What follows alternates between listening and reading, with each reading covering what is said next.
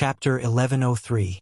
Huishan Purple Robe and Wudong Sword Maniac had blocked Wang Xianji's path one after another. The two battles had caused great waves in Jianghu. Outside the gorge, the section of Guangling River where the Iron Lock Sinks River was located was still as calm as ever. However, there was an endless stream of Wulin people who came to see the remains. Not only was there the coffin created by the Wulin Alliance master Shenyuan Qingfeng, but there was also old monster Wang's moving mountain. Groups of Jianghu people came and went. Most of them regretted not being able to see Wang Xiaoping's earth fairy sword before her death, as well as that graceful figure in Huishan Purple Robe. No one knew that somewhere in the lower reaches of Guangling River, a nameless old Taoist from Longhu Mountain had been waiting for a long time. Although he only had the appearance of a middle-aged man, there was always an indescribable sense of lethargy. Taoist Zhao squatted by the riverside and reached out to scoop up a handful of water. He was somewhat emotional. For 100 years ago, Gao Shulu had once said that she could suck up all the water in Guangling in one gulp. It was originally a metaphor to smoothly comprehend all methods in one go. Now, it had long changed beyond recognition. It was only used to mock someone once and for all. In 400 years, words of praise had become words of derision. The Taoist who had long since abandoned his real name looked at the blurry face in the water and gently blew a breath. The turbid river water in his palm rippled slightly. After a moment, it was as clear and stable as a mirror, reflecting a touch of purple. A person's life was but 100 years. Things remained the same, but people changed. The old man who only existed in the genealogy of Emperor Zhao sighed. He threw up the water mirror in his hand and bent 2 fingers. From the mirror, he pinched the corner of the purple robe. As the Taoist made this move, a woman slowly floated up from the surface of the Guangling River. This was undoubtedly the extremely obscure and profound move of the Finger Mystery Realm, fishing the moon in the water. The woman was no longer curled up like a fetus. She sat cross-legged in the river, but her eyes were still closed. During this period of time, she was like a stone cow sinking into the river. Not only did she not retreat downstream due to the impact of the river, but she also moved upstream towards the mouth of the gorge. However, as a new qi lingered around her body, she began to flow down with the water. In the end, she was fished out by the old Taoist who had been lonely for 100 years. In the past 100 years, the old Taoist did not have a good reputation. What he did was also like a grass snake. He hid in silence and was very meticulous. This was where the Tao of solitary seclusion lay. The evil dragon was raised in the Earth Lung Mountain to absorb the fate of the Zhao family in the Dragon Tiger Mountain and nourish the dragon's main family in the Great Peace City. The old locust tree was transplanted in the lower Maui post house to suppress the evil spirits of the Su family and his son. He made a bet with the old fellow from the Taoist master's mansion, Zhao Xuansu, to trade a seal for a seal. However, he, Zhao Huangchao, lived in seclusion in the Dragon Tiger Mountain adjacent to Mount Hui. He befriended the father and son, Shenyuan Dandan and Shenyuan Jingcheng, who were polar opposites. It seemed to be a coincidence, but was there no secret? However, this kind of behavior never interfered with his great undertaking of 100 years. It was like a kind of leisure and elegant decoration, like a hermit who planted a plum tree in the courtyard. It was good that the flower bloomed, but it did not matter if it did not. Zhao Huangchao looked at the young woman who slowly stood up on the water. As she grew older, she became more and more similar. However, for some reason, some of the similarities became thinner. It was no wonder that Lu Songtao had chosen the latter instead of her at the last moment. Shenyuan Qingfeng opened his eyes. He was wary of this Taoist whose depth he could not see. Zhao Huangchao smiled and said, "You don't have to be like this. There are many legacies left for you on the Great Snow Plateau. For example, the wedding dress that Shenyuan Dandan did not have time to enjoy, and the pill of reassurance that your father left for you to control your servants. They were all made by me." Shenyuan Qingfeng was skeptical. He sneered and said, "Oh, so you are the benefactor of the Great Snow Plateau, aren't you? You want me, as a junior, to repay the debt of my ancestors?" Zhao Huangchao smiled and shook his head. Not only was she not like her, She was simply not like her at all. Back then, that woman viewed the affairs of the world as either black or white. How could she be so calculative? That's right. If she was still that ignorant woman back then, how could she force herself to become a boneless person? She would also not be able to become the clever Huishan clan master and the vicious and merciless Wulin alliance chief. Zhao Huangchao raised his hand as if he wanted to brush away the morning fog on the river. His tone was cold. He said, I was on good terms with the 2 generations of Mount Hui in the past because I thought highly of Shenyuan Dandan's ambition and Shenyuan Jingqing's sincerity. However, they did not succeed. My unnecessary efforts were wasted. I have no complaints. Shenyuan Qingfeng asked, Then why are you looking for me? Zhao Huangchao smiled and asked, Shenyuan Qingfeng, do you want to reconstruct your muscles and bones to build a real bodhisattva golden body and then cross over to celestial phenomenon? You should know that Wang Xianji gave up Martial Emperor City. It seemed that she did not leave any of her disciples behind, but in fact, she left a backup plan in Jianghu. If you want to be a true leader of Jianghu and not a leader of Wulin in name only, it is very difficult to avoid me. If you think I am a frog at the bottom of a well and talk too big, then let me put it another way. I can help you walk faster on the path of martial arts and avoid many detours. Shenyuan Qingfeng did not even try to hide her disdain.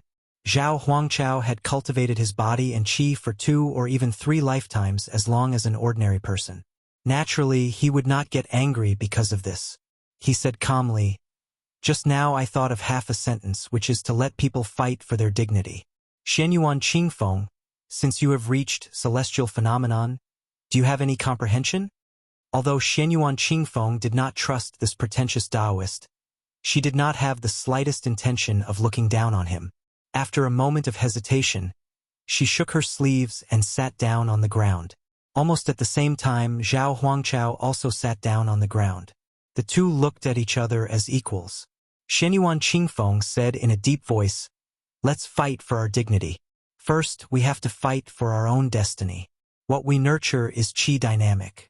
Then, we have to fight for the destiny of the world to achieve momentum. Everything is in a gradual process. Then, at a certain time and place, we will succeed in one step, like a carp swimming thousands of miles, and finally leaping over the dragon gate. Zhao Huangchao nodded with a look of admiration. Destiny, qi dynamic, luck, and momentum are all within the scope of one's qi. Below Earth immortals, or to be precise, below celestials, no one is exempt from this. Shenyuan Qingfeng, although you are walking on the path of martial arts in the eyes of the 3 sects, you have already reached a higher level. Shenyuan Qingfeng sneered and said, Taoist, you came to find me today to talk about principles? Our meeting is not a Buddhist debate that happens once every 10 years on the evil-slaying platform. Zhao Huangchao was still calm and did not pretend to be an expert.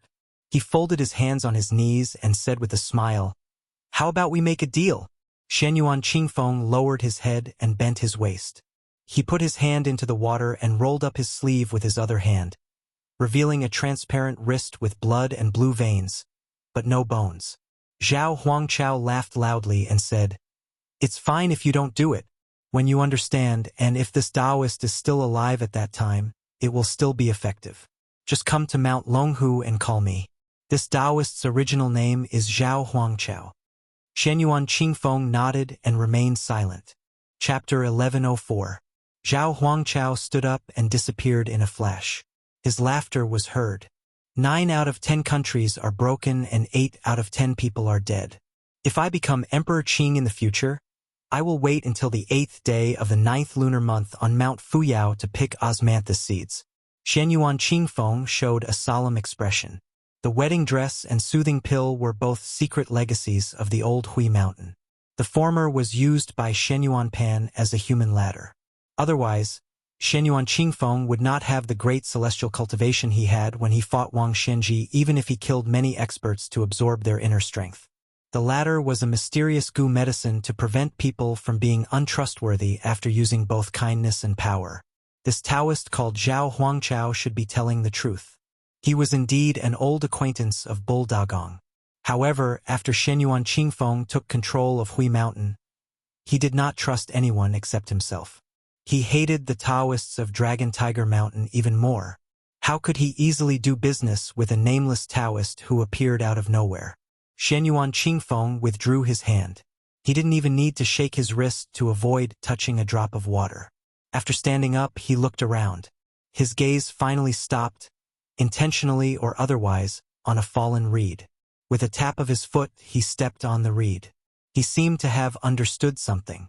Dressed in purple, he returned to Jianghu and followed Shui Donglu. On the road of Hezhou, a huge creature was rampaging. Most of the traveling merchants only saw a blur in front of their eyes. Then, they only saw a cloud of dust and could not see clearly what it was. Some of the Jianghu experts with good eyesight recognized that the huge creature was an unusually tall and sturdy living person. It was like a remnant of the ancient desolate man hidden in Kunlun Mountain. It was 20 feet tall and had the strength to uproot mountains and rivers. 5,000 years ago, the saint controlled the flood. After he succeeded, he ordered 900 Kunlun giants to carry 9 cauldrons to suppress Jizhou. This giant's hands and feet touched the ground. It ran like thunder and its legs were much stronger than the famous horses outside the Great Wall. A gray-haired old man sat on it. A rope was tied around his waist to prevent him from falling. The old devil head, who had wreaked havoc in the 9 countries during the spring and autumn period, should have continued to wag his tongue during the restoration of the West Chu state, but right at the critical moment when the new Dechu state was about to rise up in rebellion, unexpectedly the old man abandoned him and summoned slaves who were far more worthy of their name than the Kunlun slaves of Tibing Mountain, who rushed to the Bailiang border. The old man's journey was bumpy. Other than having to stop to eat and rest, he didn't waste any time and didn't say a single word. However, when he approached Bailiang Road, he began to mumble to himself from time to time. "Old monster Wang, you started fighting too early. If I had known, I would have let you destroy the city and die before you were ready. This old man has helped you to make the Jianghu so interesting. It's fine if you, Wang Xianji, don't appreciate it. It's fine if you don't like that brat surnamed Su. But why do you have to implicate a little girl? Wang Xianji, Su Fengyan, both of you deserve to die. If my daughter dies, Wang Xianji, you can forget about guarding the heavenly gate, and Bailiang can forget about having a moment of peace. Especially you, Su Fengyan. So what if you can't defeat Wang Xianji? Just kowtow and beg for mercy. Wang Xianji saw how useless you are and naturally disdained to fight with you. Why do you have to recklessly occupy Gao Shulu's body and spirit?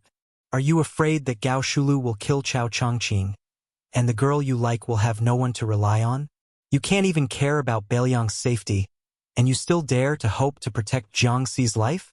Fine, consider yourself sentimental. However, if you favor one and discriminate against the other, and watch as my daughter dies, I, Huang Longsher, did harm to Bailiang in the past, but I also left a way out for Bailiang. In the future, just wait for you, little brat, to die without a complete corpse, just like what's written in the books. The Kunlun giant had already rushed into Hezhou, rushing straight to the border between Yuzhou and Hezhou. Huang Longsher's heart began to sink more and more, because no matter what he saw, the brat had not achieved perfection. The root of it was the dream of a nameless Taoist 400 years ago, and it was indispensable. Moreover, in the old man's calculation, the brat was cautious by nature, but he also considered the overall situation. Now that there was a heavy burden on his shoulders, how could he risk his life for a girl who was extremely thin on both sides? Putting himself in Huang Longsher's shoes, not to mention that he was the most cold-blooded person in the spring and autumn period, even ordinary people would never act so rashly. Because if he made a move at this time, he would lose his cultivation, his family business, and the state's affairs. It would not be an exaggeration to call him a sinner for 1,000 years. Su Fengyan, watching from the sidelines, was the right thing to do. Huang Longsher had been living a good life for so many years. No matter how many setbacks he had suffered, he had never been so helpless. The giant under him was already an arrow at the end of its flight. Huang Longsher was still cold-blooded and said, "It's time for you to die." The giant did not complain. Even if it was bleeding from its 7 orifices, it still had to run the last 300 miles. After 300 miles, Huang Longshan, who had been holding his breath all the way, began to charge forward on foot, and then tried his best to catch up before Wang Xianji killed. The premise was that the silly girl was not dead yet. Huang Longshi had a sentence that he did not say to the girl. If he had not met her, he would have retreated into the mountains and forests after unifying the Central Plains in Liang. He would have focused on martial arts and cultivation, and then tried to ascend. He had no love in the human world, so he could go and see the scenery in the sky again. Approaching Yuzhou, Huang Longshan suddenly shouted, "Stop!" The giant hurriedly stopped, and its hands and feet scratched several gullies on the ground. The old man jumped down and rushed forward, faintly ashamed. It's too late. Wang Xianji was a man of his word, even if his opponent was a little girl and a very innovative killer, since he had said that the next time they met, he would kill her. So when she stood in the middle of the courier road at the border without hesitation, Wang Xianji really did step forward and stomped on the belly of the short girl. She fell backward, her body sliding back dozens of feet. There was no longer any qi in her body. The clothes on her back were in tatters, and she was covered in wounds. She should not have been able to stand up and would have died lying down, but she probably relied on her last breath to stand up shakily. After she stood up, she still did not show the slightest fear. She had killed Wang Mingyin, Lu Haoshi, and many other masters. She was not afraid of killing people, nor was she afraid of being killed. She was just a little unhappy and felt that she had not done enough. She had returned the hairpin, but she had not returned the mink hat he later gave her. Her vision had long been blurred, but she still raised her head. There was once when she was hunted down by a willow and a fat woman. She could not hold on that time, and then he fell from the sky and landed in front of her. She was very happy. She was not happy that she could live, but happy that he had come. It was that simple.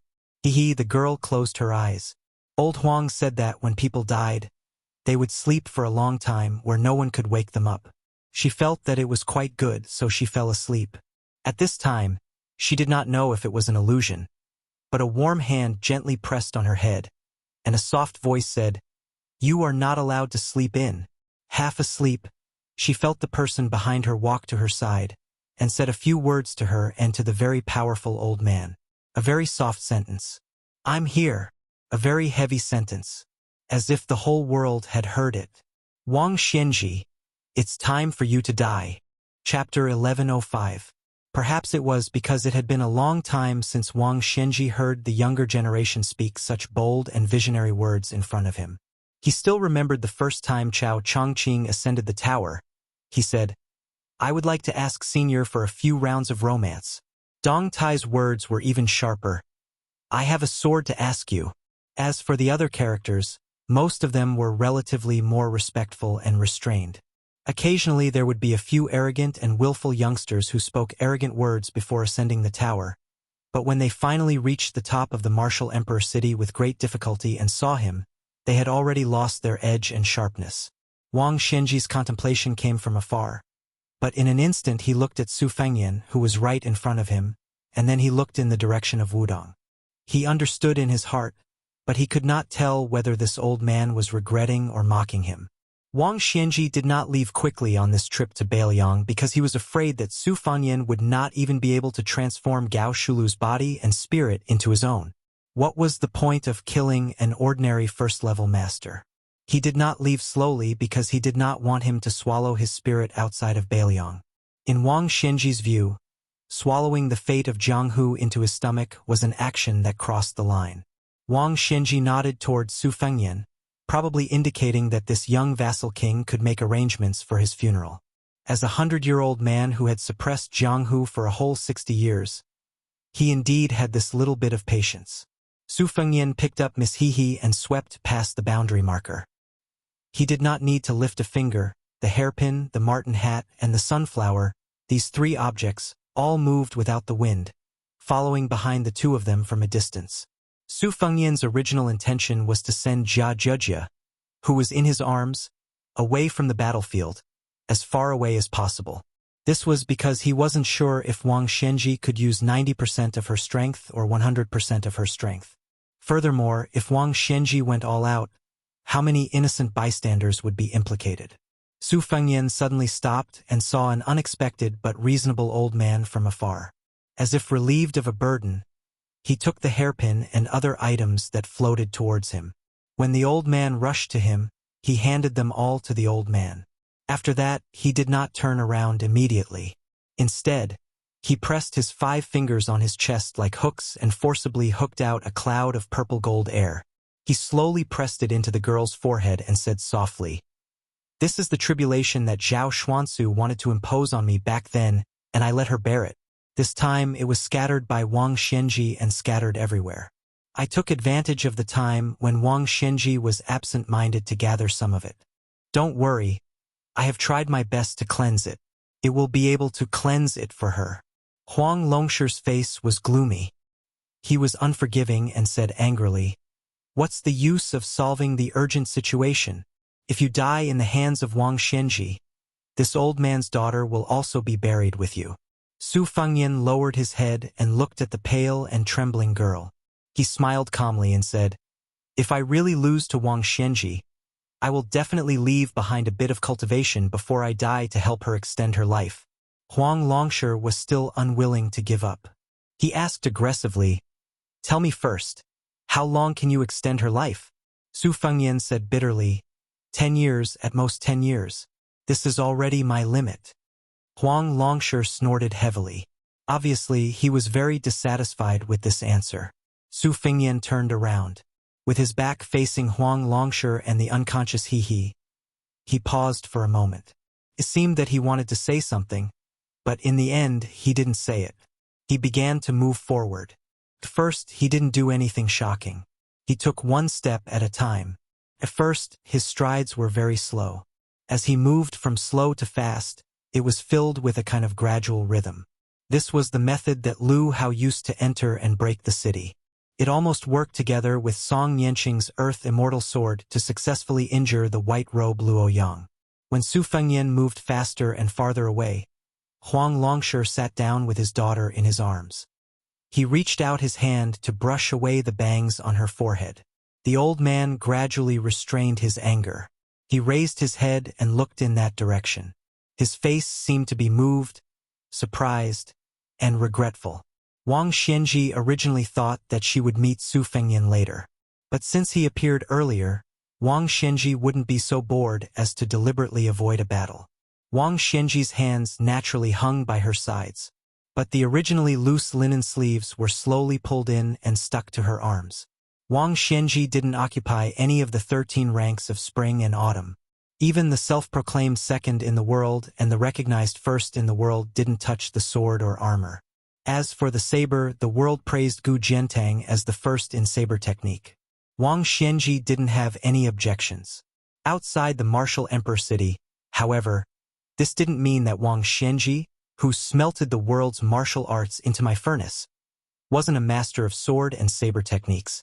In fact, Wang Xianji deserved to be called a master of any weapon. Otherwise, she wouldn't have been able to raise such a talented swordsman like the groom. It was just that the older Wang Xianji was, the less she touched worldly things. Wang Xianji raised her hands and gently clenched them into fists. For the first time, she smiled. This time, she could finally fight to her heart's content, right? Su Fengyan had borrowed Lu Hao Master's method to enter the city, but not only that, he had supplemented it with Lu Hao Master's staggering sword. This made his silhouette look a little absurd, but at the same time, he looked like a drunkard. I have no sword in my hand, because I am the sword. On Su Fengyan's path forward, yellow sand constantly surged up from both sides, colliding with each other with a loud bang, and then quickly covering his footsteps. Wang Xianji also began to stride forward. Back and forth, you die and I live. It was that simple. Not just in the Wulin. The entire world began to hear a rumor that was becoming more and more intense. Wang Xianji, who had left the city, was going to kill the new Prince Liang, Su Fengyan. The vast majority of people would find this very satisfying. In any case, many places that prohibited alcohol began to turn a blind eye. Great Peace City.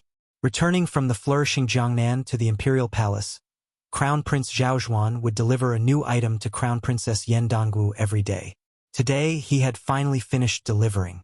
Yan Dongwu stood under the parrot cage and watched her husband make a face. She stretched out her hand and saw that her hands were empty. She smiled sweetly. This crown prince then chatted with his beloved wife about some trivial and interesting news. Even when the purple-clothed woman of Mount Hui had closed the door, Zhao Zhuan did not hide his thoughts about her. Yan Dongwu did not hide anything, nor did she purposely get angry. Instead, she gave him a flirtatious glance. The elegant and handsome man laughed loudly and gently held her wrist. A moment later, he let go. He said that he was going out to see old Monster Wang's first disciple, Yu Groom. This swordsman who had left the Eastern Sea for the first time was only passing by the capital and had to continue north. If he missed this chance, he might not have another chance to see him. Zhao Zhuan hurriedly left the room, gradually slowing his steps. He plucked a leaf and twirled it between his fingers. Only those who held power in the imperial palace and Mink Temple knew that the crown prince liked to use leaves to paint. Zhao Zhuan walked between two tall palace walls. He picked up the leaf and used it to block out the blinding sunlight. He smiled and said, "You died so quickly, South Sea." After returning from a visit to immortals, the Peach Blossom Sword God, who had overturned the sea with his sword, stood on the edge of a cliff on the lone island where the Guanyin sect was located. He raised his eyes and gazed toward the north of the continent. The sword-eating elder Sui Xiegu, who had once exchanged an arm with Li Chungang, stood beside this ordinary-looking sword immortal after his battle with Dong Tai. He asked curiously, "Among the top aces, you are close to that kid. Why didn't you go and help him?" Dong Tai shook his head and said, "Wang Xianji did not do anything wrong." The one-armed old man nodded and said, "A Jianghu where a finger-profound realm cultivator can be the most powerful person in the world is indeed unsightly." Chapter 1106. A young and tall woman walked not far from them and asked, "Is that kind of Jianghu really not good?" Dong Tai was not good at and did not like to reason with women. He chuckled and said, "The answer is in their hands. Whoever can stand can decide the direction of Jianghu for the next 100 or 1,000 years." Mount Longhu. After Zhao Ningxin became the most powerful person in the Taoist mansion, Mr. White Lotus Baiyu, who had read too many books, often took this young Taoist surnamed Zhao, who had not experienced many ups and downs in life, down and up the mountain together. The two walked aimlessly to the foot of the mountain and then turned back to climb the mountain. Baiyu's eyes were not good, so he walked slowly and spoke softly. "After going through so many hardships, I was able to lead the Taoist affairs in the world. Now that I've lost half of the country, including the north of Guangling River, to Qingqing King, it's not necessarily a bad thing. Mount Longhu is not high, so it's time to calm down and look back at the scenery. In the past, everyone in the Taoist mansion said that my words were reasonable, but really reasonable words often hurt people. I've been reading and cultivating on this mountain for many years, so I have no place to complain. But now it's all good. 2 generations of heavenly masters ascending together may sound impressive, but the truth is that they're just putting on an act. However, fortune and misfortune come hand in hand. Many people like me who don't share the same surname are able to rise to the top. Zhang Wenhan, Xue Jieshe, and Chen Quanyong have all truly integrated into Mount Longhu. They're the true worshippers of Mount Longhu." Zhao Ningxin, who was often absent-minded, nodded. Baiyu continued, "You let the Taoist on the mountain learn the set of boxing of Mount Wudong without worry. This is the temperament that a Taoist master should have. We should eat old wheat flour and new corn flour. We can't just eat fine grain. Coarse grain is also good for the stomach." Zhao Ningxin nodded and smiled. "Fine grain nourishes the mouth. Coarse grain nourishes the stomach. There is such a saying outside the mountain." Baiyu looked at the top of the mountain and said earnestly, "Mount Longhu is not high. Look, it's not even as high as our neighbor's bull gang. It's true that the mountain is famous not because of its height, but if we all want to be immortals, it's not right." Zhao Ningxin said, "If you want to be an immortal, you must first be a good person." Baiyu laughed heartily. "You're right." Zhao Ningxin stopped and said, "I put it down." Baiyu squinted his eyes out of habit and turned to look at the young Taoist. He felt even more gratified and said, "Then I can rest assured." Baiyu stretched out a hand, indicating that he could start climbing. Zhao Ningxin hesitated for a moment and continued to climb the stairs. Bai Yu went down the mountain alone. In western Shu, there was a sea of bamboo. In the summer, a cool breeze blew gently in the sea of bamboo, as cool as the late autumn season. After Xiaolingzhen died in the Quicksnow Mountain Villa, the spring invitation cottage was leaderless and had a period of unrest. However, when the new king of Shu entered the place and personally supported an unknown disciple of the Xia family to become the owner of the cottage, it rose to the top of the top 10 Jianghu sects of Liang in one fell swoop, ranking only behind the missing moon house on the Great Snow Plateau of Mount Hui. 2 men and 1 woman were drinking tea together, listening to the wind. Their teeth were fragrant and their sleeves were filled with a cool breeze. The woman was close to 30 years old, but she was very childish and beautiful. Her charm was full of treacherous contradictions. She was the 4th most beautiful woman on the Rouge rankings. Her name was ordinary and strange, surname Xie, given name Xie.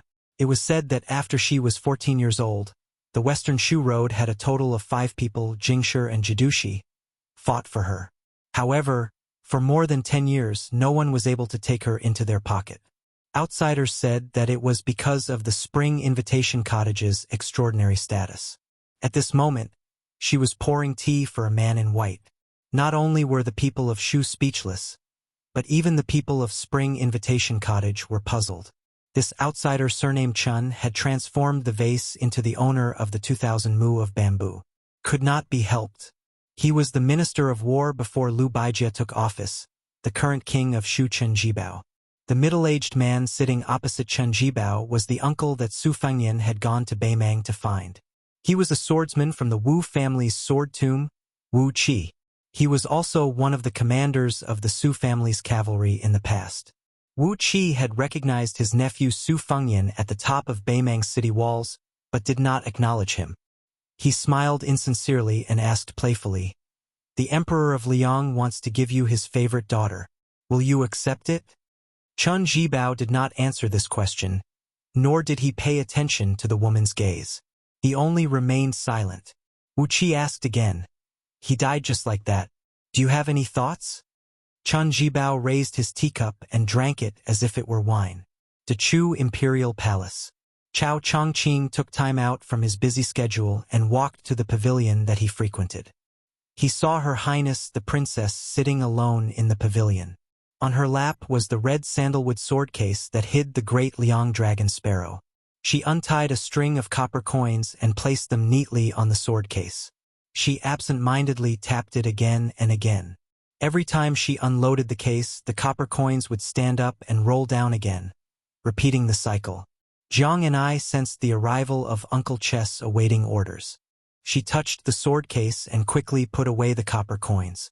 Chao Chongqing sat on the stone bench and hesitated. Just as he was about to speak, Jiang and I squeezed out a smile and said softly, "It's okay. He's the king of Beiliang. I'm the princess of Dechu. I know." Chao Chongqing was silent. Chao Chongqing slowly closed his eyes, still hesitating to speak. Jiang and I clenched the copper coins and muttered to herself, "A scourge lives for 1,000 years. Chao Chongqing opened his eyes and sighed. If only it was a little later. The northern Mang's royal tents that stretched as far as a majestic city were moved to the southern dynasty. Just like before, the northern Mang empress continued to discuss matters in the ash painting that had been passed down from generation to generation. After the discussion was over, the northern Mang empress asked Dong Zhuo and Hong Jingyan, these 2 new and powerful military nobles, to stay behind. She smiled and asked, "In the past 1,000 years, who could be said to be the pinnacle of martial arts?" Hong Jingyan bowed and replied, 800 years ago, there was the unknown master behind the great Qin emperor. Between 700 and 500 years ago, it was Lu Dongxian who could be considered invincible. 400 years ago, it was Gao Shulu. 100 years ago, Lu Songtao was only half a master. Next is the current Wang Xianji. When these 4.5 masters were alive, there was rarely another master who was on par with them. Even if there was a master beyond this world, they had never fought. For example, Wang Xianji and Qi Xuanzhen. The Empress of Beimang laughed. This time, Wang Xianji used Su Fengyan as an example. Is it using a butcher's knife to kill a chicken? Or is it a great phenomenon that hasn't happened in 1,000 years? Hong Jingyan whispered, "The odds are 9 to 1. The old woman said, "Then it's a narrow escape." Dong Zhuo, who had been standing beside Hong Jingyan all this time, didn't reply. He waited until the tent was completely silent before he said with a gloating expression, "It's good that they're dead.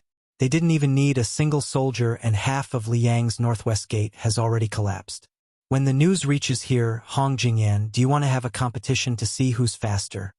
Hong Jingyan completely ignored this fat man. The Empress waved her hand. The two of them walked out of the tent at the same time, one on the left and one on the right. The old woman smiled. "Father and son, are you going to meet so soon?" At the peak of Zhulu Mountain. A white dress versus a red dress. The woman in white sat on the stone steps at the top. She raised a wine pot and drank wine without any worry between her eyebrows. For some reason, the otherworldly item in the red dress was facing the white dress Luo Yang. Luo Yang said indifferently, "It's okay. No one in the world believes him, but I do." Luo Yang suddenly stood up and raised her arm. She smiled knowingly and said, "I won't change for 800 years. Chapter 1107. Su Fengyan had Gao Shulu's physique, and with the help of Lu Haosher and Song Nianqing's last strike, his steps grew larger and larger. In the last step, he crossed a distance of several hundred feet and crashed into Wang Xianji. Wang Xianji took a large step forward, as if she didn't care too much about it. She faced the man and the sword with a simple punch, and her strength was enough to defeat 10 people. Two majestic auras collided with each other, and the heavens and earth rang with the solemn sound of a yellow bell. In the blink of an eye, Su Fengyan crashed into Wang Xianji with his shoulder, while Wang Xianji's fist landed on Su Fengyan's forehead. Wang Xianji had been blocking the waves of the East Sea year after year, and she was still able to remain unscathed. However, this time, her feet sank into the yellow sand and she slid back a distance of 16 to 17 feet. Su Fengyan didn't have it easy either. He was hit in the forehead between his eyebrows. He staggered about a foot above the ground, but he still maintained his posture of riding the wind. The distance he retreated was roughly the same as Wang Xianji's. Both sides did not wait for the bell's momentum to completely remove the embers left on their bodies, and they began to collide for the second time. This time, it was the elbows that collided first, and Wang Xianji pushed her palm upwards, hitting Su Fengyan's chest. Su Fengyan slapped down on Wang Xianji's head. Su Fengyan's body surged, and finally stopped in the air 80 to 90 feet away. His sleeves fluttered slightly, as if he was an immortal ascending to the heavens. Wang Xianji did not retreat, but her knees sank into the sand. She raised her head and looked at the calm young man. The hemp-clothed old man did not say anything. When he reached the top of the world, his heart was like an ancient well without ripples. He had waited bitterly for so many years, and he no longer had the feeling of breaking a wooden horse or ox with his finger. It was a mixture of surprise and joy, and it was truly like drinking wine. Wang Xianji brushed her sleeves and smiled for no reason. After reaching the first rank, when fighting with the same level, especially with the masters of the Vajra realm, the body and aura would merge into one. It was often the process of tearing apart one's clothes and armor. Only by removing the aura around the body could one destroy the body's muscles and bones. However, this kid was as confident as him, almost to the point of conceit. No matter how abundant the aura was, he would do the opposite, and destroy the body once and for all. He wanted to destroy the body first before thinking about anything else. Gao Shulu once used to describe the majesty of the first rank's realm. Most martial artists in the future were obsessed with the protection brought by their aura. Like the officials who found a big backer and a protective talisman, their path was smooth sailing. As time, they forgot how to persist and how to self-reliance. Was it the finger, or the celestial phenomenon and s? And the celestial, and had. And a smooth journey of heavens had been, and a. The time they have. For thousands of years, there were countless men. Why did Wang Xianji only respect Lu Dongxian and Li Chungang? One of them passed through the gate of heaven but did not enter. He returned to the human world laughing. The other person did not even bother to open the gate of heaven for him. Wang Xianji's feet sank into the ground, and Su Fengyan stood in the air. It was like a battle between heaven and earth. The seemingly calm battlefield suddenly changed when Wang Xianji pulled out one of her feet and Su Fengyan pressed down with one of his hands at the same time. On the ground, a clay sword shaped like a stone tablet broke out of the ground. Su Fengyan also pulled a wisp of cloud aura to form a sword. Wang Xianji held the clay sword in her hand and leaped up. Su Fengyan reached out to grab the cloud aura sword, and his body suddenly dropped down. In the third confrontation, the two still chose to fight head-on without any fancy thoughts. The clay tablet smashed into Su Fengyan's chest inch by inch, and the cloud aura also shattered inch by inch on Wang Xianji's chest. When the dust of the clay tablet settled and the cloud aura dispersed, the number 1 in the world and the number 6 in the world punched left fist against right fist. Their fists collided violently, but their bodies did not move an inch, and there was a moment of silence that defied common sense. However, ripples appeared on Wang Xianji's and Su Fengyan's robes. The two's hands that were controlling their swords were not willing to fall behind, and they clenched their fists and collided again. Within a radius of several miles, the ground shook violently, and the cloud aura rolled. Wang Xianji was pushed back to the ground. When she landed, she swung her arm and threw out a punch. The incomparably fierce fist aura tore several yellow flood dragons from the ground and attacked Su Fengyan together. Even if Su Fengyan had Gao Shulu's physique, he could still control the mysterious finger sword chi with his mind. However, his soul was lacking, so he did not have the heavenly phenomenon realm. He could only cross his arms in front of his chest in the air, relying on his body that was even stronger than the invincible Vajra body of Buddhism to block that fist aura. Afterward, a few flood dragons formed from yellow sand and soil took advantage of this opportunity to attack. Su Fengyan pulled back his left hand and grabbed a flood dragon's neck, killing it quickly. The yellow sand scattered like rain. He stepped on the head of the flood dragon and pushed it back to the ground. The corpse, or corpse chi, showed signs of collapsing like a dead snake on the ground. Wang Xianji did not show any mercy after gaining the upper hand. She walked on the ground step by step, and constantly punched towards the sky. The white fist aura and the yellow dragon shot towards the young lord standing under the clouds together. The earth emits murderous intent, and the dragon and snake rise from the land. Su Fengyan took a deep breath, and a purple golden mark between his eyebrows shone brightly. Instead of dodging, he looked like he was seeking his own death. He actively looked for the white fist aura to smash or cut it off. His feet were like walking on the ground, and he stepped on the yellow dragon again and again. If someone was lucky enough to watch the battle from afar, they would definitely be shocked by the terrifying phenomenon. On the ground, there were constantly white rainbows piercing through the sky, and countless yellow dragons flew up one after another, as if they were roaring at the legendary heavenly court. And the white robe in the sky seemed to be in a fit of pique.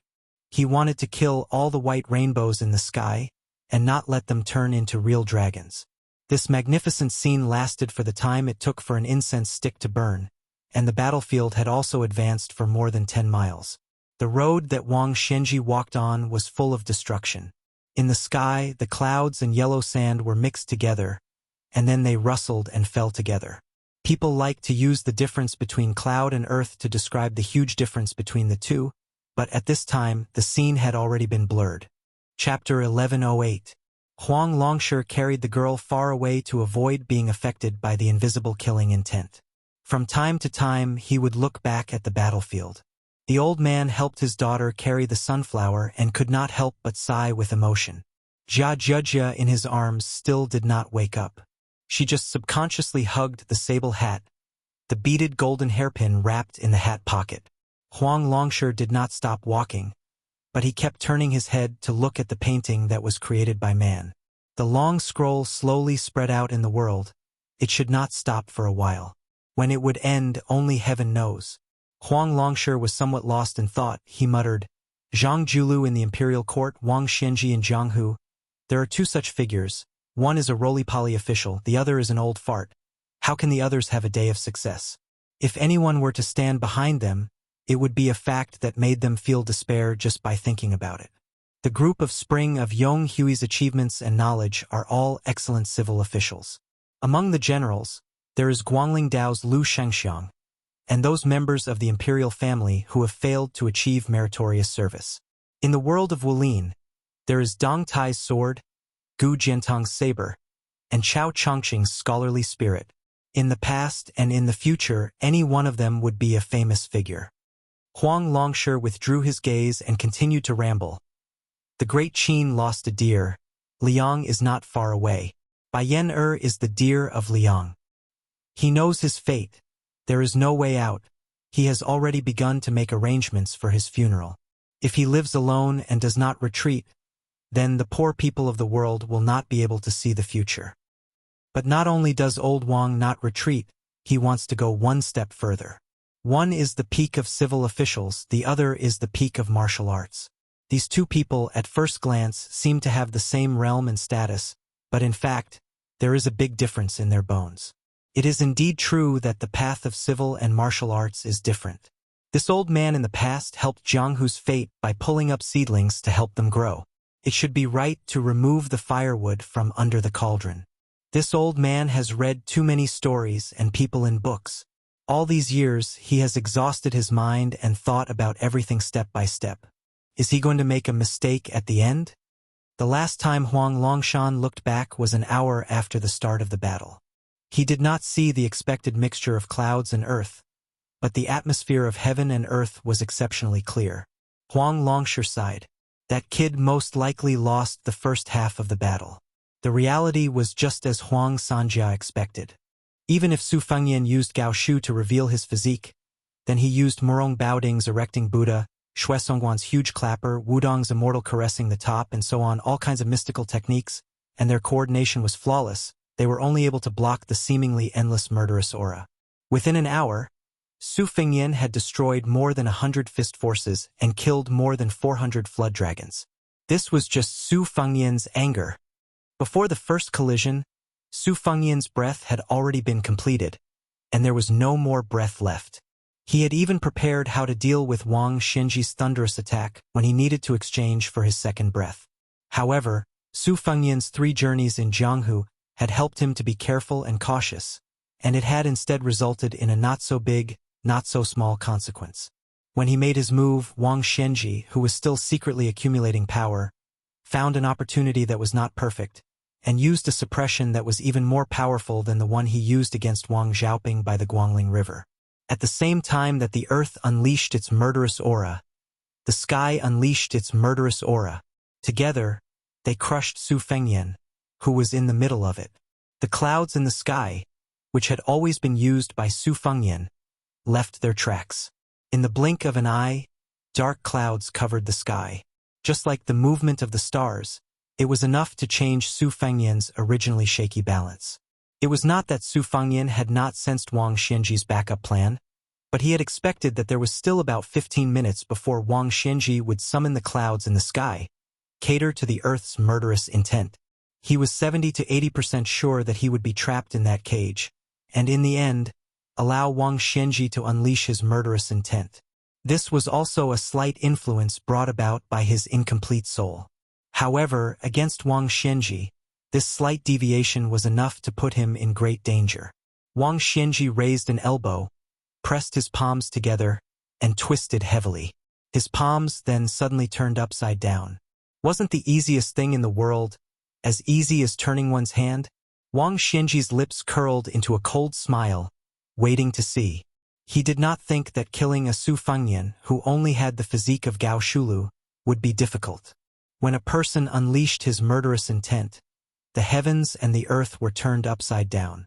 With Su Fengyan's position as the center, the heaven and the earth, which had been separated for thousands of years, were actually turned upside down. The earth was above, and the sky was below. Su Fengyan's misfortune was that he did not have any extra qi in his body, but the fortune in his misfortune also lay in this. Otherwise, even if Shenyuan Qingfeng and Lu Haosher, these great celestial phenomenon experts, were present, their cultivation would also be turned into dust.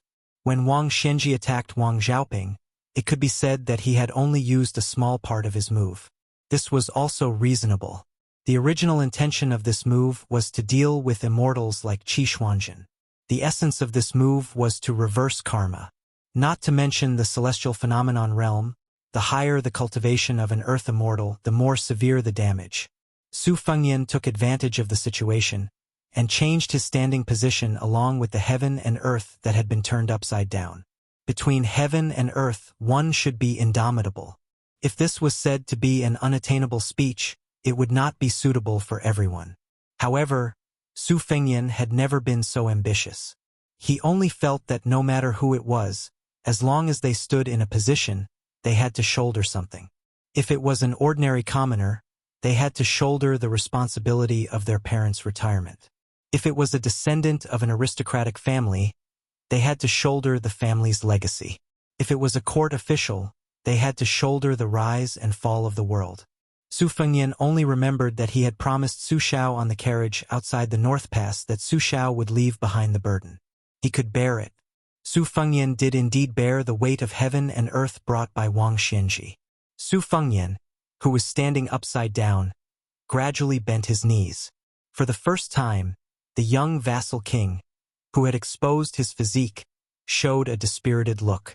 A trace of blood oozed out, not from his 7 orifices, but from between his eyebrows. Wang Xianji's sneer deepened. When Su Fengyan was about to bear all the heaven's might, before he could break free from the cage by relying on his celestial being physique, the old man's figure flashed. The next moment, Wang Xianji rushed into the cage, grabbed Su Fengyan's neck, and pulled it down. He broke the edge of the cage and smashed into the ground. Like a comet hitting the ground. The ground cracked and a bottomless pit appeared. Wang Xianji's fingers intertwined, and his hands clenched into a fist. With a loud shout, his burly body was about to fall. A sword pierced through the air. It came from the lotus peak of Wudong Mountain in Beiliang. Someone's sword was even stronger than the wind. A sword and a person hit the side of Wang Xianji, who was falling. Wang Xianji was knocked out dozens of feet. On the ground, Su Fengyan jumped out of the huge pit. Blood was still flowing from between his eyebrows, blurring his eyes and even blurring his face. The sword immortal, who was like a celestial being, drew an arc with his sword and landed beside him. The two Su Fengyans stood side by side. Wang Xianji, who stopped in the air, narrowed his eyes, and looked down at the ground with a slightly gloomy face. The Su Fengyan, who had just arrived at the battlefield, smiled and said, "I have a sword to walk 6,000 miles. Chapter 1109. The peachwood sword that once pierced through Wang Xianji's chest was still sheathed, quietly hovering beside the Su Fengyan. The Su Fengyan who rode on his sword smiled and said, "Let's go." The peachwood sword was connected to the person and slowly left the scabbard. At first, it was unusually slow, but gradually, it moved as fast as a rolling thunder, leaving a long rainbow mist in the sky. Even those who did not know martial arts could see it clearly. The foundation of the sword was like the old servant who lacked front teeth, nicknamed Jian Jihuang in Jianghu. He did not practice many sword moves because he thought he was clumsy. He was afraid of biting off more than he could chew, so he walked slowly and leisurely in Jianghu. It did not matter where he went as long as he did not miss the scenery along the way. When Jian Jihuang struck, the peachwood sword disappeared without a trace. Wang Xianji, who was high above, flicked his fingers several times. He was the Xuanlong Dianxue in the mysterious realm, but he could not break the Qi meridian that the sword traveled 6,000 miles. Wang Xianji did not want to waste his time. He stopped his finger but did not hurry to withdraw it. He was like an imperial scholar who was trying to solve a question. Wang Xianji suddenly turned his head. At the same time, a wisp of sword qi brushed past his cheek, cutting off a few strands of the old man's snow-white hair. Wang Xianji did not strike his finger again. He remained motionless and then took a step back. A wisp of sword qi flew past his chest, cutting off some linen shreds. After that, Wang Xianji maintained the posture of bending his finger but occasionally moved his feet. Each time, he narrowly avoided the hidden sword qi. Wang Xianji was a little surprised. He had once faced the yellow formation map at the top of the martial emperor city and was familiar with this sword. The 8-finger swords did not make him take it seriously. The 9th sword had indeed ruined his sleeves. Although it was only the celestial phenomenon sword, Jian Zhihuang's celestial phenomenon was very innovative.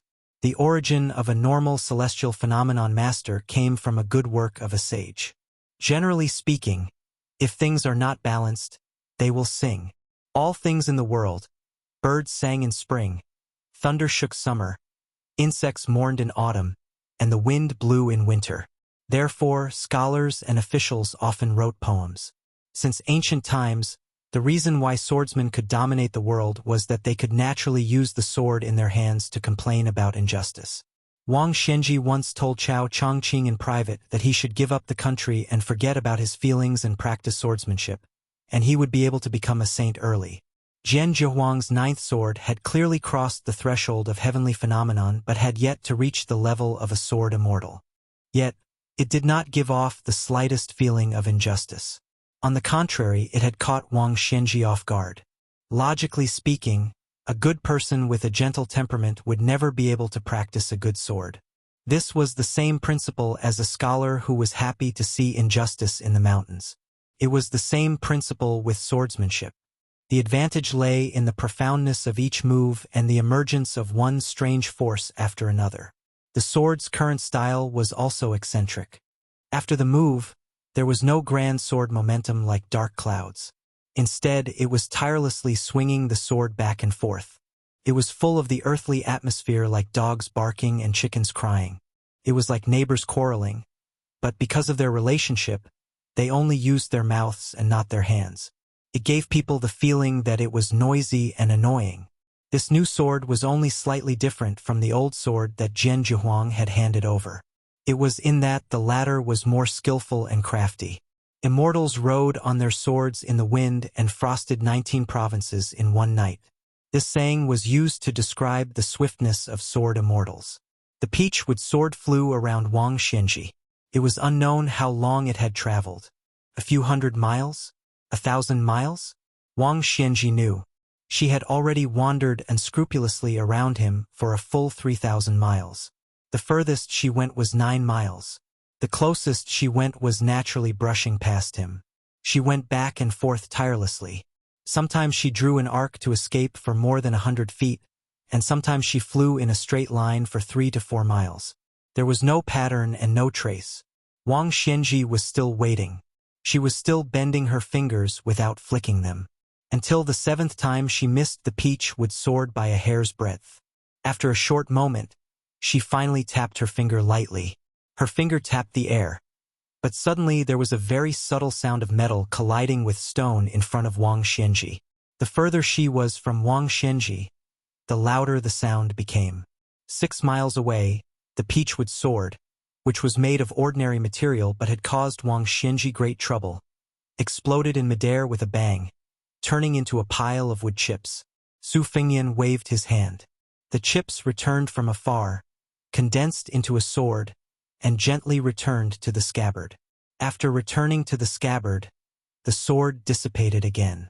The scabbard was the tomb of the sword. Su Fengyan inserted the scabbard into the yellow sand by his feet. Clearly, he had decided not to use it again. Old Huang was never one to talk about fancy principles. He couldn't say something like, "Where my heart is at ease is my home." He only knew one thing.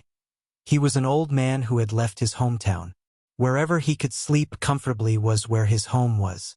As long as he could sleep comfortably in the simple and crude room next to the stable on Mount Qingliang, that would be his home. Lying on a pillow, thinking about the few jars of old wine under the bed, he didn't lack anything and didn't need to think too much. Therefore, old Huang's sword was fearless when it left the scabbard, and he had no regrets when it returned to the scabbard. Therefore, on his last trip to the Jianghu with his sword, returning the sword to the scabbard was like returning home. Swordsmen of my generation were not afraid of death. They didn't hesitate to break their beloved sword. Su Fengyan, who only occupied one spiritual and two physical forms, said softly, "After Saber 9, it should be Saber 10. He extended a hand and put two fingers together. With a gentle swipe, a long saber formed from purplish gold energy appeared under his fingers. It was shaped like a new 6th-generation Bailiang saber. It was not recorded in the Orthodox Taoist scriptures that living people had 3 spiritual and 7 physical forms. People were skeptical. However, Su Fengyan, who had withstood Wang Xinji's heaven and earth pressure, was extremely certain. Apart from his living body, he was only left with one physical form, Filth Remover. The 3 spiritual and 6 physical forms that the other 3 possessed were each in their own dreams. Su Fengyan squatted beside the pit. When another version of himself appeared, he did not watch the battle. Instead, he squatted down and hurriedly took in deep breaths to cleanse and remove the turbid energy in his body. Gao Shulu's physique was originally a pure body. Wang Xinji's shrewdness was to see through his filth remover with a glance. Under the overturning of heaven and earth, she forcefully stuffed him with countless amounts of filth. Gao Shulu's vigorous physique could almost ignore ordinary injuries. His recovery speed was so fast that it was beyond the reach of ordinary Vajra realm cultivators. Even if his internal organs were destroyed or even his heart was pierced, he could still defy heaven and continue to live for a few hours. Chapter 11:10. The squatting Su Fengyan was surrounded by black qi. He stared intently at the cracks on the edge of the crater. A small clue revealed the general situation. After Su Fengyan became the 6th in the world, many outsiders began to study the martial arts process of this new Prince Liang. Most were surprised by Su Fengyan's secret learning. They didn't know that after his battle with Luo Yang in Dongtai, in order to understand the sword intent in Beimang's Dunhuang city, he had memorized the small cracks created by the flying swords of both sides. They also didn't know how much effort he had put into controlling Lu Hao's entry into the city and Song Yanqing's stagger. And after the peachwood sword that could be considered Wang Xiaoping's relic returned to the top of Lotus Peak, it wasn't to indirectly impart the sword intent, but to search for clues, to investigate Wang Xinji's unique qi circulation. Shenyuan Qingfeng blocked the way only to repay his debt, to cut off his thoughts. If he couldn't pass, then everything would be over. Once he passed, he would be able to surpass all others on the martial path. But the Wudong sword maniac and useless monk's block was not so simple. One was asking for a clear conscience, the other was offering incense. But without question, both were trying to find a flaw in Wang Xinji that might not even exist. Other than Miss Haha, who was originally unexpected, it was Su Yanbing's turn to block Wang Xinji's path single-handedly. He was definitely prepared to die. This man had once joked that even if Su Yanbing died in Bailiang, the king of Bailiang must die. The words that came out of his mouth were definitely not a joke. Crouching down, Su Fengyan didn't bother to wipe away the bloodstains on his face. Actually, when he had withstood the pressure of the world, the boots that had touched the ground had long been worn away. His feet were badly mangled. At that time, when he tilted his head and slant his shoulders had also been worn to the bone. However, after being thrown to the ground by Wang Xinji, these injuries healed at a speed visible to the naked eye. However, the torn clothes and bottomless boots on his shoulders were proof of the dangerous situation at that moment. How many people could make Su Fengyan, who was now strong enough to dominate both the Separation Sun and Northern Mangjianghu, suffer such heavy injuries? Other than Wang Xinji, who had not used all her strength, there were only Tuoba Bodhisattva and Dong Tai, who wanted to fight to the death. Su Fengyan continued to stare at the cracks on the ground.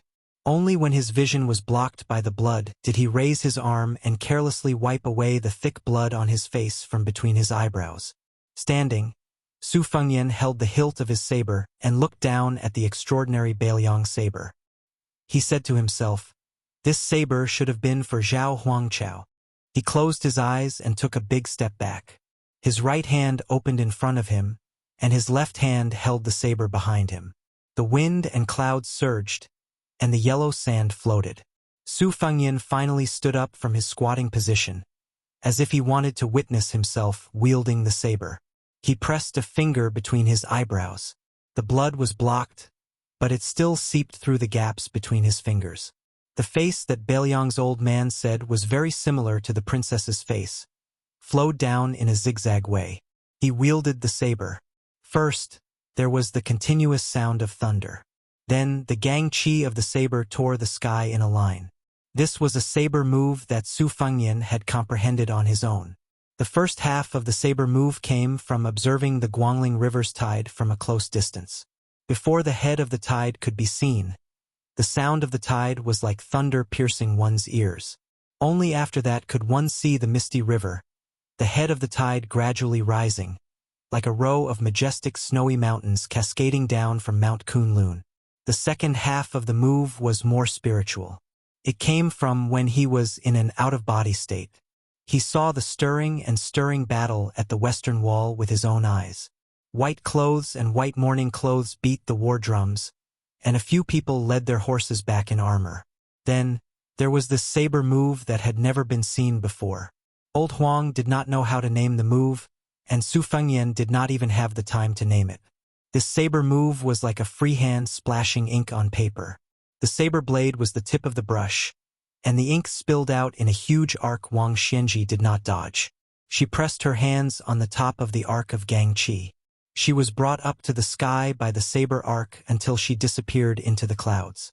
Even higher up where Wang Xianji stopped, the stellar energy that had been cut through did not dissipate into the 9 heavens.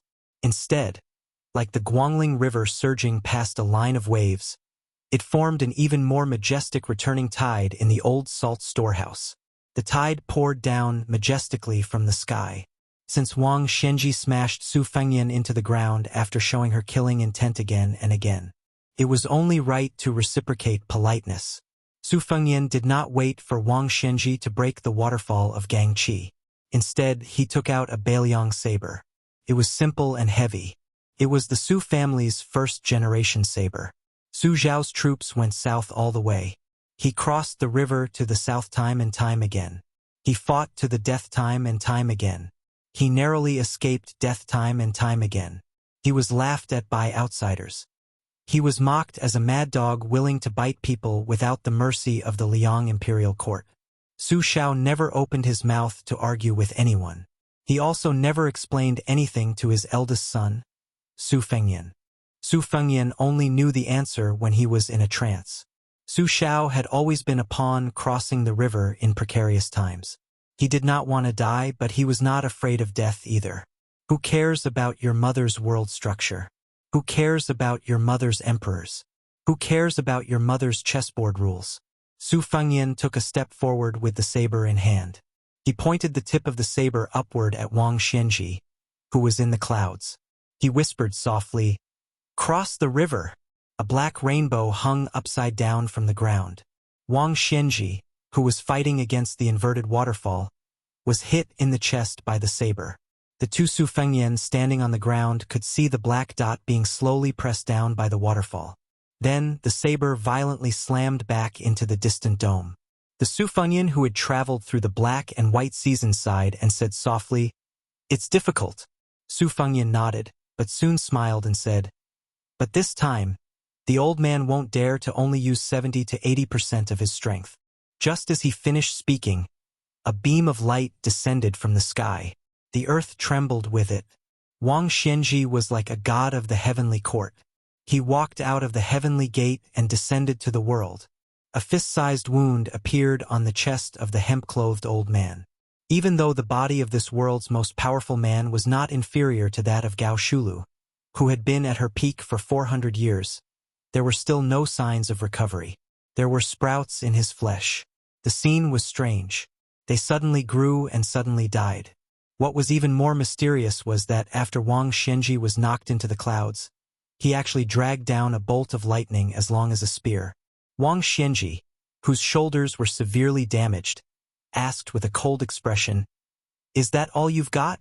Who in the world could be a match for this martial artist who was probably above the celestial beings? How could he kill him if he won?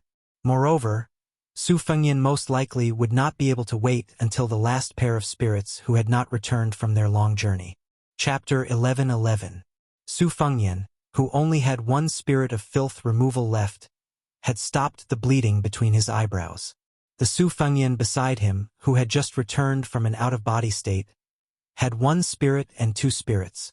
Although he still lacked 2 spirits and 4 spirits, he was still able to hurt Wang Xianji. Su Fengyan didn't think he was weak.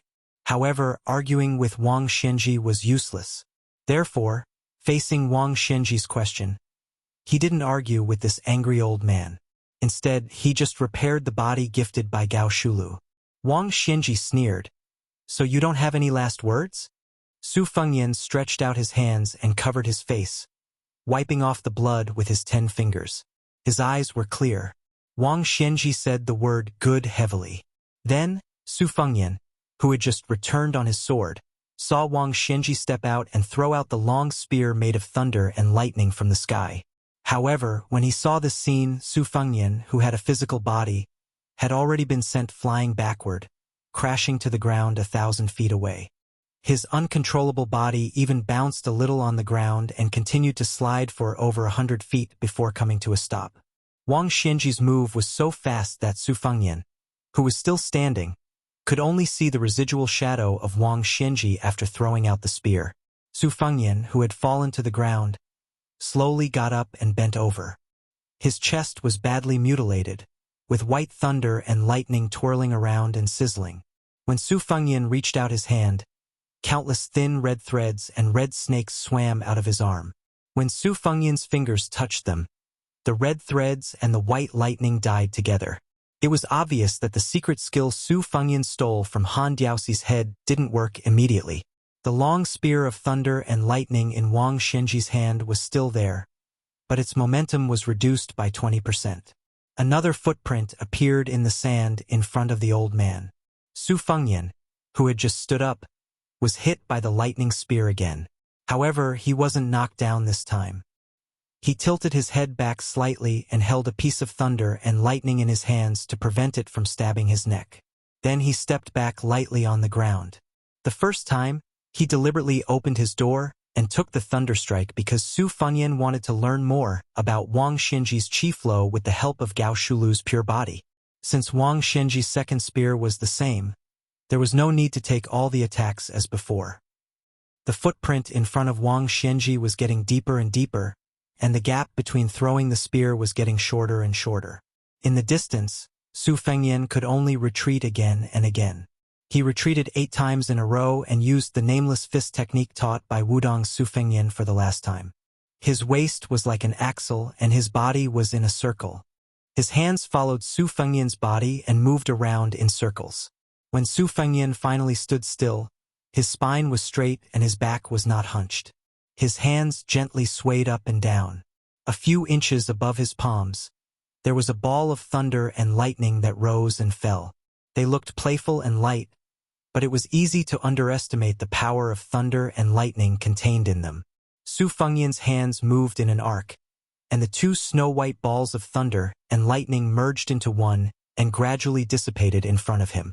At the same time, Su Fengyan, who had returned from the black and white spring-autumn, had a drastic change in expression. He began to turn around and rush toward himself. The 9th footprint appeared in front of Wang Xianji, who only had 3 feet of thunder and lightning left in her hands. Before Su Fengyan's soul was about to crash into Su Fengyan's body, Wang Xianji had already closed in on the ladder. She took the initiative to make a move, but it was unknown whether it was a spear or a sword.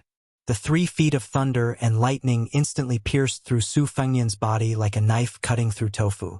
Wang Xianji's right hand held the 3 feet of thunder and lightning that had successfully broken through Su Fengyan's body. She suddenly lifted it up and lifted Su Fengyan's entire body into the air. The next scene was puzzling. Before Wang Xianji could pull out the thunder and lightning, Su Fengyan took the lead. His hands pressed down on the immortal weapon that seemed to have come from the 9th heaven, and he kicked Wang Xianji's shoulder. His body floated 2 feet away and staggered.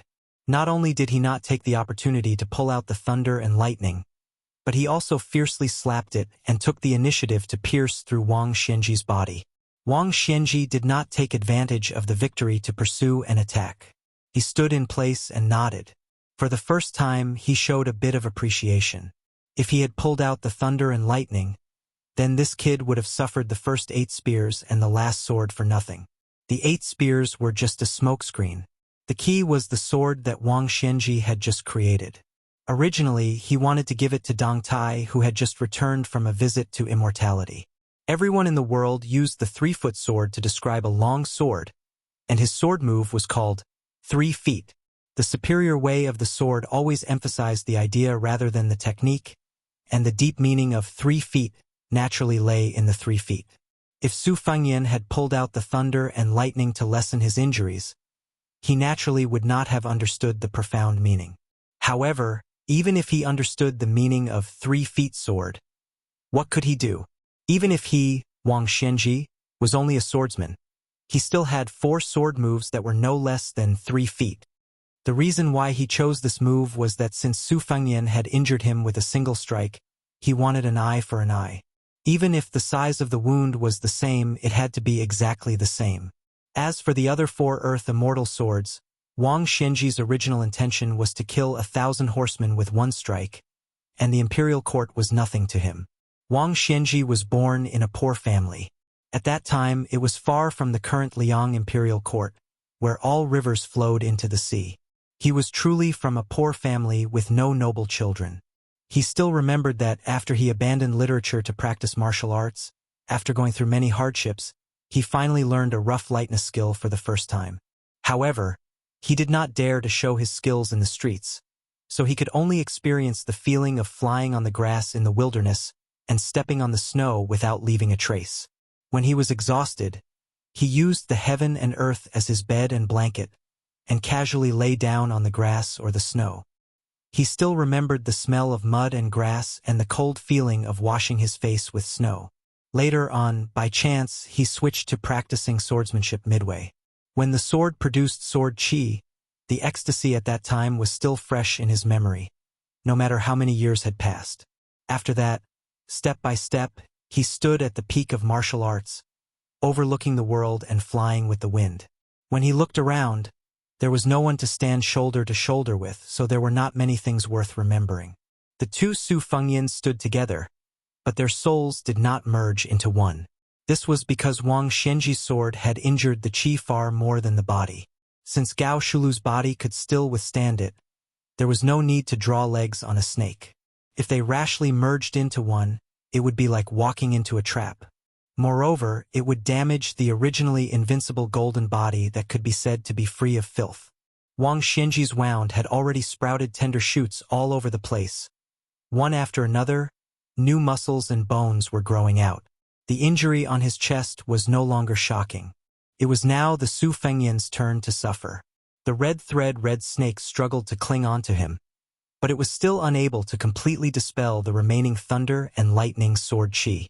Wang Xianji suddenly said, when this old man was still a scholar, he had a heart-to-heart talk with a senior scholar. He said something to him. Today, I'm afraid the senior's bones have already turned to dust in his grave, but this old man still remembers it. Instead of being recorded in the annals of history, it's better to be hanged at the gate of the country. But in those troubled times, this scholar died in the midst of the turmoil and chaos of war.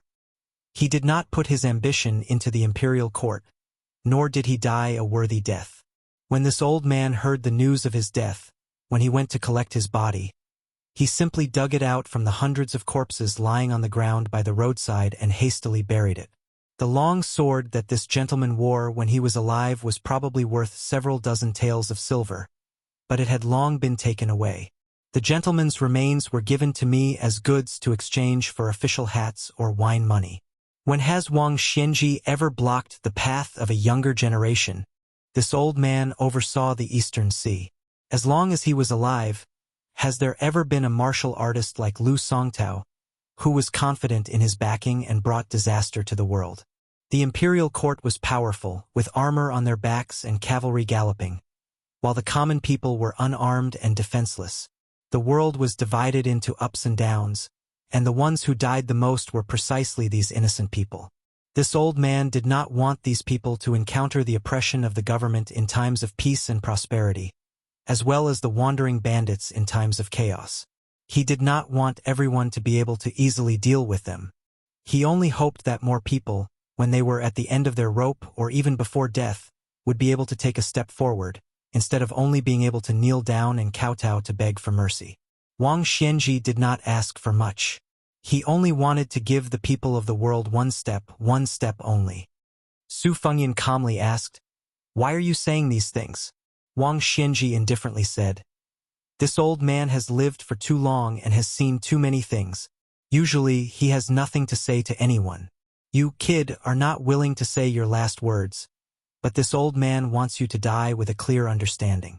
If you were an ordinary descendant of a vassal king, relying on the machinations of 2 generations to inherit the throne, why would this old man talk nonsense with you?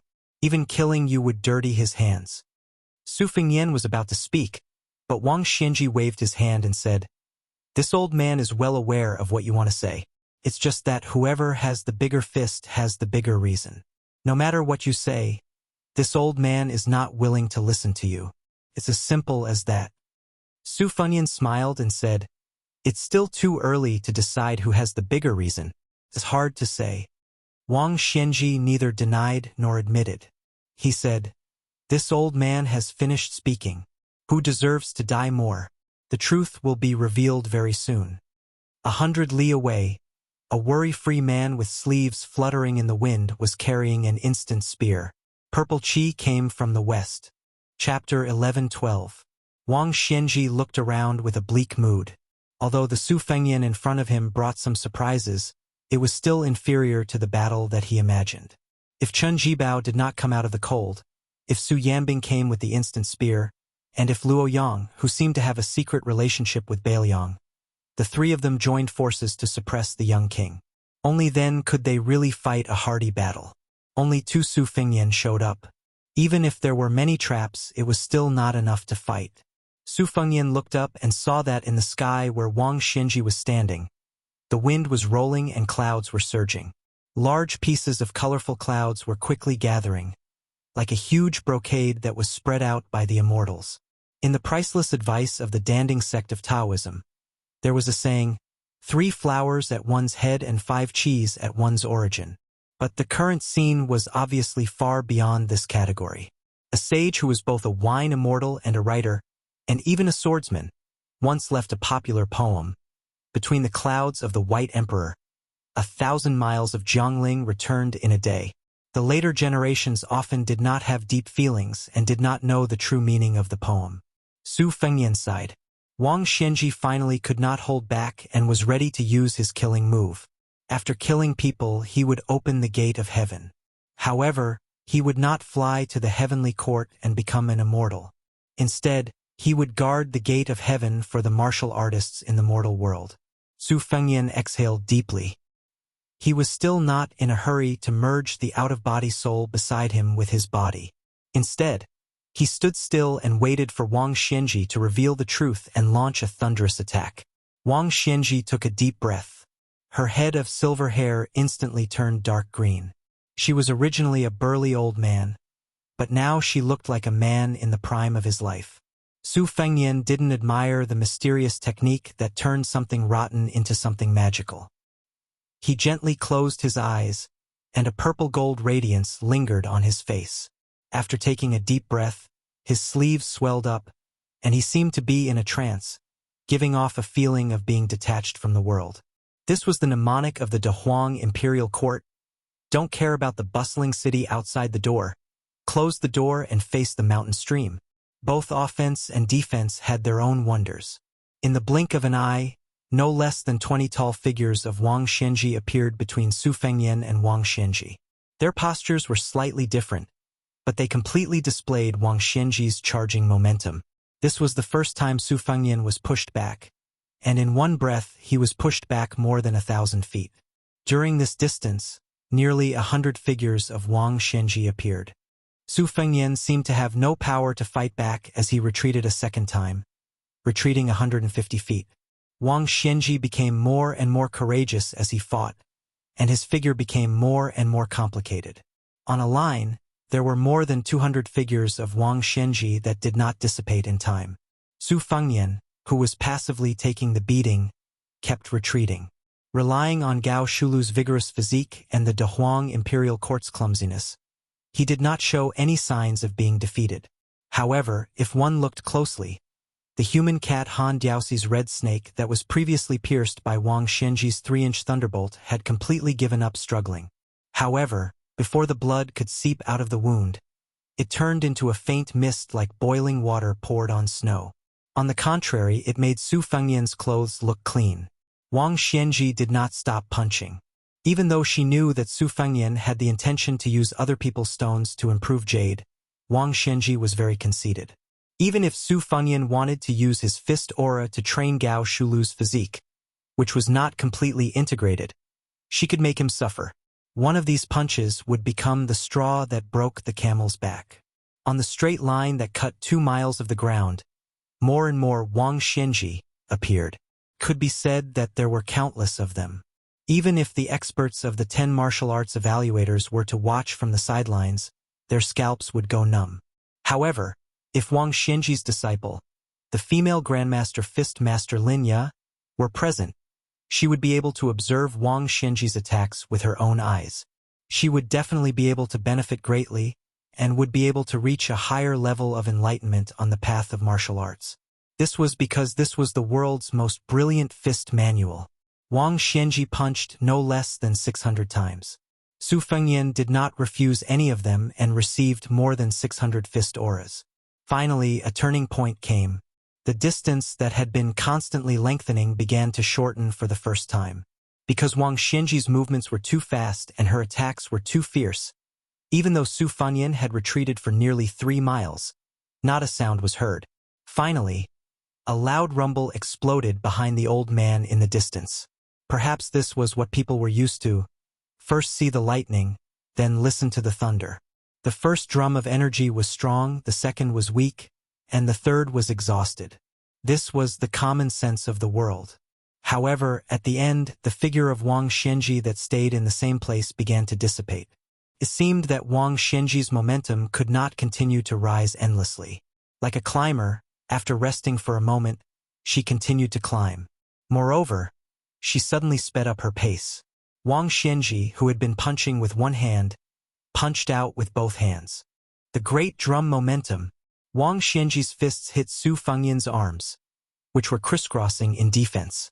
This beat of the drum sounded at the same time as the belated thunder of the fist aura behind him. Su Fengnian's body leaned back, his feet planted on the ground, and he slid backward at an angle. The second Wang Xianji at the beginning also began to dissipate.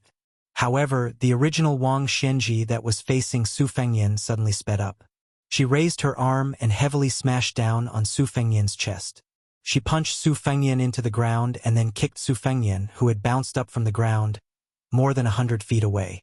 Su Fengnian, whose body was more than a foot above the ground, stretched out his hands and hooked his fingers into the sand to stop his retreat.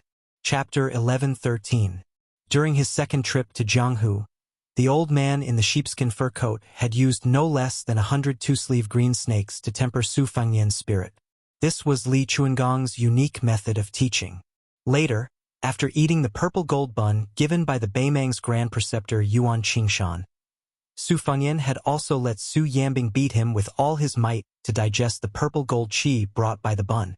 This kind of clumsy method was far from being a shortcut on the path of martial arts. As long as one could endure it, it would definitely be a path that could lay a solid foundation. In the world today, in terms of ferocity, be it Tuoba Bodhisattva's fists, Dong Tai's sword, or Gu Jiantong's blade, none of them could compare to Wang Xianji's fists.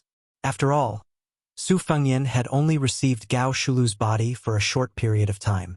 He did not have the time to completely transform it for his own use. Therefore, Wang Xianji's attacks became the best way to forge it. Every generation of Beiliang's blade had to be tempered thousands of times before it was forged. It was done. Su Fengnian's wounds healed by 70 to 80% in an instant. This was a subtle sign that the fire had reached the right level. He slapped the ground with one palm and his body spun up, once again standing in front of Wang Xianji. Su Fengnian gritted his teeth as he waited for this moment. Wang Xianji was also fishing. If the bait was too small, how could he catch the big fish of the North Sea named Kuan? The hundreds of Wang Xianjis merged into one at the same time. Su Fengyan had already begun to charge forward. Almost at the same time, Su Fengyan, who had chosen to stand by and watch, merged with Su Fengyan and returned to his body, like a wanderer returning home. If the distance between them was 10 minutes, then Wang Xianji had charged forward for 6 minutes, while Su Fengyan only had 4. Then, the two of them used all their strength, throwing out a punch and a palm. Su Fengyan's soul and divine intent aside, this palm strike was already 100% of Su Fengyan's martial arts realm. Wang Xianji also no longer held back her strength. Ever since she broke the wooden horse ox 60 years ago, she had never fought with her full strength. Now, she finally used her full strength and qi movement in a punch. Wang Xianji took the lead and punched Su Fengyan in the forehead. Su Fengyan slapped Wang Xianji's chin. The two of them left the ground at the same time. At the same time, they returned to the ground and rooted themselves to the ground. Neither of them was willing to back down even half a step. Su Fengyan's head swung back slightly. Although Wang Xianji's head did not move, her originally greenish-black hair once again turned white. Following this, the two of them did not think about countering each other's moves. Instead, they focused on attacking. Su Fengyan was probably willing to sacrifice himself, while Wang Xianji was willing to sacrifice 800 of his own to kill 1,000 of his enemies. Wang Xianji's fist continued to land on Su Fengyan's forehead. Every time Su Fengyan's head swayed back, the amplitude increased. However, Wang Xianji's white hair was not easy to notice. What was more fatal was that the old man's hair kept changing between greenish-black and frosty white. It was completely different from Su Fengyan's unstoppable decline. The two of them stood in the same place, exchanging punches and palms. Su Fengyan's forehead had already caved in, but Wang Xianji was not at ease either. Bruises and spots appeared on her face. Su Fengyan fought fiercely without retreating. At the beginning, he could give Wang Xianji 10% of his strength. After exchanging more than 60 blows, he only had 80% of his strength left. Naturally, the fierce battle became a battle to the death. Su Fengyan changed from a clap and a push of his palm to a clenched fist that could naturally increase his attack range by 2 inches. The two of them were competing with great strength. Su Fengyan had already begun to think that even this little bit of calculation was extremely valuable. In the end, Su Fengyan had no choice but to change his fist into a straight-hand knife. Otherwise, he would not be able to hit Wang Xianji. If it were any other opponent, Su Fengyan, whose cultivation was enough to rank among the top 3 in the world, had learned many different things. Naturally, he could use a sword with unparalleled ease. Using a saber with a powerful momentum, he could walk around with his bare hands as leisurely as he did now. How could he be so petty and haggling over every detail like he was doing now? Wang Xianji had been punching from beginning to end. Above the two celestial beings, the colorful clouds were roiling, gathering, and dispersing randomly. Su Fengyan's last hand knife only hit Wang Xianji with the tip of his finger. Wang Xianji's mouth curved into a cold smile. An arrow at the end of its flight. A dying struggle. This time, the old man did not fight to the death from the very beginning. Instead, he went step by step. First, he poured half a bowl of water, then 8 portions of tea, and finally a full cup of wine. But being drunk was not losing his self-control. Wang Xianji was already at his peak. When Su Fengyan's head swung back in a semicircle, the old man was unexpectedly able to flourish even more. One punch to the end. With 11% of my essence, qi, and spirit, I'll send you on your way. This old man's last battle in this world was not in vain. Su Fengyan, who was indeed an arrow at the end of its flight, no longer sent out a hand knife. Instead, he drained the pond to catch fish. His remaining qi surged out and suddenly slammed his head forward, taking the initiative to meet Wang Xianji's fist. Su Fengyan was sent flying by the punch. His entire face was like a porcelain that was about to shatter. It was extremely frightening. Not only his face, but his entire body was also in such a miserable state. After being hit, Wang Xianji did not feel good either. His footsteps were light and he staggered back. The arm that punched was hanging down. It was already fractured. Su Fengyan's body was about to fall and he smiled. In an instant, the person from Daylily, who was not too far away, threw out an instant spear. After Wang Xiaoping died, the sword pierced through Wang Xianji's body. This spear, following the trajectory, happened to once again pierce through Wang Xianji's chest, who could not dodge. The instant spear pierced through Wang Xianji's tall and sturdy body. The spearhead nailed into the ground diagonally. Wang Xianji was enveloped by the power of the spear and flew backward.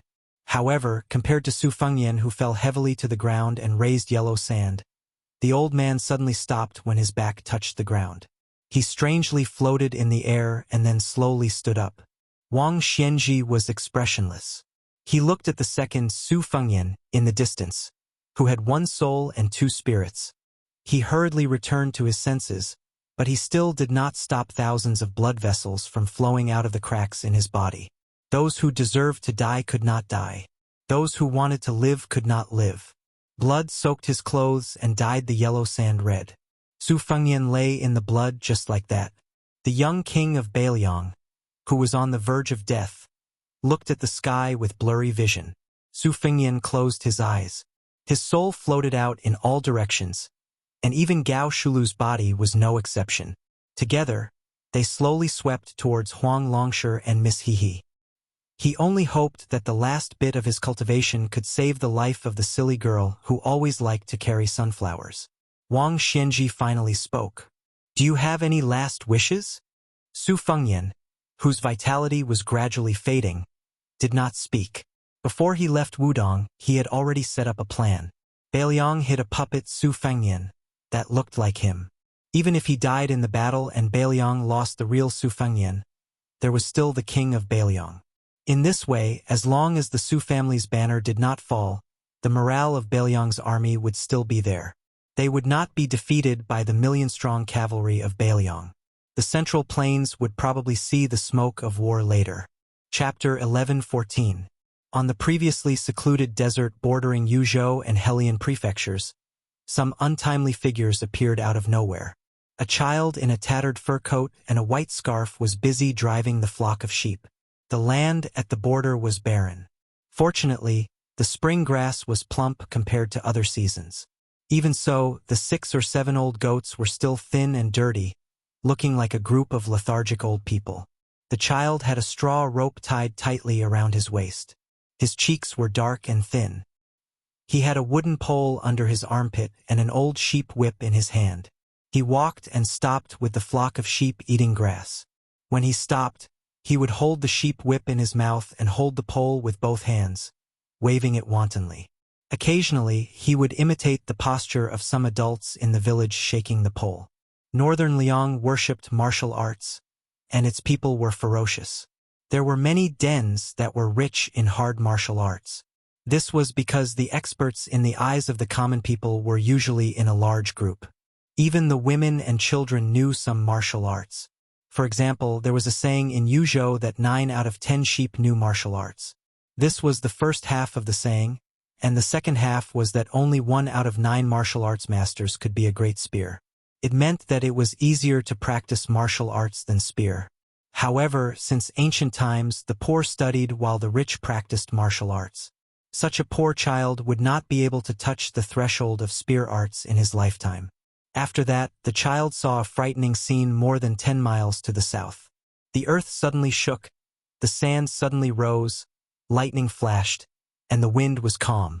The child was curious and thought that the flock of sheep would not get lost, so he began to drag the pole and whip to the south. He was thin and sallow, but his legs were not weak. Beiliang was very cold. Children from poor families were really weak. They could not survive the winter and could not be lazy. Therefore, children who grew up eating sand in the northwest frontier fortress, no matter how short and thin they were, would definitely lose in a fierce fight with their peers in rich Jiangnan. The child ran to the south, bending his back and rushing forward. He was unusually fast. While running and taking a few breaths, there were inexplicable explosions not far away. It was human nature to seek advantages and avoid disadvantages. It was not that the child did not think of turning back, but there were a few times when his stubbornness overcame his timidity, and he gritted his teeth and continued running south. Just like that, the goat-herding child slowly approached the battlefield in a daze. Su Fengyan's soul floated over and found Huang Longshe and Miss Hehe. When the calculative Huang Sanja saw this scene, the old man holding Hehe could not help but be shocked and stunned. Was the most powerful vassal king in Liang really going to die like this? How many days had it been since he became the emperor of the Northwest? His way of dying was quite spectacular, fighting a battle to the death with Wang Xianji. However, the people of the world were fond of the 4 words, although defeated with honor, but they didn't like to die with honor. Huang Longshe sat cross-legged and gently held his silly daughter in his arms. He was a little emotional. In Tai'an City, he did not predict the choice of the wooden sword ranger. This time, he also did not predict the choice of another young man. But no matter what, the boy named Su still came as promised. The 2 souls of Su Fengyan held Jia Zhejia's hands respectively and transferred the last of their vitality to her. They tried their best to wash away the disaster planted by the old Taoist of Dragon Tiger Mountain. The girl's complexion gradually improved and became rosy. Huang Longshe had walked a long path in his life and had seen too many things in the world. The old man had sneaked into Beiliang several times. Not only did he think that Chen Jibao was better than Su Fengyan, but he even appreciated Yuan Zuozong more than his royal highness who was rotten on the outside. In the old man's eyes, the trick of hiding one's own stupidity was not a brilliant method worthy of admiration. This boy was born noble, so what if he was cursed? It was his fate to be constantly assassinated. Speaking of miserable endings, the people in Shangfan City who were cooked by their relatives, were they not miserable? When the country was destroyed and their families were in exile, those children who were sold by their cruel parents according to their weight were not miserable. More recently, the little girl in his arms also had a miserable life. All living things were bitter, and most of them were unspeakable. Even when Huang Longshe saw that Su Fengyan had resolutely descended the mountain to stop Wang Xianji without a perfect plan, he was only slightly surprised. He took it even more as a matter of course. This was something he owed to the daughter in his embrace in the first place. He even felt that this kid was extremely scheming, hoping that he, Huang Longshe, would lend a hand. Only when the situation was settled did Huang Longshe truly show some emotion. He asked softly, "You don't regret it?" Su Fengyan smiled and shook his head. Although he opened his mouth without saying anything, it was enough for Huang Longshan to know the general meaning. The reason why I rushed here was not only because of the agreement, but also because I knew that even if I tried my best, I couldn't beat that old man. Since one of us would die anyway, I might as well let one live. Senior, you don't have to think too much. The 2 of them asked and answered. Why didn't you hide in the army at the border and avoid fighting? No matter how powerful Wang Xianji was, he would have to kill until his hands were tired before he could see you. I did think of that, but if I did, the army that Beiliang had worked so hard to gather would collapse. And if Wang Xianji chose to assassinate me in anger, I wouldn't be able to avoid it either. And if I was afraid of fighting, Gao Shulu's spirit would reject me even more. If I was caught by Wang Xianji, even if my 3rd soul returned from a long journey, I would lose my foundation and would be doomed to die the moment I saw him. Rather than die a cowardly death, it would be better to have a proper fight. It would be best if he could survive. Even if he died, with Wang Xianji's magnanimity, she would not personally say that the new Prince Liang died at his hands.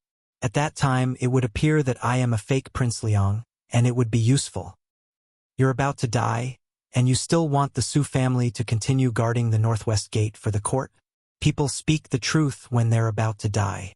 It seems that, in the past, this old man was measuring the stature of a gentleman with his own yardstick. Naturally, it's not guarding the gate for the emperor of the Zhao family. It's not even for the people of the Central Plains. It's just Su Zhao's family business. I promised him that I would take it. It's that simple. On top of that, it's a good thing if the South can suffer less and have fewer people die. First there was Chen Jibao, then there was Wang Xianji. These 2 mountains are not much lower than the mountains that the emperor of the Zhao family is facing with Su Xiao and Zhang Julu. Do you understand the grievances here? Removing the vassals is the general trend. It's just that the Su family and the Zhao family are on opposite sides. I don't deny that the one in Great Peace City is a wise ruler. On the contrary, he can not only establish a country like his ancestors, but also revive the dynasty. Even if he's at the end of a dynasty, he might be able to turn the tide and continue the dynasty. But this doesn't prevent me from being his mortal enemy. However, he wants Zhang Julu to die a horrible death. He should be going against the current. The poor people in the wilderness are constantly entering the court and squeezing out the positions of the Chinese families. It's not something that he can stop alone. Senior used 20 years to uproot the fields of the spring and autumn period. Master Li Yishan praised you endlessly. In the last years of Yonghui, Senior sneaked into Beiliang for the third time. After meeting with Chun Jibao, Su Shao secretly mobilized most of the elites of the Fushui Association and 700 Autumn Water Light Cavalry, led by Lu Qiu'er and Su Yanbing. They were determined to keep Senior here, but Master was determined to stop them, so they didn't move. There's such a thing? Yes. Many people have praised me in private, but Li Yishan's comment about me being a man of great ambition and extraordinary talent was the only one who hit the mark. Do you know why? I don't know. As they chatted, one of the two, Su Fengyan, absorbed the tribulation in Miss Hehe's body like a whale, and the other helped her to fill in the divine will. Huang Longsher smiled and said, "It's okay if you don't know." In another book, an ancient person named Kong Jigue wrote an ancient text called Northern Mountain Translation Text. The 8 words in it are very suitable for me. The sun is bright, and the frost is cold in autumn. Later, Huang Tingjian extended it and wrote a sentence. When young and talented, he will accept noble visits, but when old, he will be loyal and righteous. The two Su Fengyan were a little puzzled, but they didn't think too much about it. Huang Longsher thought for a moment and stretched out his palm to flatten the yellow sand at his feet. He used his finger to write 14 words. The lantern of the house of the rich is bright, and the moon of the poor is bright. The old man then muttered to himself, "It can be said that the taste of the imperial edict is profound, and the feelings of the world are extremely clear." As a person who forgot worries, the soul of the Su Fengyan nodded. Huang Longsher continued to use his finger as a pen and the sand as paper to write the second sentence. But with others, the fish knows that the water is cold and the water is warm. If one is not satisfied, one will often be 8 or 9, regardless of whether the flowers bloom or fall in spring. The soul of the Su Fengyan, who had borrowed Wang Xiaoping's sword, laughed it off. Huang Longsher quickly wrote the third sentence. There is no end to numbers, and there is no long misfortune. The old man then raised his head and looked at the Su Fengyan. The Su Fengyan nodded and then shook his head. Huang Longsher lowered his head and looked at the little girl in his arms who had turned around and returned from the gates of hell. He said softly, "This old man once used Wenhua to scheme against you. Don't you bear a grudge?" "How could I not bear a grudge? It's just that there are differences in the size of the grudge, and there are differences in the order of revenge. That should be the case." Huang Longsher nodded and said, "The poem in the book that was mentioned earlier, for the old man Wang Xianji, it was already considered old and awe-inspiring. But he is 100 years old and is the most powerful person in the world. In the end, bullying a younger person who hasn't even reached the age of 30 is not an act of kindness." The Su Fengyan, who had rushed to the battlefield with the spear of Xana, stared tenderly at the girl. Everyone has their own way of living, but some fundamental principles are the same. It's just that Wang Xianji had one sentence that blocked all the words. His fist is hard, so he can ignore the principles of others. Since I have lost, there is no way for me to reason with him. At this point, the girl was about to wake up. The two Su Fengyan did their best, stood up, and left. Chapter 11:15. When Huang Longsher saw the two of them leaving, his expression turned serious. He looked at the sky and gently put down his daughter, who was slowly opening her eyes. He stood up and muttered to himself, "This old man doesn't trust anyone and is used to judging others with the greatest malice. You, Su Fengyan, are in a situation where you have nowhere to retreat to, yet you still do things to satisfy this old man. It seems that this old man has indeed misjudged you in the past." Huang Longsher smiled and turned his head, seemingly answering his own question. Su Fengyan, you definitely don't know that the reason why the last person who was spiritually traveling to the spring and autumn period could not leave the spring and autumn period was because this old man purposely closed this book.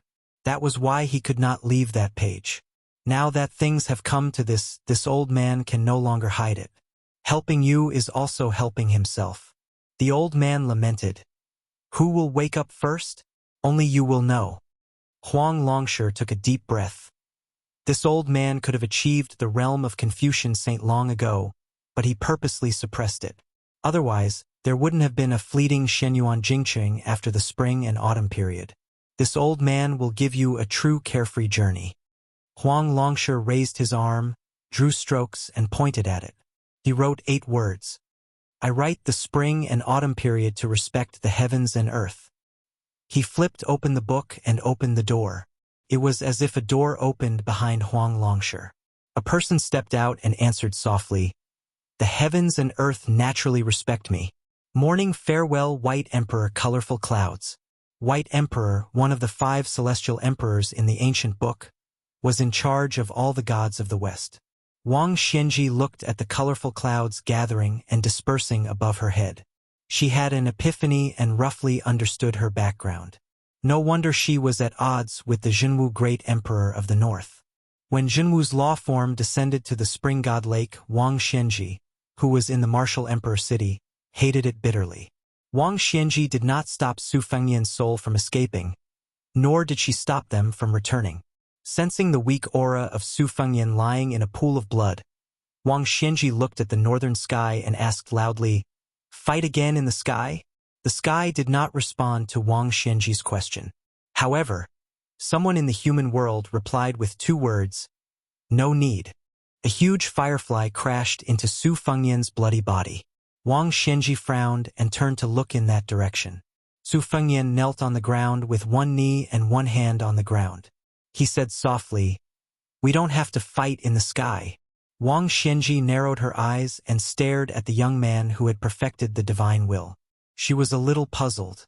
She was not dead yet. The old man looked at Huang Longshi's situation and quickly understood. This young vassal took a different path from Yuan Qingshan of Beimang.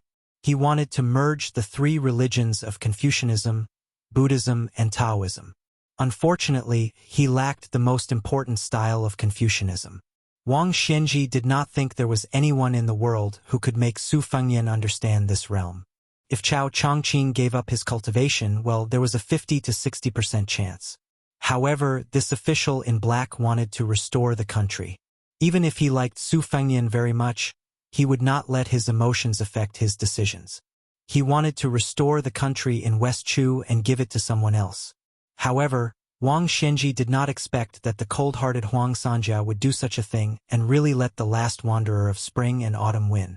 This meant that this kind of gift of inheritance could not be accepted by the other person just because one person gave it to the other. Just like when Su Fengyan first went to Mount Wudong to practice the blade, Wang Zhongluo did not hesitate to give away the cultivation of the Great Yellow Court. However, in the end, he only gave away 60 to 70%, which was a serious loss. It was far from letting the young His Royal Highness achieve immortality in one step. Huang Longshi's action was no different from gambling. However, if he gave away the realm but could not make Su Fengyan accept it completely and only made half of the Confucian sage, which was useless in the end, then it would be the biggest joke in the world. Wang Xianji's injury was not fatal, but it was not light either. Especially that instant spear, which could be considered the most embarrassing time since he reached the top of martial arts 60 years ago. The old man still could not let it go. It was not a matter of the severity of his injury, but that no matter how Wang Xianji deduced afterward, he could not avoid it. Su Fengyan grabbed a handful of sand, stood up, and opened his palm. The yellow sand was blown away by the wind and was thrown into the sky.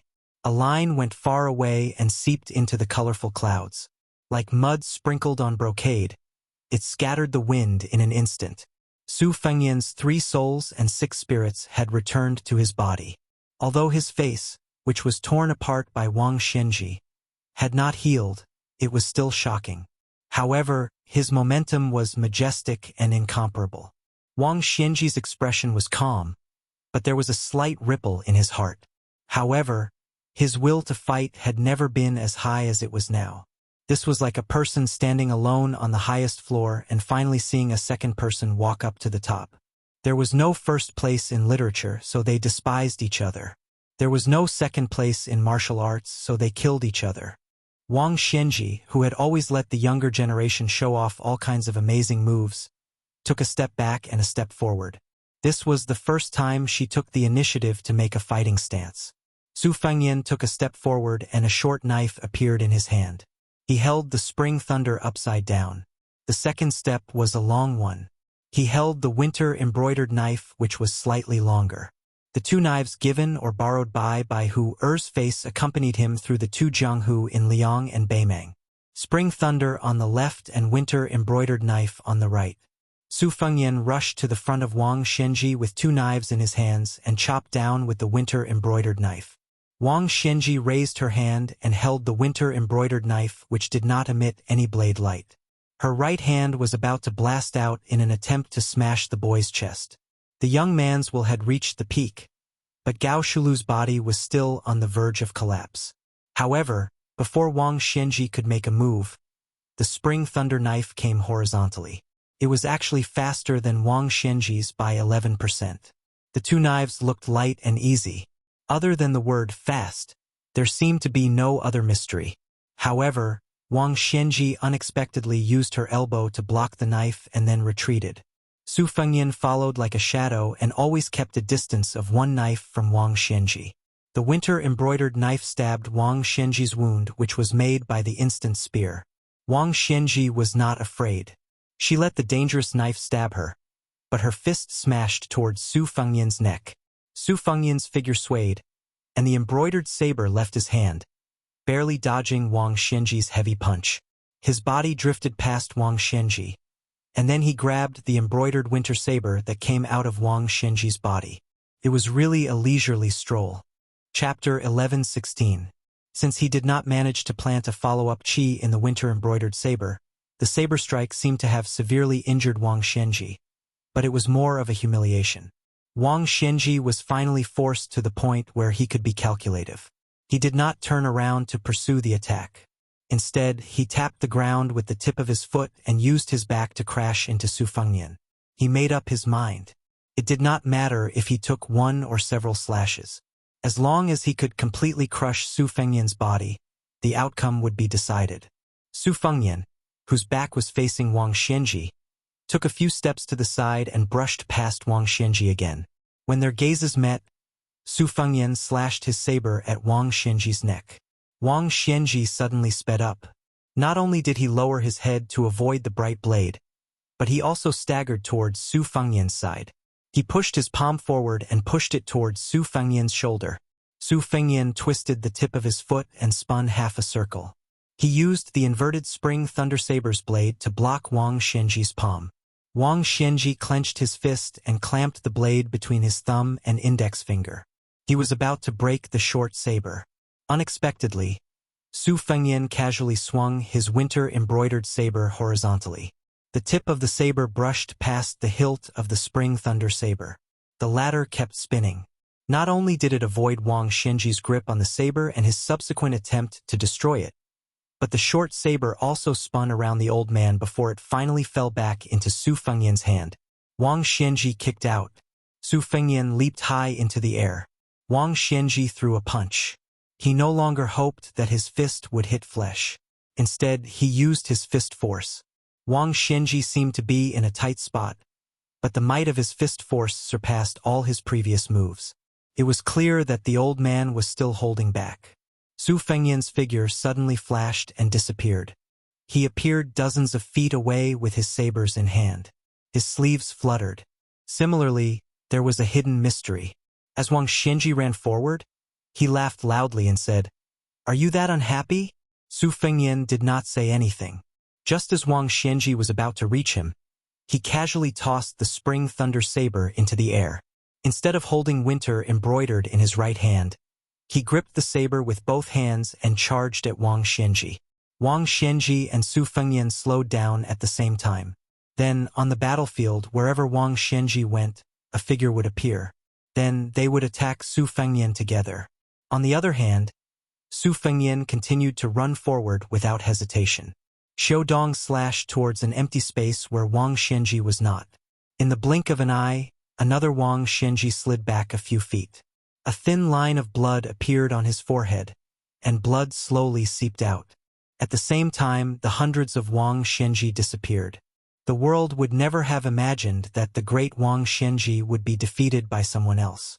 Su Fengyan continued to get close to Wang Xianji, pointing the winter-embroidered saber in front of her. Everyone stopped when it was appropriate.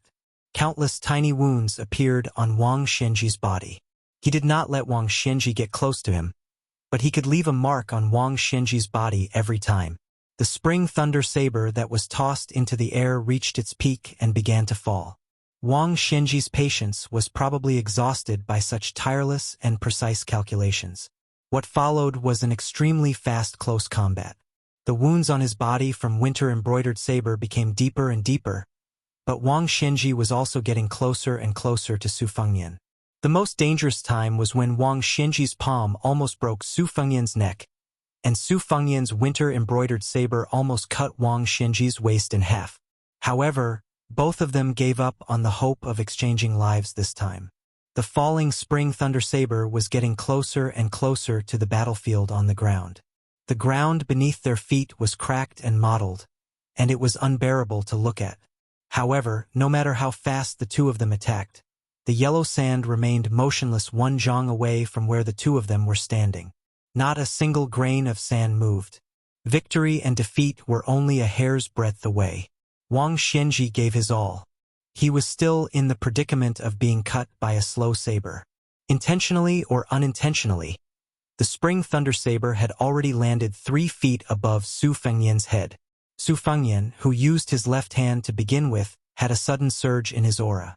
The space he had to move around had already been squeezed to the extreme by Wang Xianji. If he did not have any new moves, he would not be able to escape death. However, as long as he could hold that short saber, variables could be created, because Wang Xianji's chi flowed for 1,000 miles. Although he became braver and stronger as he fought, and his chi became stronger and stronger, it was also about to come to an end. Both of them were well aware of this. Wang Xianji's laughter was not straightforward. He was laughing at Su Fengyan, and also mocking himself. Therefore, from the beginning, Wang Xianji actually planned to end the life and death of both of them in one go.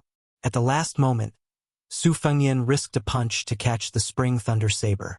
As long as he could hold the saber, he could take advantage of the situation to reverse the battle. However, Wang Xianji actually stopped after half a punch.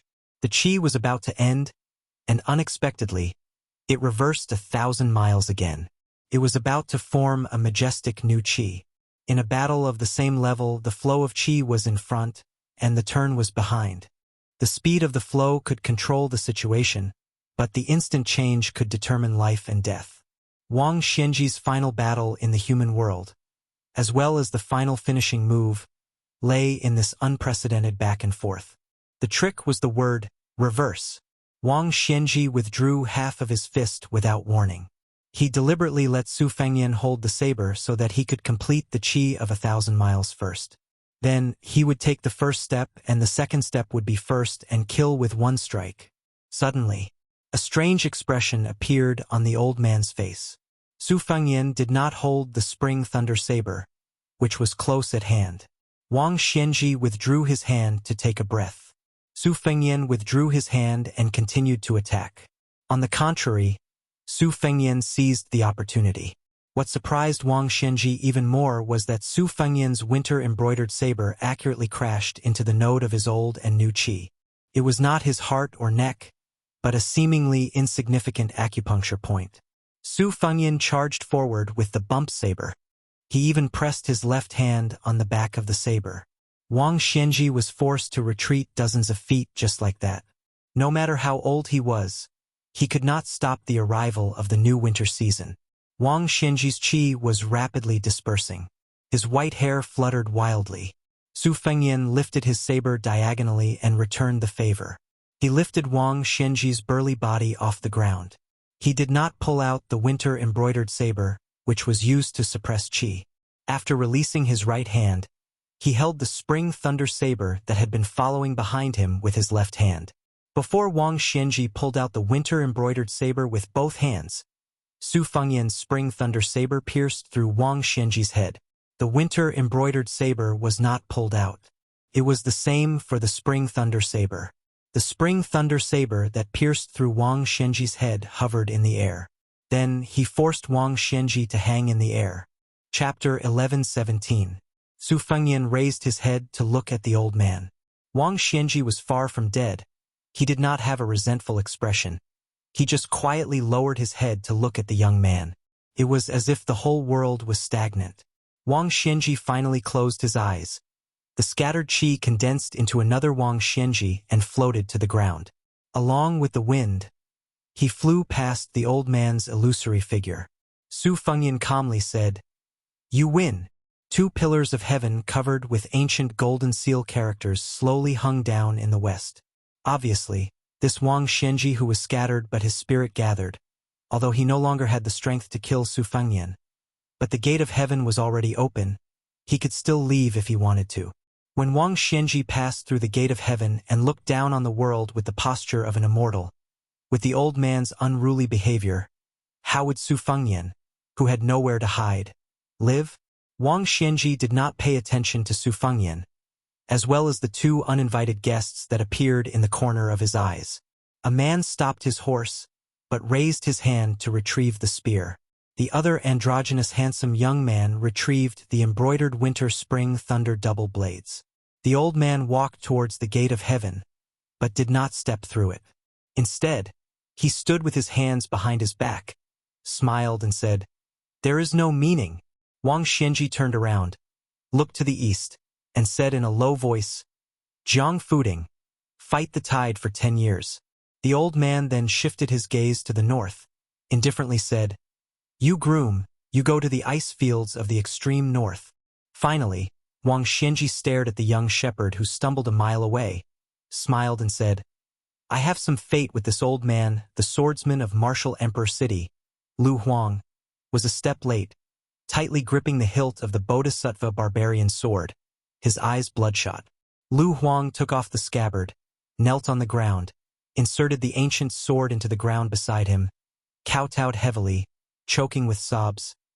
Disciple Lu Huang respectfully sends off master. Wang Xianji finally looked at this disciple, ordered, "Wait for master's soul to disperse. You don't need to take revenge. Just bury master's bones at the top of Kunlun Mountain." Lu Huang buried his face in the rough sand and didn't make a sound. Wang Xianji didn't care about this disciple's stubbornness. She turned her head and looked at the young king who seemed to have suddenly gained wealth and lost all his family assets. She revealed a knowing smile for the first time and said, "It is said that there is no second place in martial arts. You finally won against this old man, but there is no first place. This old man feels a little unworthy for you." Su Fengyan replied, "I still have some skills left that can support me on a trip to Mount Longhu.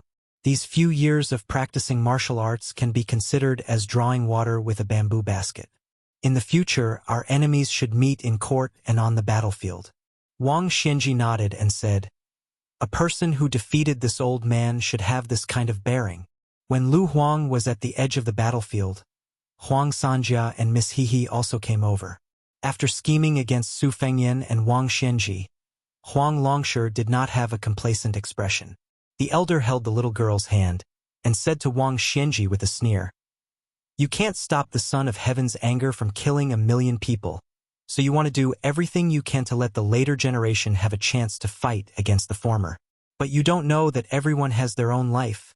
It's not your turn to blindly control this. Heart. In the future, there will be no difference between generals and generals. The emperor's throne will take turns. Not to mention ordinary scholars, even peddlers and soldiers can sit and enjoy. The less immortals there are in Jianghu, the more chivalrous the spirit is. Wang Xianji, what's wrong with the Jianghu having less immortals flying around? There will be chivalrous people supporting Jianghu. There will be no ascension. But the Jianghu's origin isn't in the sky, so naturally it won't die." Wang Xianji smiled and said, "Good." Wang Xianji looked around and retracted her gaze, murmuring, "If so, Then this old man won't stay in Jianghu in vain, Wang Xianji lightly shouted. Her soul split into three and turned into a rainbow and left. The magnificent divine gate gradually dissipated. Wang Xianji didn't ascend, reincarnate, or live an ignoble life, but generously gave 3 opportunities to the Jianghu in the future. 1 went to the faraway Eastern Sea Martial Emperor city, 1 went to the faraway Grand Peace city, and the last one went to the nearby shepherd child. Lu Huang abandoned his long sword and walked empty-handed to his master's corpse on the ground. He gently carried it on his back and walked further and further north. Huang Longsher held his daughter's hand and walked towards the east. There's a beginning and an end.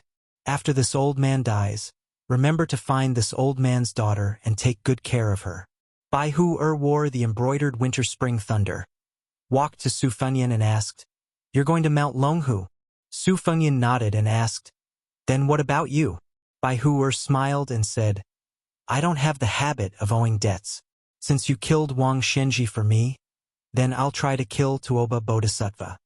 Su Fengyan whispered, "Don't die." Bai Hu smiled and dismissed it. Su Fengyan said to Su Yanbing, "Uncle Su, please bring that child back. I plan to take him as my disciple." Su Yanbing nodded and rode north with his spear. He found the skinny shepherd boy who fainted on the ground because he couldn't bear the burden. Mount Longhu, a middle-aged Taoist, was fishing by the deep pool. The purple bamboo fishing rod had no hook or bait. A green leaf was floating in front of him. The Taoist Zhao Huangchao occasionally stared at the wandering veins in the leaf and occasionally raised his hand to calculate the fate. At first, it was mostly within the framework. Zhao Huangchao's expression was relaxed. The veins in the leaf turned bright and dark a few times. The Taoist who cultivated in seclusion frowned but didn't turn pale, until the leaf turned yellow in an instant and was cut off along one of the veins. Zhao Huangchao was speechless. He looked at the 2 pieces of the leaf floating on the deep green pool. His face was pale. Zhao Huangchao suddenly raised his head and looked towards the northwest. He said angrily, "Old man Wang is useless." A red rainbow smashed into the deep pool. Zhao Huangchao decisively threw away the fishing rod and rushed up the mountain. He wanted to climb over the mountain and rush north. He wanted to rush to the Earth Lung Mountain where he had raised an evil dragon in the number 1 paradise of Taoism.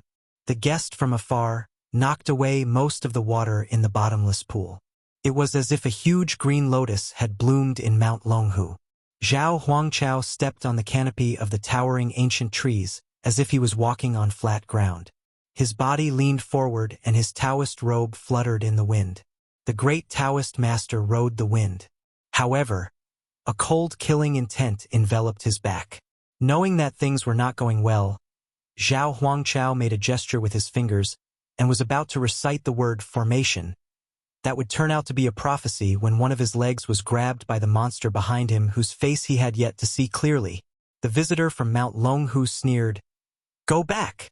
In the end, Zhao Huangchao's body was lifted high and then thrown into the deep pool where the water was rippling. The Taoist priest didn't have time to dissipate the force. His back crashed into the water. The visitor was determined to beat him up. He landed in the pool almost at the same time as Zhao Huangchao. He appeared beside the Taoist priest and pressed the Taoist priest's head down with his 5 fingers like hooks. One standing and one lying down, they broke through the water and fell into the pool together. In the blink of an eye, Zhao Huangchao's head and back crashed into a blue stone that suddenly appeared at the bottom of the pool. The blue stone instantly shattered. The person raised his arm slightly and still grabbed the Taoist priest's head. He then slammed it into the stone wall on the side of the deep pool. Zhao Huangchao seemed to have been nailed into the stone wall. The person was still unwilling to give up. His 5 fingers retracted and then pushed again. This repeated repeatedly. The Taoist priest's head crashed into the stone wall again and again like a bell. No less than 100 dull and terrifying sounds of the bell rang in Mount Longhu.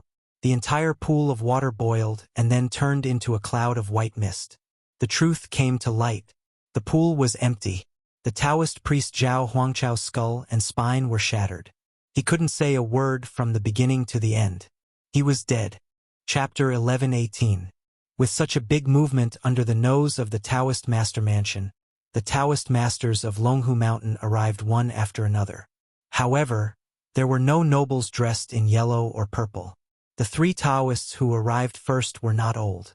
For the Taoists who could live forever in the eyes of the common people, this age was indeed not old. Like Mr. White Lotus, the 3 of them were outsiders of the Taoist ancestral court, but their cultivation was very high. They were Zhang Wenhan, Xue Solar, and Chen Quanyong. After the father and son Taoist master mansion ascended together, the prestige of the Taoist master mansion declined day by day. These Taoists vaguely showed signs of supporting half of the Longhu Mountain. Among the 3 of them, Chen Quanyong was the last to arrive. He saw 2 Taoists standing far away from the nameless deep pool. Beside the pool, a young man who looked like an aristocratic family squatted and seemed to be washing his blood-stained clothes. Chen Quanyong was the most knowledgeable among the 3, but his cultivation was the lowest. He did not dare to be rash. Stepping on the wet ground soaked by the pool water, he slowly walked to Xue Solar, who had been on the same mountain for more than 10 years. Xue Solar said softly, "You guessed right, there was indeed a senior who died here.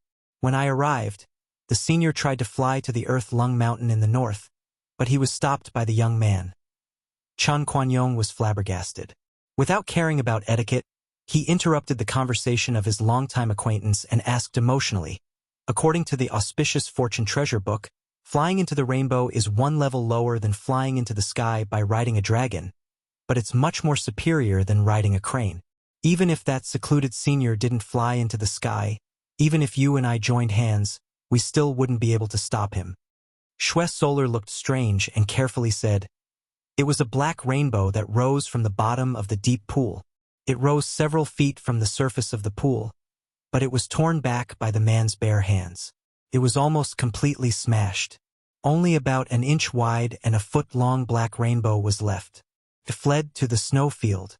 Chen Quanyong frowned. The black rainbow was definitely not an auspicious sign. It was accompanied by many bad prophecies in the ancient books. Zhang Wenhan, who was some distance away from Chen Quanyong and Xue Solar, finally asked, "I am Zhang Wenhan of Longhu Mountain.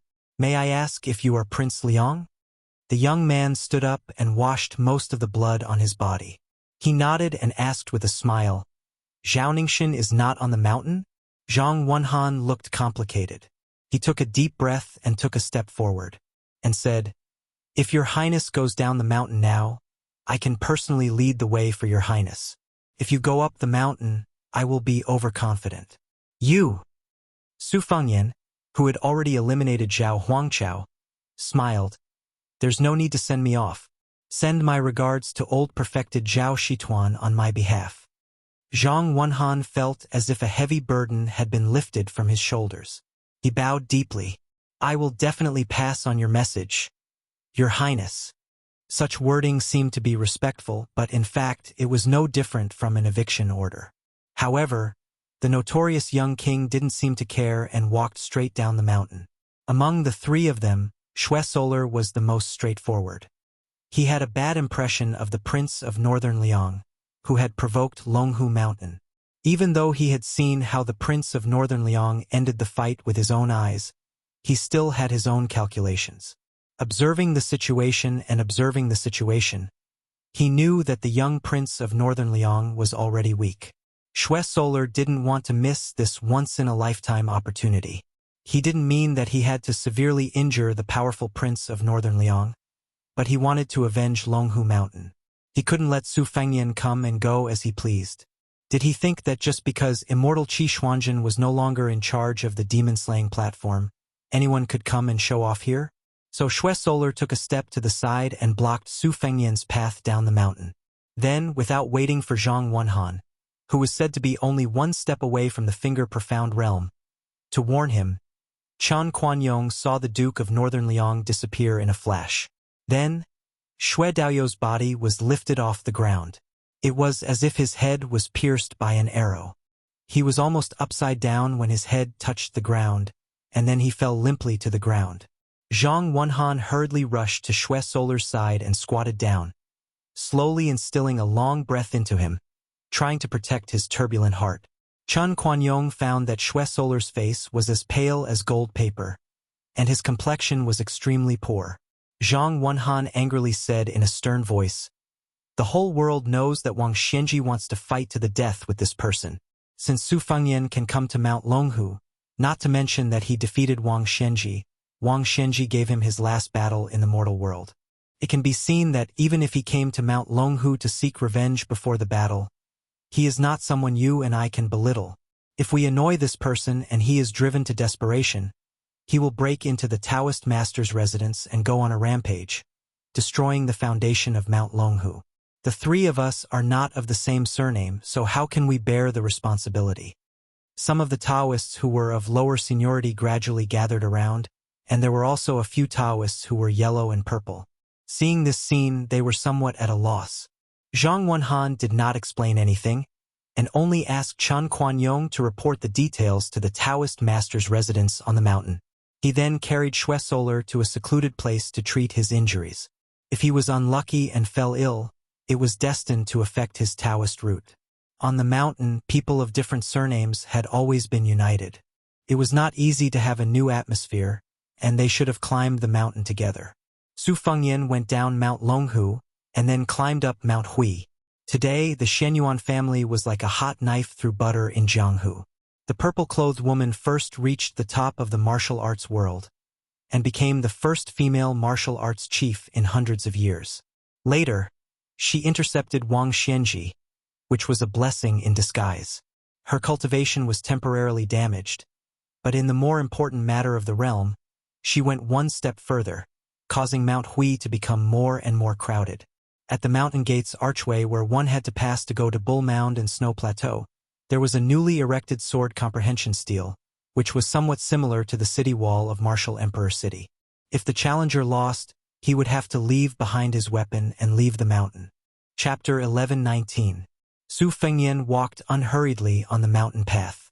There were many strange people in Jianghu, so he was not too eye-catching. Beside him was a coquettish woman who deliberately wore a big white fox fur coat at the end of spring. In front of him, there was a bald man who dragged a huge horse-chopping sword up the mountain. Su Fengyan went up the mountain this time mainly to prevent the cunning Zhao Huangchao, who had more than 3 burrows, from having a backup plan. That streak of black light that escaped the net eventually fell into the missing moon tower on the Great Snow Plateau. Although Zhao Huangchao was undoubtedly dead and could not rise from the ashes, Su Fengyan had to be careful and personally make sure that he turned into ashes. Moreover, he wanted to make a deal with Shenyuan Qingfeng. Su Fengyan had fought 2 battles in a row. Not to mention Wang Xianji, Zhao Huangchao was also an earth immortal, and he had killed 2 people in a row. It was no wonder that Xue Zhili of Mount Longhu thought that he was a pushover. Su Fengyan now only had the body of a tall tree, and his soul and spirit were in a mess. The former could not be obtained anymore, but the latter was like a dried-up pond in a dry season. As long as the pond was still there would be no water for a short period of time. However, as long as there was a few rains, there was still hope that the pond would be filled up. This was also the unique insight that Su Fengyan had comprehended after successively entering the false realm. If the true realm was a piece of Shen paper, then the false realm would be the lower layer of Shen paper. Right now, even though Su Fengyan was severely injured, he still managed to surpass Wang Xianji and kill Zhao Huangchao. The heart qi that he had unintentionally gathered after he killed Zhao Huangchao could be said to be majestic, and it led Su Fengyan to a certain place. The 4 words, "seal the mountain and leave the guests," suddenly came from the snowy plains and quickly spread throughout Mount Hui. Countless people of the martial arts world who came because of the fame walked down the mountain while cursing. Some of the guests and heroines who walked halfway down the mountain were also puzzled, but they were still sincerely afraid of the arrogance of the purple dress of Mount Hui, so they turned around and left one after another. Everyone was guessing whether there was a great change in Mount Hui. In the beginning, many people of Jianghu still hoped that there was an expert who could drag Shenyuan Qingfeng down from the Alliance Lord's throne. Later, they felt that although a woman was riding on top of the entire Jianghu, she was indeed very skillful and was rumored to be extremely beautiful. Wearing a purple dress that could topple the world did not seem to be bad, and it was quite a beautiful thing to talk about. As time passed, they instead thought that the woman could be even more superior, and it would be best if she could become the world's #1. In the eyes of the well-informed people of Liang, once Wang Shenji left the Eastern Sea martial emperor city, that fame-seeking #6 in the world would definitely be dead. There was no doubt about this. However, old monster Wang's ascension was also a matter of certainty. Liang Jianghu was very clear that for a whole 60 years, Jianghu was Wang Shenji, and Wang Shenji was Jianghu. No one could imagine how Jianghu would be without Wang Shenji. Wang Shenji was the undisputed #1 in the world. Therefore, it was natural for Jianghu to divide the world based on whether Wang Shenji left the human world or not. Perhaps it was because the master of the Shenyuan family had personally given the order, but many of the high-ranking foreign dignitaries of Mount Hui personally came out with cold faces and chased away the visitors. Some of the Jianghu men and women who relied on their skills and background were not willing to be treated so arrogantly at first, but in the end, they all suffered in the hands of the chief foreign dignitaries, Huang Fangfua. Only then did they leave the mountain with their tails between their legs. Su Fengnian went against the flow of people and attracted some playful glances. Most of them thought he was a fearless Jianghu fledgling. Only the last few people who left the archway of the mountain gate saw a man in purple standing under the archway in the distance. For the first time, he actually took the posture of going out to welcome guests. Shenyuan Qingfeng stood on the first step inside the mountain gate and stared at the master of Bailiang, who could be considered an old acquaintance. Others did not know the truth, but she could somewhat guess. Moreover, someone had just told her the truth. She calmly said, "Don't worry, that Taoist is already dead. As for why he came to Mount Hui before he died, if you want to know the answer, you can take advantage of the situation and fight with me. I'll only tell you if I lose." Su Fengnian leaned against the jade pillar of the archway and looked at the magnificent scenery outside the mountain with his hands folded in his sleeves. He sneered, "You really are a shrewd businessman. If you win against me, you'll undoubtedly be the #1 in the world. In the future, who would dare to fight with you for the position of Wulin Alliance head?" Shenyuan Qingfeng looked at his somewhat hunched back and did not say anything for a long time. Then, she lifted the corner of her dress and sat down on the steps. She asked, "How did you do it?" Su Fengnian's back slid against the pillar and he also sat down on the ground. He let out a long breath and finally had a chance to breathe.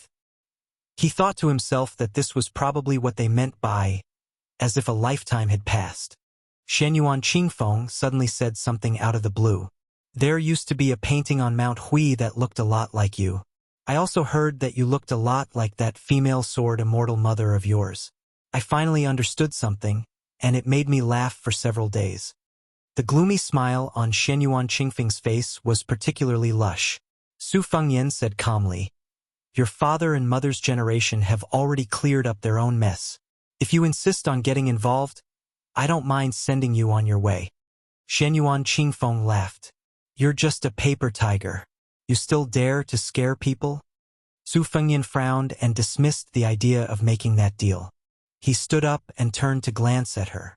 "In the future, you should pay more attention to Jiang Fuding of Martial Emperor City and that groom Yu who went to the north."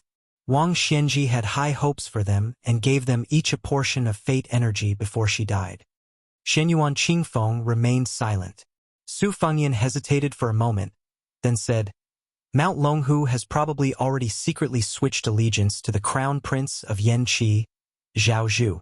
Even if the Celestial Master Residence does not have the courage, that White Lotus will still bet on Zhao Zhu. If you dare to make a bet, Zhao Zhu is a good choice. In the future, the Jianghu will become more and more inseparable from the imperial court."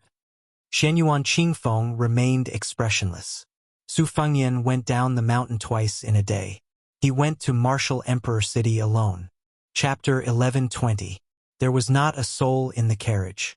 The coachman was a young man dressed in plain clothes. If he were the son of an official, based on his appearance and if he could write well, he would most likely have a smooth career in the officialdom. It was a pity that he was from a lowly family who was not allowed to study for the imperial examinations.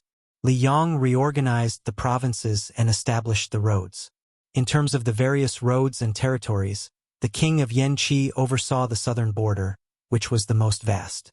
The Guangling Road, which the vassal King Zhao Yi had his eyes on, was close behind. However, the degree of richness of the two could not be compared. Half of the world's taxes came from Guangling, which was not a lie. It was just that Guangling Road was not peaceful at the moment. In the past, there were still people who could rely on their connections to pass through the post house. However, now that a storm was coming, it was obvious that a war was imminent. The dozen or so main post house roads around Guangling Road were abnormally strict. They did not allow anyone other than soldiers to invade. Once discovered, they would be exiled from the Tuliao. At the border of Guangling Road, there were many checkpoints with swords and halberds. One could only leave but not enter. It was obvious that the rebels of West Chu were the first to fortify their walls. Later, the matter of clearing the wilderness was handed over to Li Yong in order to catch a turtle in a jar. Several vassal kings carrying Jingnan's banners were stationed at the border. Most of them cherished their feathers, so the soldiers under their command did not violate the law. However, some of the second- and third-class generals who held little military power but were unable to participate in the war immediately smelled the fishy smell. Horses would not grow fat without night's grass. Around the border, there were many bandits fishing in troubled waters. It was true that there were a few rebellious acts, but it was absolutely not as serious as reported by the local government. As a result, first there was a small-scale rebellion, and then there was the chaotic scene of bandits passing through like a comb. Immediately after that, the soldiers who were suppressing the bandits heard the news and moved into action. This was the true meaning of soldiers passing through like a string of beehives, causing many wealthy families who had the strength to complain incessantly. In the end, even the envious heads of the provincial and county governments suddenly became bold. They did not care about their table manners and wantonly sent their trusted aides and advisors to the aristocratic families outside of their in-laws. Nominally, they were distributing protective talismans, promising that when the bandits roamed, the government would definitely send troops to protect the border and the people. Nobody was stupid, so they could only obediently squeeze out a smile and send boxes of gold and silver as a means of averting disaster. Nowadays, even the banknotes of the big money houses with roots in the capital were useless. As long as it was real gold and silver, the latter could only resentfully curse the officials in private. If he wanted to get to Eastern Sea's Martial Emperor City, he would have to go through Guangling Road and take the easternmost Wild Road. Su Fengyan, who had become a coachman, had already crossed the border. Along the way, he had seen several robbers taking advantage of the chaos to make money, all of which happened in the area between Dechu and Liang's prince of Guangling Zhaoyi. Among them, there was a group of 30 robbers, each of them riding a horse and wearing armor. Although most of their weapons were rusty, they were undoubtedly weapons from the old Guangling Road's armory. It was enough to show how the Liang officials, who had come from outside, did not pay attention to the outside world and only cared about the wealth of the people. However, when Su Fengyan arrived at the east, the situation began to improve. At first, he walked on foot, but later on, he encountered a group of fierce bandits who were chasing a wealthy family far away from trouble. At that time, more than a dozen young and strong guards were killed. Su Fengyan killed a few bandits who were about to attack the women and children, and a few more who were out of their minds. However, he did not chase the bandits down and let them escape. At that time, a young man who was wearing a scholar's robe, who was about to kill his savior, stared at Su Fengyan gloomily and said that he was willing to pay 100 jin of gold to kill all the bandits and avenge his family. Su Fengyan ignored him. The young man was about 13 or 14 years old and was a jurin of the imperial court, but he had not yet passed the examination. He was probably a local prodigy and was highly regarded by his family. They were all eagerly waiting for him to bring glory to their family, so it was inevitable that he developed a condescending arrogance. When the young man saw that this young man who traveled in Jianghu was not chivalrous and had suffered a tragedy himself, he did not cover his mouth and said a few very unpleasant words. Su Fengyan was too lazy to argue with a child and continued on his way. However, the old man of this small noble family was kind and quickly came forward to reprimand his eldest grandson's rudeness. He gave him a carriage as a gesture of gratitude and carefully gave him a small stack of silver notes. The old man originally wanted Su Fengyan to help escort him to a safer place further south, but after testing him, he did not force him. In fact, the carriage and the 300 to 400 taels of silver were just worldly possessions. Moreover, so many guards who acted as coachmen had died, so some carriages had become burdens and had to be abandoned. Su Fengnian did not refuse, which was why he had what he had now. Afterwards, there were some ignorant water bandits who came forward to harass him, but they were all easily chased away. This made the absent-minded Su Fengnian think of many old people, such as the large group of old and young from Mount Qingqing, who did not look like bandits at all. As for the Jianghu chivalrous men, he remembered He Zhu, who rode a horse to the Spring God Lake to deliver a message to Miss He.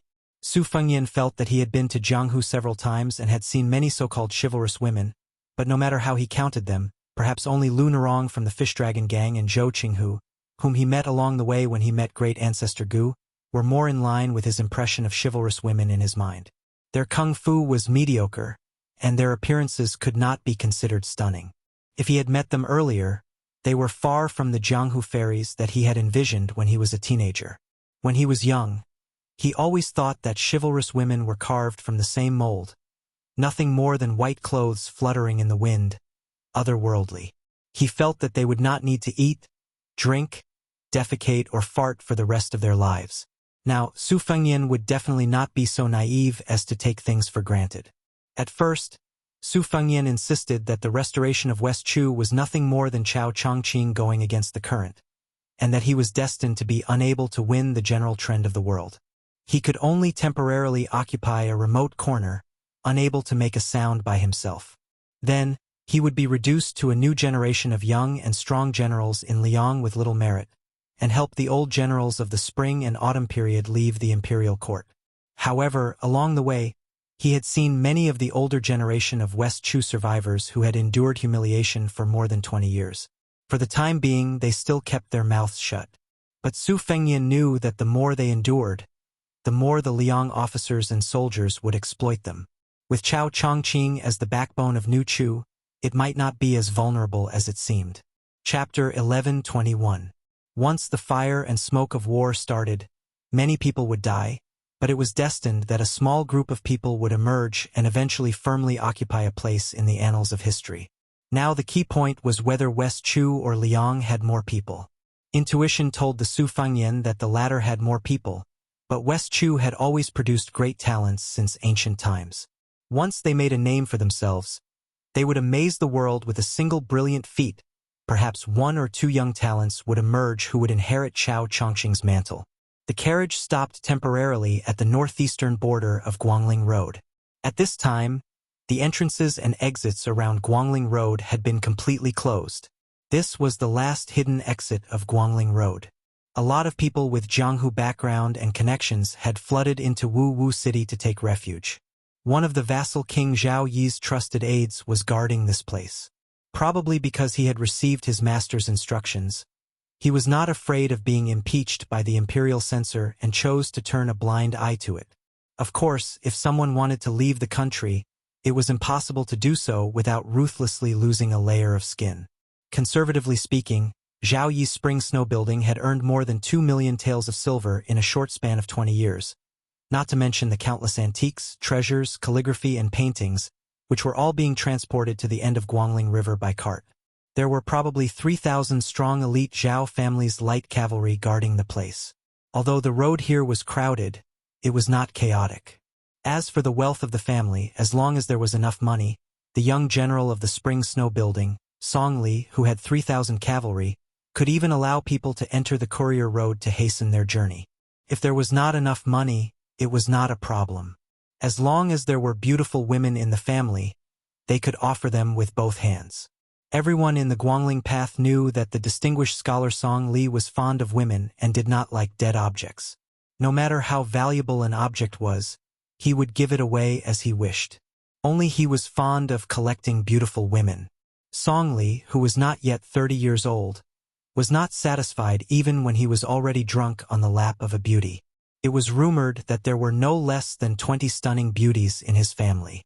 There were women from the imperial family of a fallen country who had wandered among the common people, young heroines from Jianghu sects, and even women from aristocratic families who were willing to have an affair for him. Among these women, there was no doubt that the most famous was Banana Deer, who was ranked 6th on the New Rouge ranking. This delicate woman could be said to have had a difficult life. Originally, she had passed through the hands of many people, but fortunately, she was not labeled as a beautiful woman with a short life. Song Li's origins had always been unclear. He gave people the feeling that he had inexplicably become the new celebrity of the Guangling Path's important military location, the Spring Snow Building. However, after that, he had always been deeply trusted by the vassal king and was even close to His Royal Highness Zhao Yuang. What was even more inconceivable was that Zhao Yuang, the grandson of the Zhao family with such a bad reputation, was able to remain calm in front of the beautiful women in Song Li's family. He was even able to respectfully address Banana Deer as sister-in-law. Furthermore, the Spring Snow Building was divided into 2 camps. Lu Shang, who had already entered the capital and been promoted, was in the same camp as Zhang Erbao and the other generals. He had always been at odds with the chief advisor, who had a bumpy career because of his ugly appearance. Song Li, on the other hand, was able to make friends with both sides. Su Fengyan stayed at an inconspicuous inn in the military town. The price had already increased by many times. It cost 30 taels of silver a day, and it was not even enough to stay in a second-class room. Furthermore, because there were so many people coming and going, even if the bedding was carelessly washed, one could smell a strong sour smell of sweat. The horse grass used to pull the carriage had to be charged separately. It was even more expensive than the meals of the guests staying at other places. However, still, no one dared to complain. Su Fengyan's room was at the end of the corridor on the 2nd floor. It was narrow and dark. Along the way, the initial banknotes had to be converted into money and had long been used up. Afterwards, he had cut off some real gold and silver from a group of bandits, which was more or less enough to cover the cost of crossing the border. If Su Fengyan wanted to reach the ownerless Eastern Sea Martial Emperor City as soon as possible, it would be a piece of cake. However, the current timing was not right. If he wanted to truly succeed, it was better to go at the right time than to go at the right time. That way, he would appear to be leisurely and carefree. Furthermore, he also wanted to take advantage of this period of time to take a few more glances at the people of West Chu. At dusk, Su Fengyan went downstairs to make do with dinner. After chewing and swallowing slowly, he ordered a pot of tea. The waiter said that it was this year's Spring God Lake new tea, but the tea in the cup was yellow and truly unbearable to look at. Inside the building, most of the guests were talking loudly. There was wine and tea. Su Fengyan discovered that there were almost no survivors of West Chu who had left their homes and headed north. After the spring and autumn period, the territory of Liang was vast. Because there were so many powerful vassals who had been given territories by the previous emperor, a lot of news, neither light nor heavy, was blocked by the region. However, there were still some things that interested the entire court. One person spread to 10 and 10 to 100. With the support of the relatively unobstructed post office, the news spread extremely quickly. For example, who was the top 3 in the court examination that appeared only once every 3 years? As for the martial arts and rouge reviews, there was no need to talk about them. However, in this month, there were only 2 things that the people of Liang looked forward to the most. One was when West Chu would rise in rebellion, and the other was when they would hear the news of the death of the young vassal of Beiliang. This news of death was, of course, great news. In the eyes of many people, even though Beiliang had the surname Su for more than 20 years, since the butcher Su Shao was dead, they might as well give it to Chen Jibao, who had been the vassal for a period of time. Only then would everything be fine. In the eyes of the people, the new Liang prince was the scoundrel who occupied the magpie's nest. The king of Shu, Chen Jibao, could very well rule over 2 lands. The western front of Liang would be peaceful and peaceful. It was better than letting the prodigal Su Fengyan squander 300,000 cavalrymen for no reason. At this moment, everyone in the inn was discussing the second matter. After all, most of the people in the inn had a grassy atmosphere. As long as no one was implicated in the restoration of West Chu's country, it would not be a big deal. However, Wang Shenji, who had been given land without a single soldier, was an old monster who was called the Emperor, on the same level as the Emperor of the Zhao family. When they talked about this martial emperor, everyone was excited. In the inn, There was a table of guests with a different demeanor from the people of Jianghu. They were solemn and full of murderous intent. Most of them carried sabers of the same style. Anyone with a discerning eye could tell that this table belonged to a family of officials. Moreover, there were several retainers outside the inn with similar sabers. Their eyes were sharp, and they looked at everyone with the arrogance of a human looking at a dog. There were 3 men and 1 woman at the table. The woman lowered her head to eat and occasionally raised her head. Her appearance was ordinary, but she had a pair of spiritual eyes that made people forget the vulgarity. Especially when she looked around, it was enough to add a lot of color to her. Sitting beside her was a short and sturdy man in his 30s. The other 2 were carrying sabers, 1 old and 1 young. The old man was dressed in brocade. When he heard the boastful talk in the inn, he could not help but have a mocking expression. It was probably the expression of a person at the mouth of a well mocking a frog at the bottom of a well. Chapter 11:22. The young man rolled his eyes. He was wearing a Guangling saber wrapped in green silk.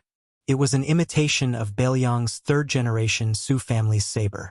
In terms of sharpness, it lost to the 1st-generation Su saber, and in terms of lightness, it lost to the 2nd-generation Su saber.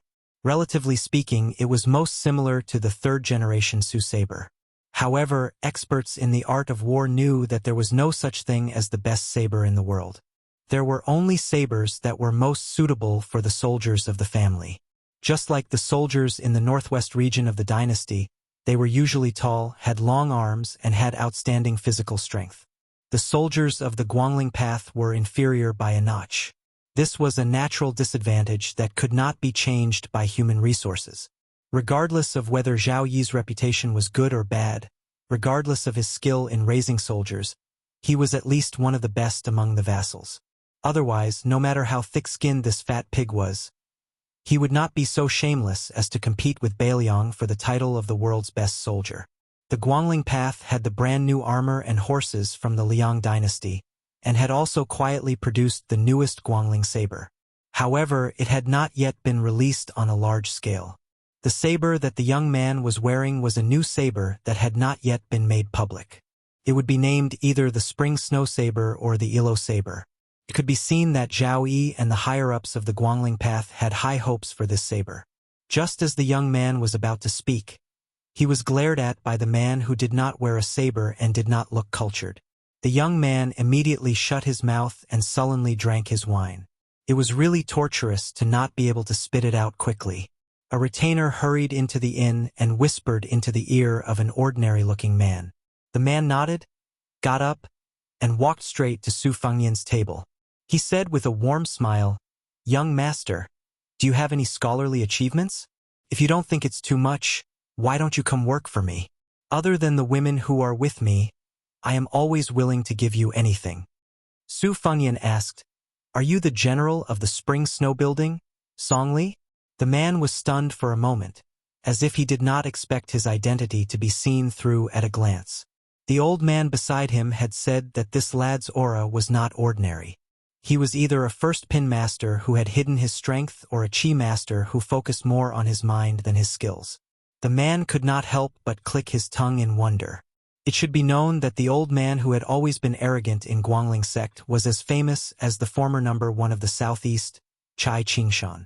Chai Qingshan was not only a master of swordsmanship, but also the master of the Dongyue sword pool, Song Nianqing's martial uncle. Previously, he had relied on Zhao Yi for the sake of the sect's reputation and was reluctantly expelled by the Dongyue sword pool. Now that Song Nianqing had died, Chai Qingshan had been respectfully invited back to the sword pool to take charge of the affairs. In this way, the old retainer beside him was the well-deserved number 1 master of Guangling sect. The old man's name was very common, Wang Fu, but his saber skills had already reached perfection, even before Gu Jiantang. It could be said that Gu Jiantang was among the top 10 masters in the world, and never dropped out of the wushu evaluation. He once stepped on the shoulders of this old man. The old man treasured the famous saber Kof bead, nicknamed Ghost under the wrist. In the past few wushu evaluation sessions, people who used sabers all over the world all had the same understanding. Those who were truly proud of their saber skills could be counted with one's fingers. Among them, Gu Jiantang was ranked first. Mao Shulang, who was from Nanjiang but was still strong despite his age, had already completely sealed his saber. Coupled with the fact that he had no successor, he went to play with flowers, grass, fish and insects. Wang Fu unknowingly rose one rank, ranking before Yuan Zuozong of Beiliang, who had abandoned his saber for many years. The reason why this martial arts magnate did not enter the wushu evaluation was because his strength was slightly inferior, but more of the reason was that his martial arts ethics were extremely poor when he was young. When he encountered masters, he never knew what elegance was and used all kinds of sinister tricks. Years ago, in order to disturb the enemy's state of mind, he had people kidnap the enemy's wife and child before the battle. When he showed up, he threw the enemy's child's thumb. The enemy, who had always been calm and peaceful, lost the support of his state of mind and finally died under Wang Fu's saber. Even though he was old, he still did not act like an old man. His temperament was extremely devious. His bladesmanship was a dark path, and he was especially diligent in slaughtering those talented Jianghu juniors. He would kill almost everyone he saw. It had been many years since Wang Fu had the opportunity to pull out his cough bead blade. His original intention was to kill just now as a way to relieve his boredom. If he made a mistake and really encountered a troublesome master, with Guangling Path's top nobleman Song Li's 3,000 steel cavalry holding the fort, a lone Jianghu outsider would not be able to make any waves. When he was captured, he could be slowly used to sharpen his blade. In these years of relying on the imperial court, Wang Fu had done many such shady deeds. However, Song Li, who was recently conferred the title of General Hung Jiang by the imperial court, had his own plans. He did not go along with the intentions of this bladesmanship master. Instead, he had the intention to recruit him. It was not that he lacked valiant generals who could charge and break through enemy lines, but Song Li had always had a strong hobby of collecting beautiful women and Jianghu experts. Furthermore, he only treated them as flowers on brocade and not charcoal in the snow. Once he obtained them, he would be satisfied if he could take a few glances at them whenever he remembered them. Just like this time, when Wang Xianji announced that she would not return after leaving the city, Martial Emperor City lost its last life-saving talisman. Many Jianghu experts who could not see the light of day were recruited by Song Li, who was close to them. Song Li also did not care about their character. Song Li was all smiles, but Wang Fu did not dare to let his guard down. There were countless unorthodox methods in the Jianghu, and only God knew if the remnants of West Chu had their eyes on this newly conferred general of Hangjiang. If Song Li was schemed against, the Spring Snow Building was in need of people. If he lost a trusted general before the war even started, the vassal King Zhao Yi would skin him alive and pull out his tendons. Everyone in the Spring Snow Building knew that Song Li's current power and status was not only because he was capable, but also because Zhao Yi saw Song Li as a character who would share his fortune and misfortune. This point was even more important. The shrewd old Spring Snow Building member, Lu Shangxiang, might not be without resentment. Su Fengyan glanced at the ghost under the wrist Wang Fu, who was holding his breath in concentration, and quickly retracted his gaze. Song Li waited for a moment and did not receive a reply. He laughed at himself and did not hide his regret. He slowly said, "I am just a small general. Since I am not able to enter young master's discerning eyes, I hope that when we meet again, you and I can have a good drink. I still have some urgent matters to attend to, so I will not disturb young master's tea time. In the future, as long as young master travels the Jianghu in the Guangling Road, no matter if it is a big or small matter, you just need someone to send a message to your residence. I will definitely be there." Song Li cupped his fist lightly and left with a smile. His bearing was extremely good. Not only did he not bully others, but he also admitted that his foundation was not deep enough. It was not that the young masters present were blind and did not recognize a true Buddha. If it were other heroes of the Jianghu, even if they were not deeply grateful, they would inevitably have a good impression of a general who lowered himself and treated them with respect.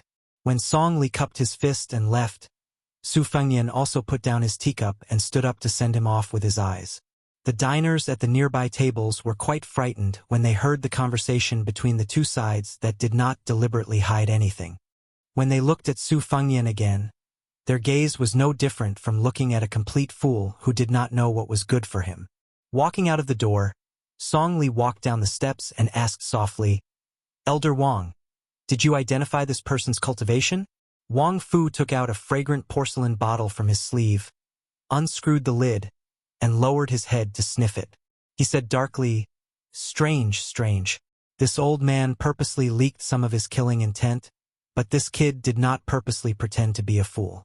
After noticing it, he immediately stopped twirling his cup, but then there was no more movement. Could it be that he was apprenticed to a Taoist priest since childhood? Otherwise, he would not have such composure. Ordinary experts, when attracted by a sudden killing intent, can maintain their posture and pretend to be as steady as Mount Tai. However, the subtle changes in their pupils and the speed of their qi circulation are difficult to hide. However, this old man can confirm one thing. Looking at his continuous gestures of raising, holding, and putting down the cup, this kid must be a person who uses a knife. Song Li smiled. Usually, Elder Wang can kill if you want to, but now is not the same as before. Many things may affect the whole situation. It is better to avoid unnecessary trouble. Wang Fu reluctantly agreed and put away the bottle, as if not killing people was equivalent to accumulating merit and virtue. He said with a smile, "That kid probably doesn't know that he has wandered around the gates of hell." Song Li turned and mounted his horse. Together, 7 or 8 riders rushed to the military town. A few li away, a scout came back with a military report. Over there was a pair of women who were extremely interesting. Not only did they provoke his soldiers, they also did not have the slightest self-awareness. One of them threatened to make him, the general of Hengjiang, suffer the consequences. Song Li was not angry, but he felt that it was a bit chewy. Song Li naturally knew the temperament of his army of tigers and wolves. He raised his soldiers to raise them like jackals and wolves. If they did not eat people, how could they kill people on the battlefield? There were many horse bandits in the forest north of Guangling Road. Among them, there were 6 or 7 horse bandits with more than 100 people. Not only did they kill and set fires unscrupulously, but they also teased the local soldiers as easily as a cat playing with a mouse. Song Li also had an even more ruthless place. After his own soldiers became extremely difficult to exterminate, he sent many new soldiers who were in the dark to fight with them. They fed each other's fighting strength and died in vain. Galloping on the street, Song Li suddenly sighed with emotion. Who would dare to believe that Wang Xianji would die in the hands of that person? Wang Fu, who had always been arrogant, had a gloomy face. If someone did not recognize Lu Huang, who was carrying old monster Wang's corpse, no one would believe it. Song Li smiled and asked, "Then isn't the one surnamed Su the new number 1 in the world?" Wang Fu had never seen others doing well. He sneered and said, "Even if that young vassal king could survive, half of his life would be gone. Every year, he would have to consume several furnaces of Wudong's elixirs to keep his life. How could he be the number 1 in the world? From this old man's point of view, Wang Xianji is most likely dead. In fact, it was Beiliang who sent out all of its elites and some unknown hidden death soldiers that luckily killed Wang Xianji." Song Li smiled indifferently and did not comment. Chapter 11:23. At the inn, Su Fengyan returned to his room. Since he had nothing to do, he let the 9 flying swords fly out of his sleeves. Not only did he not use his qi to control the swords, he did not even have the slightest confidence in them. This was a mysterious phrase that often appeared in the Wu family's sword tomb. It was used to explain a higher realm of using qi to control the swords, which was where the heart is, where the tip of the sword points. The latter was obviously very high quality. It required years of careful nurturing of the swords to nurture the sword embryo with perfect spirit. However, the 9 flying swords spiraling around the room were not only living creatures that had formed sword embryos, but more like enlightened children that had been caressed by immortals. In terms of physical toughness, after the battle with Wang Xianji, Su Fengyan was far inferior to the Vajra realm masters in Jianghu. In terms of qi, the ghost Wang Fu in his wrist was not wrong. Su Fengyan could not compare to those Finger Xian realm masters with their own merits. However, the current Su Fengyan could not be judged with common sense. When he killed Zhao Huangchao, he wanted to go to Martial Emperor City based on his intuition. At first, he was cautious and wanted to go to Mount Hui to find Shenyuan Qingfeng, the Wulin Alliance master, to be his bodyguard. Of course, he wanted to make a big deal with her at the same time. Otherwise, he would not have asked. However, since Shenyuan Qingfeng was unwilling to have an affair with him or Bailiang, Su Fengyan did not force her. However, when he was in close contact with Shenyuan Qingfeng, a top master, and quietly confronted her, Su Fengyan was surprised to find that not only were the flying swords eager to move, he also had an inexplicable heroic spirit. This was not unfamiliar to Su Fengyan. It was the same spirit that himself and Wang Xianji had 800 years ago. They were invincible against the world. In the past, Su Fengyan was aware of this state of mind. However, he did not have the intention or the power to control it. However, after the battle, especially after he left Mount Hui alone and got closer to the Eastern Sea, he often could not suppress some of his unintentional actions. Just like now, the flying swords were flying around without a trace, like fish in water. Su Fengyan could clearly sense their joy and even felt that he could converse with them. Su Fengyan muttered to himself, Buddhism's Mount Sumeru in a mustard seed, and Taoism's heaven and earth hidden in one sleeve. None of them look like it. The mayfly flying sword suddenly spun in front of Su Fengyan's eyes as if it was greeting him. Then, it flashed and flew out of the window. Su Fengyan walked out of the house and went downstairs with a calm expression. He left the inn and walked out of the town. In the end, he saw Song Li's figure sitting high on a horse from afar. It seemed that two young women on the post house had gotten into trouble. One of them was tall and full of heroic spirit. Her sword had already been unsheathed. Judging from her posture, she seemed to be from a famous family. She was still a bit away from being able to spit out Gang Qi at the tip of a sword. She was protecting a woman with a graceful figure behind her, who seemed to be a lady from Jiangnan.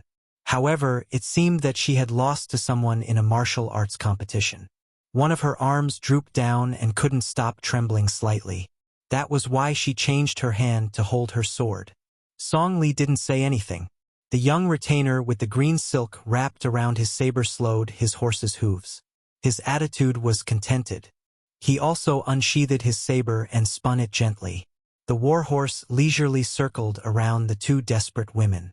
Su Fengyan stood in the shade of an inconspicuous post house. He heard the swordsman, who was obviously a woman from the north, say sarcastically, I thought that the Guangling underworld wasn't a nest of snakes and rats. After all, even the capital knows that there's a guy called Song Li who keeps on saying that once he has the power of the dynasty in his hands, he will kill all the dogs of the people. Unexpectedly, hearing about him is not as good as seeing him in person. He's just a filthy trash who snatches women from the people. Hearing this, Song Li chuckled and finally said, Heroine, I have nothing to say about you injuring 20 soldiers with your own ability. However, Liang Meigong then openly made a bet with you. He lost, so we let him go. You lost, so you have to hand over the woman behind you. If you agree to a bet, you must accept your loss. Heroine, your swordsmanship is good, but your gambling character doesn't seem to be much. Hearing this, Su Fengyan prepared to turn and leave. The graceful woman behind the heroine was about to speak when she was stopped by her gaze. She turned her head and stared at Song Li. Song Li smiled and said, Don't say anything about you losing and you have to come with me. You and I both know that as long as you don't protect me, the woman behind you won't be able to walk more than 3 li in the current world. I am not a good person, but I am an honest person. I can make it clear to the two ladies that as long as she passes through the Song family's gate, I will let her go. I won't touch a single strand of her hair. However, I have to say the ugly words first. The entire Guangling underworld knows that whether or not I touch her body is not important. But in the future, she will be considered my woman. The tall and heroic woman sneered and said, Song Li, do you have the ability to go to the capital and say such shameful words? Song Li waved his hand on the back of the horse and laughed. How would I dare? Song Li gradually withdrew his smile and said, No matter if it is you or the woman behind you, none of you are pretty girls from humble families. You are probably from a large family in Great Peace City. But since you have entered the countryside, you have to follow the customs. No matter how big the gold branch or jade leaf is, I can eat it without leaving a trace afterwards. So you should think about it carefully. Don't really annoy me." The sword-wielding woman exhaled and said in a deep voice, "I have come to Guangling Underworld to find Zhao Zhu." She had left the capital to travel, other than wanting to roam the Jianghu alone. She had also prepared to see that young person who liked to build the capital. The woman behind her was her close friend, but the person she was going to meet was a heartless childhood friend. That man who had originally had a bright future seemed to have disappeared from the world for no reason after his family had changed. She had finally found some clues. This time, she had gritted her teeth and secretly left Great Peace City. Could be called a rebellious action. If she returned, she would not be able to take a step out of the capital for the rest of her life. Also, this time she had dragged her to see that man. She had not been refused the door. But what was more hurtful was that the man had said that he had already discussed a marriage and was going to take root in that poor little place. The woman behind her did not believe that he would change his mind. The man had arranged a date with the unfamiliar woman who was not as good as her in every aspect. Not to mention the difference in their backgrounds, their appearances, talents, and knowledge were not worth mentioning. But when she saw the man and the village woman standing together, she gave up. Because when she saw the man and the woman who were not a good match, she knew that he liked her. The woman who had practiced the sword for many years under the master of the sword was not as calm as she appeared. The old man beside General Hung Jiang was unfathomable, so she had chosen that young retainer as her bet partner. She was sure that the opponent's blade skills were slightly inferior to her own. But if they really fought, not only would she lose, if that person had not shown mercy, she would have died here. Although it was against her nature to go back on her word, how could she watch her close friend go to that dragon's pool and tiger's den? Just as Song Li himself said, once she crossed his family's threshold, she would lose her clean reputation. No matter what good would it do to have this surplus general of Guangling's local snake be hacked into 1,000 pieces, his property confiscated, and his ancestors exterminated? But she still did not want to reveal their identities. She was not willing and did not dare.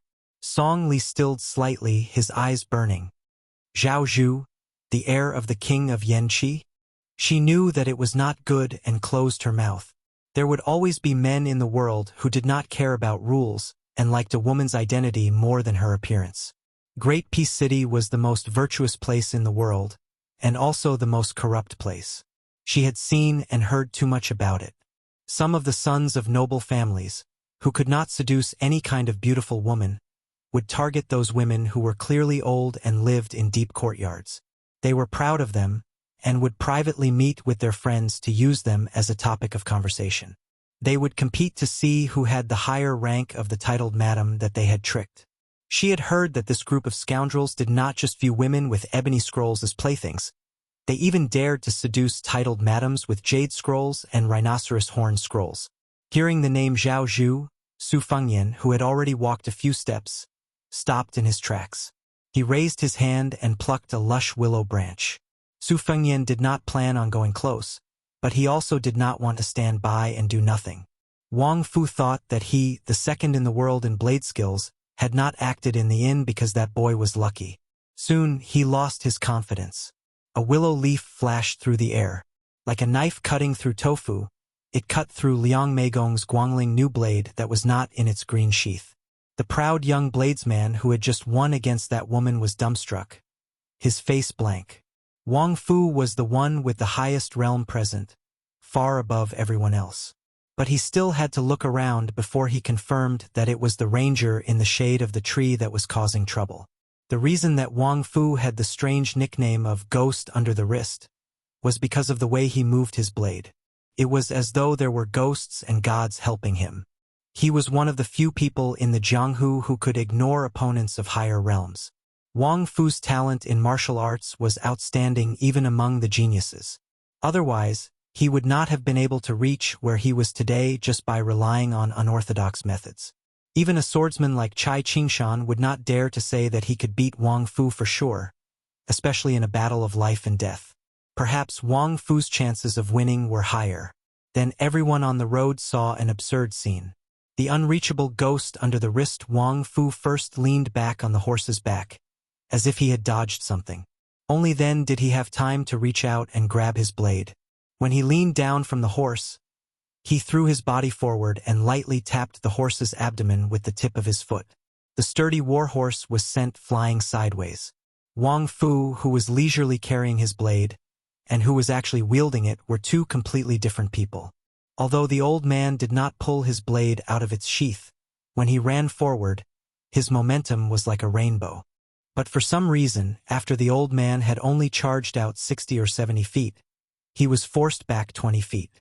Then he continued to run with one hand on his blade, his head lowered and his waist bent. He did not walk in a straight line, but rather slithered across the sand like a snake. The ghost under the wrist, a master bladesman, was running forward and retreating like a toddler. After repeating this many times, everyone finally realized that the culprit should be that guy in the shade whose face they could not see clearly.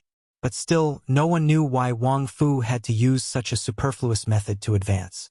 Even Liang Mei Gong, who had broken his blade, was no exception. Chapter 11:24. When Wang Fu finally arrived within 100 steps of the young man, wrist ghost, who was still holding onto the hilt of his saber, saw the young man casually toss away the willow branch in his hand. Without making the slightest movement, the willow branch above the young man's head suddenly straightened, snapped, and fell rapidly to the ground. Coincidentally, the young man caught it with one hand. Wang Fu suddenly stopped in his tracks. It was not only a show of goodwill, but also a show of weakness. Wang Fu was different from many top masters in that he had never set foot in Martial Emperor City in his life. After he became famous in his prime, he didn't have the title of Ghost of the Wrist at that time. Instead, he had the title of Wang Bu Si, which was mixed with praise and criticism. This was because he would kill anyone he encountered, and the one who survived would always be him, Wang Fu. He would never provoke an enemy who could kill him, so in this life Wang Fu had never lost even once. Even though he had been close to Chai Qingshan for many years, the two of them had never once exchanged martial skills. For more than 10 years, Wang Fu had rarely used his saber. But 10 years ago, there was a time in Jianghu when he was still carrying the Kof bead, one of the 10 most famous sabers in the world. Against a young man, he still retreated without a fight. Not long after that, not only did Wang Fu know who that young man who didn't carry a sword or a saber was, it could be said that the whole world knew. The Peach Blossom Sword God, Deng Tea. This time, Wang Fu still did not care about the face of top masters and martial arts seniors, and chose not to use his saber. It was not that he thought he had no chance of winning, but once he used his saber, it would be a fight to the death.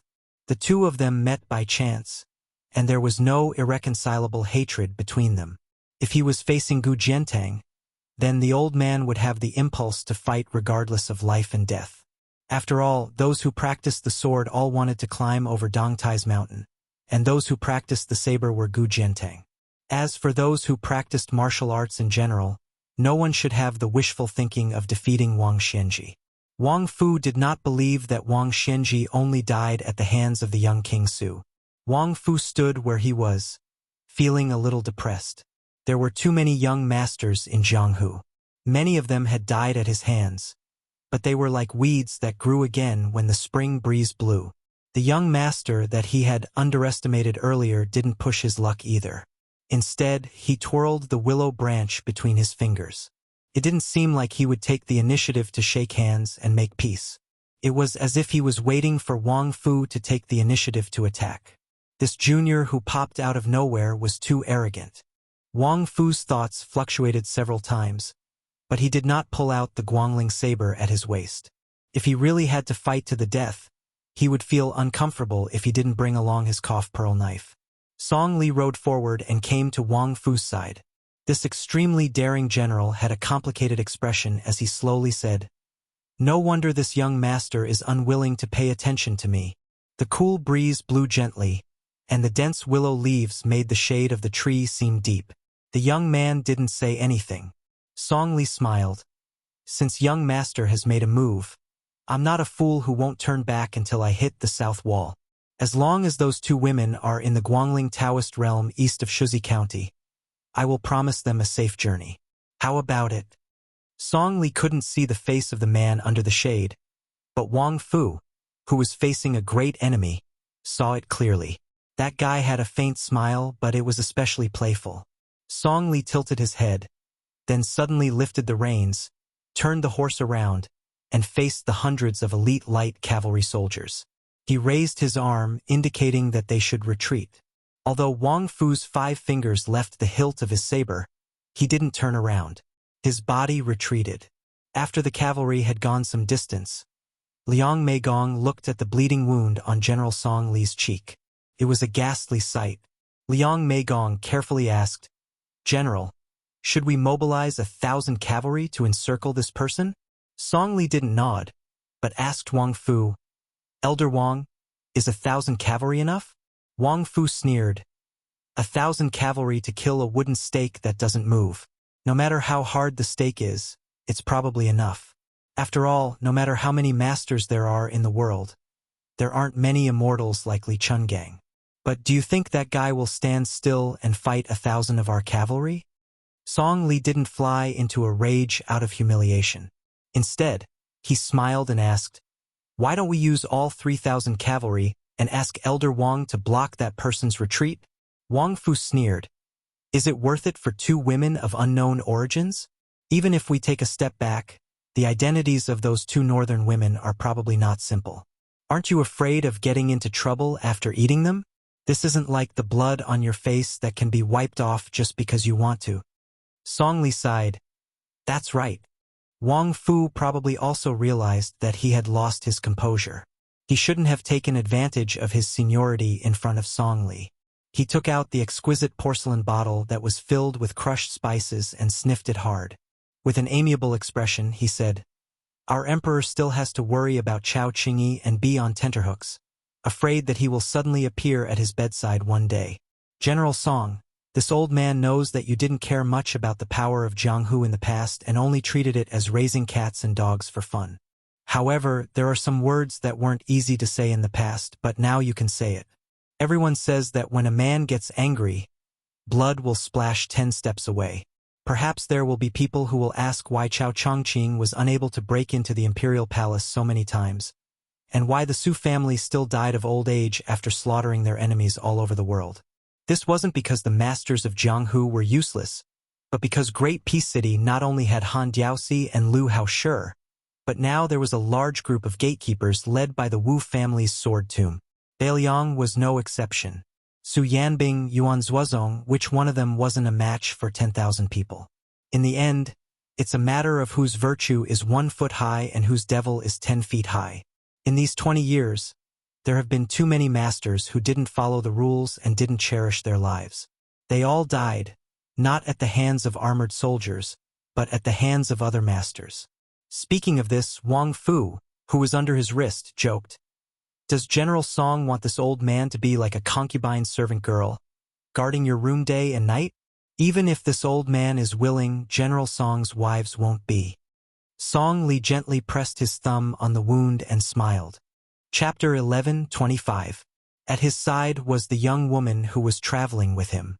It was only because of her pair of limpid eyes that Song Li had taken a liking to her that she was exempted from the gold and silver that her family needed to pass through the border. She was nothing more than a concubine's daughter, so it was the same as being sold for a high price of several tens of thousands of taels of silver. Moreover, she was able to establish a relationship with Song Li, a popular figure in Guangling Path. It wasn't just the landowning household that was secretly delighted. Even the woman was happy inside. Normally, when marrying, one had to pay particular attention to matching social status. How could she have the extravagant hopes of marrying a Hengjiang general conferred by the imperial court? Song Li turned his head, staring at the woman whose name he still didn't know. With a smile, he said, "If you look at this general's wound one more time, I'm going to cut out your eyes." The woman, who originally only knew a bit about horsemanship and whose face was slightly pale from the bumps, was immediately horrified to the point where her face was devoid of color. The pair of women on the post-house road could be considered to have seen a glimmer of hope at the end of the tunnel. However, when they wanted to go up and express their thanks, That righteous man had already disappeared without a trace in the blink of an eye. The timid woman clutched her chest, breathing heavily. With a wave of lingering fear, she said, "Wuxia, why don't we return to the capital?" The tall woman who returned her sword to its scabbard said quietly, "After we meet Zhao Zhu, I'll send you back." Only upon closer inspection would one realize that she actually had a pair of jade-green eyes. Purple beard, blue eyes, Grand Secretary Zhang. The woman didn't have any facial hair, but her jade eyes were similar. She was also someone from the capital, so her identity wasn't hard to guess. She was Zhang Julu's daughter, Zhang Wuxia. Meanwhile, the woman at Zhang Wuxia's side was a genuine relative of the imperial family, the most noble woman under the heavens. She admired that Song family's young phoenix, and Zhang Wuxia just happened to want to roam the Jianghu, which was why she snuck out from Great Peace City. During the initial stages of their journey south, it was generally like a spring outing. Occasionally, there were disturbances, but they were all dealt with by Zhang Wuxia's sword arts. Before they entered Guangling Path, they even made a trip to Martial Emperor City to watch the excitement. Because after Wang Xianji left the city, Yugrum's building, Huang Linya, and the other disciples also abandoned the city and roamed far away. Without anyone to suppress the experts in the city, at first, they didn't dare act rashly. However, when it was confirmed that Martial Emperor City had indeed become an ownerless land, there were people who began to stir up trouble. However, soon after, a cavalry army was stationed outside the city. Only then did things calm down a bit. However, the inner city walls filled with weapons suffered a calamity. Even with the Wang family's old servant watching over them, there were still a few famed swords and blades missing every day. However, for the time being, not a single weapon inserted on the walls had been stolen.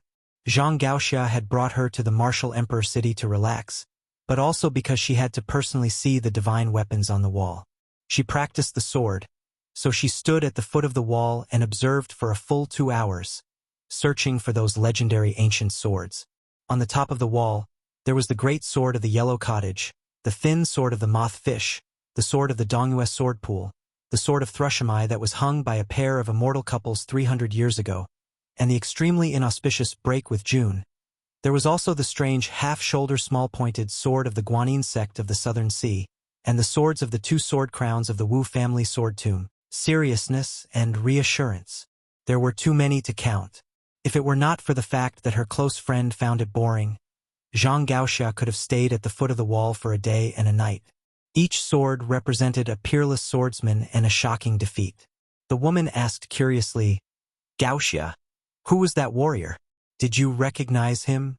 Did you see him clearly?" Zhang Wuxia shook her head regretfully. "No." The woman sighed. "If we were in Great Peace City, we could have repaid his kindness." Zhang Wuxia muttered to herself, "After this, there won't be anything to do with Jianghu. If there really is, then it's just people who don't care about their lives dying on the battlefield." The woman suddenly said angrily, "This person is called Song Li. He's really detestable." Zhang Wuxia hesitated for a moment, but in the end, she did not say it. She had once inadvertently heard her father commenting on the people of Guangling. Among them, he had mentioned this Song Li, the prince of Guangling's blessing general. Song Li was actually a chess piece that the imperial court had placed in Guangling's spring snow building a long time ago. But hearing her father's tone, Zhao Yi had also sensed this in the past 2 years, but still did not shed all pretense of cordiality. On the contrary, he valued this person more and more. If he wanted money, food, soldiers, and horses, he would give them all to him without hesitation. However, Song Li did not listen to Zhang Lu's orders. Even Gu Jiantong's Gu Lu, which only existed in name now, had not been able to order Song Li around in the past. Zhang Wuxia privately speculated that this Song Li should be called Zhao Li. His backers might be the most powerful elders of the imperial house. These old men who had followed the previous emperor to the north and south and lived a life of war had been silent for too many years. Zhang Wuxia's father, the Grand Secretary, had once revealed heavenly secrets to his daughter. He had laughed and said that those old men, who were buried up to their necks in the yellow earth, had gritted their teeth and refused to step into the coffin because they wanted to wait for the two people outside the door to die first. Later, when the news of Su Zhao's death spread to the capital, Zhang Gaoxia went to the study that her brothers had treated as a forbidden land. When she found that the person outside the door had died, the father of the person inside the door was not very happy. Instead, he was somewhat lonely.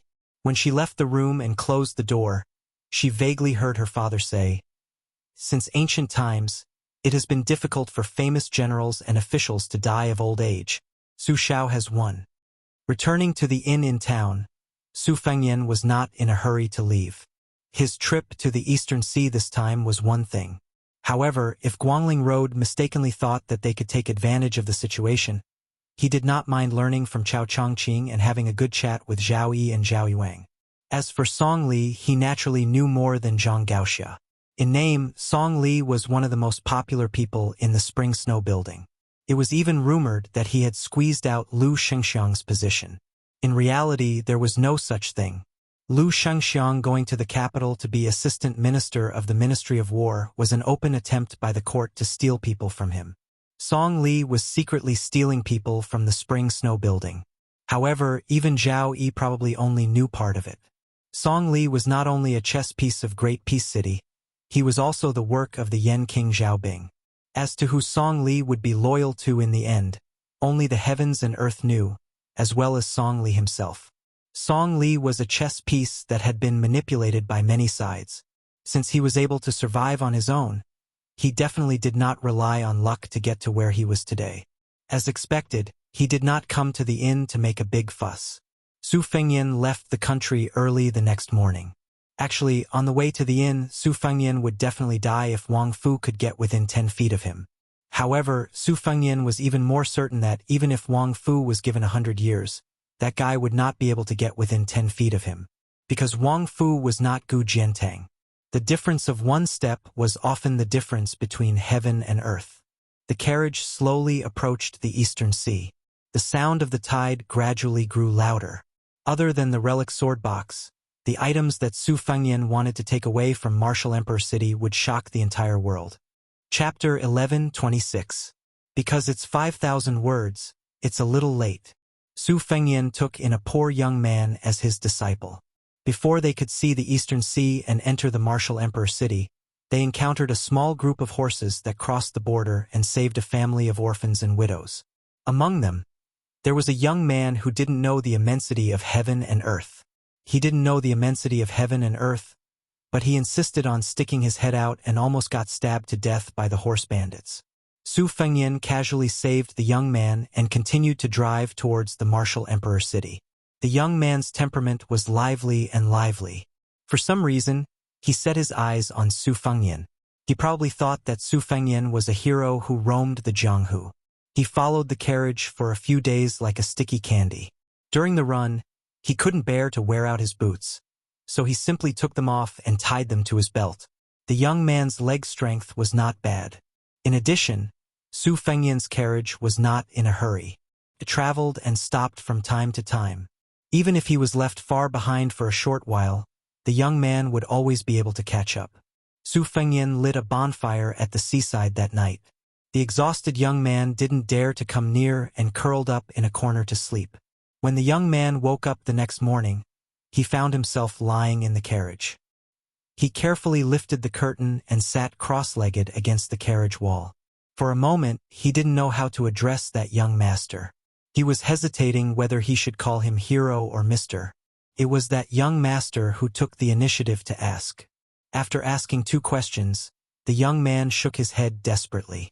The third question made the young man even more confused. The young man asked if he wanted to be his disciple.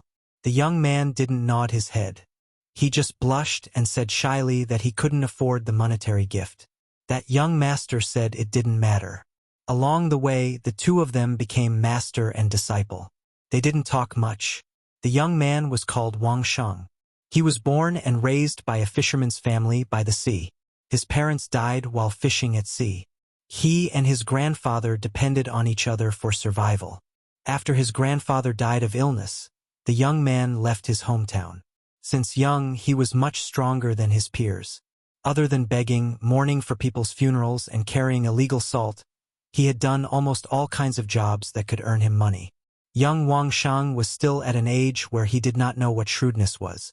When he learned that his cheap master, who seemed to have fallen from the sky, was going to the martial emperor city, he was so excited that he could not help but chatter. The young man's nature was simple and honest, and he had a pure heart. Although he couldn't tell the depth of a person's character, he was more accurate in distinguishing between good and bad. After spending a few days with his master, he knew that his master was a person who was easy to talk to. He respected him far more than he feared him. However, to the young man's regret, this young master, who seemed to be more beautiful than a woman, did not like to chat. Most of the time, he was talking to himself and answering his own questions. After emptying his stomach of the anecdotes of Jianghu, he could only talk about the old sayings he heard from his elders and neighbors. Fortunately, his master, who had lost his peace, did not argue with him. He taught him a set of obscure incantations and soft fist techniques. He could not remember the incantations, which gave him a headache, but the fist techniques were soft and powerless. However, the young man was content with what he had. He was satisfied to be able to practice martial arts. When he left his hometown 2 years ago, he saw an old man selling secret manuals at a stall in the Jian province. He handed over the 3 taels of silver he had saved with great difficulty. The old man was easy to talk to. He opened his bamboo basket and allowed Wang Shang to choose. Wang Shang was illiterate, but when he heard the names of the books, they all seemed to be peerless martial arts. It gave him the feeling that if he could master 1 or 2 moves in the book, he would be able to make a name for himself in the Jianghu. In the end, Wang Shang chose a sword manual. The inexperienced young man did not know much about worldly affairs, but after all, he was not a fool. He quickly realized that the secret manual was fake. However, he was not angry. He kept that nonsensical sword manual in his bosom and treated it as if he had learned 100 words. It was only a day's journey away from the martial emperor city. The sea breeze came and went, easily dispersing the heat of the early summer. The young Wang Shang grew up by the sea, so he did not feel that the sea breeze was slightly fishy. He only felt that it was familiar and comfortable. It was probably because he had left his hometown for a few years and remembered his deceased relatives. Wang Shang fell silent. The reason why Su Fengyan did not talk to this disciple was not because he regretted accepting his first disciple or despised him for his mediocre aptitude. It was because he did not know whether to laugh or cry. After interacting with him, he realized that this sturdy young man was actually a girl. What was strange was that her chi flow and pulse did not seem like a girl's at all. In Buddhism, women could not become Buddhas. In Taoism, female Taoists were also very rare. There was a reason behind it. For 100 years, his mother was the only female sword immortal. Going back 300 years, there was only one female sword immortal. If one did not take the sword into consideration, the number of female first-rank experts could be counted with one's fingers. One of the 4 great grandmasters was Fengdu Green Robe. The current Jianghu was more yin qi than before. There were Luo Yang and Shenyuan Qingfeng, as well as Wang Xianji's disciple, Linya, who he had never met before. The logic behind a woman's appearance was similar to that of a man's appearance. His disciple Wang Shang's aptitude was actually not bad. However, before and after Su Fengyan started practicing martial arts, he had seen the peak of the Jianghu. An outstanding aptitude was often not good when one was young. When it came to practicing martial arts, one's stamina was very important.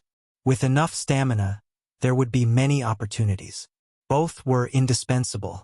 The reason why Su Fengyan accepted him as his disciple was very simple. Wang Shang had a wooden sword at his waist. In the first question, Su Fengyan asked Wang Shang if he was willing to exchange the wooden sword for food. Wang Shang refused. Su Fengyan then asked if Wang Shang was willing to exchange the wooden sword for money. Wang Shang still refused. In the middle of the night, they were only 30 to 40 miles away from the martial emperor city. Su Fengyan did not continue riding forward. Instead, he ordered Wang Shang to pick up dead branches and light a big bonfire by the sea. The roaring flames shone on the faces of the master and disciple. Su Fengyan gave Wang Sheng half a piece of beef jerky, the size of a child's palm. The night sky was bright and full of stars. Wang Sheng lowered his head and chewed the beef. When he looked up, he saw his master staring at the starry sky in a daze. He secretly licked his oily fingers and then pointed to the starry sky. He smiled and said, "Grandpa said that there is a big lantern. On the ground, when people die, the lantern will go to the sky and light up again." Su Fengyan said calmly, "There is a saying in my hometown as well." Wang Sheng waited for a long time. When he saw his master fall silent again, he said to himself, "Master, other than you, I admire the Wulin Alliance leader of Mount Hui the most." Wang Sheng revealed a smile and asked, "Master, guess who's next?" Su Fengyan shook his head. Wang Sheng chuckled and said, "It's the Martial Emperor City's fist master, Linya." Su Fengyan smiled and said, "She is the disciple of the world's most powerful person, Wang Shenji.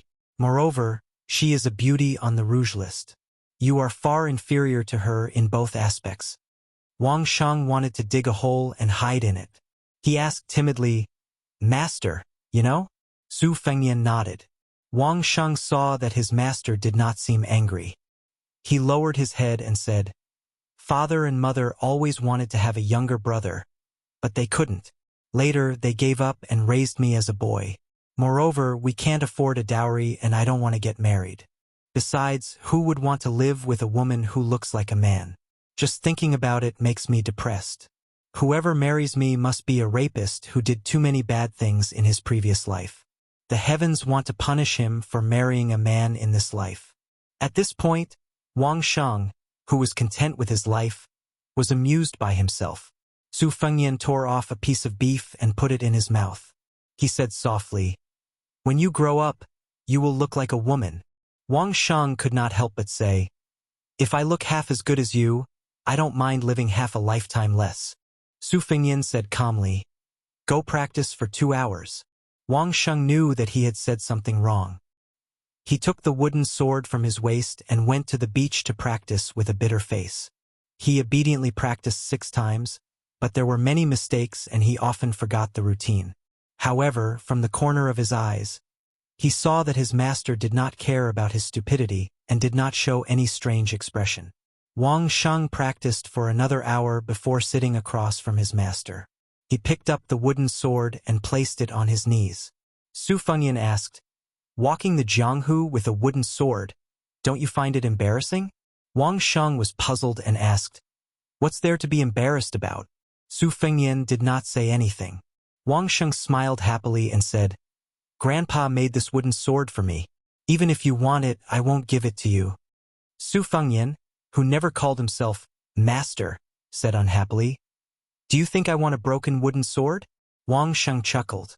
Su Fengyan joked, "In the future, if anyone is blind enough to fall in love with you, you can take this wooden sword as a token of love and consider it your dowry."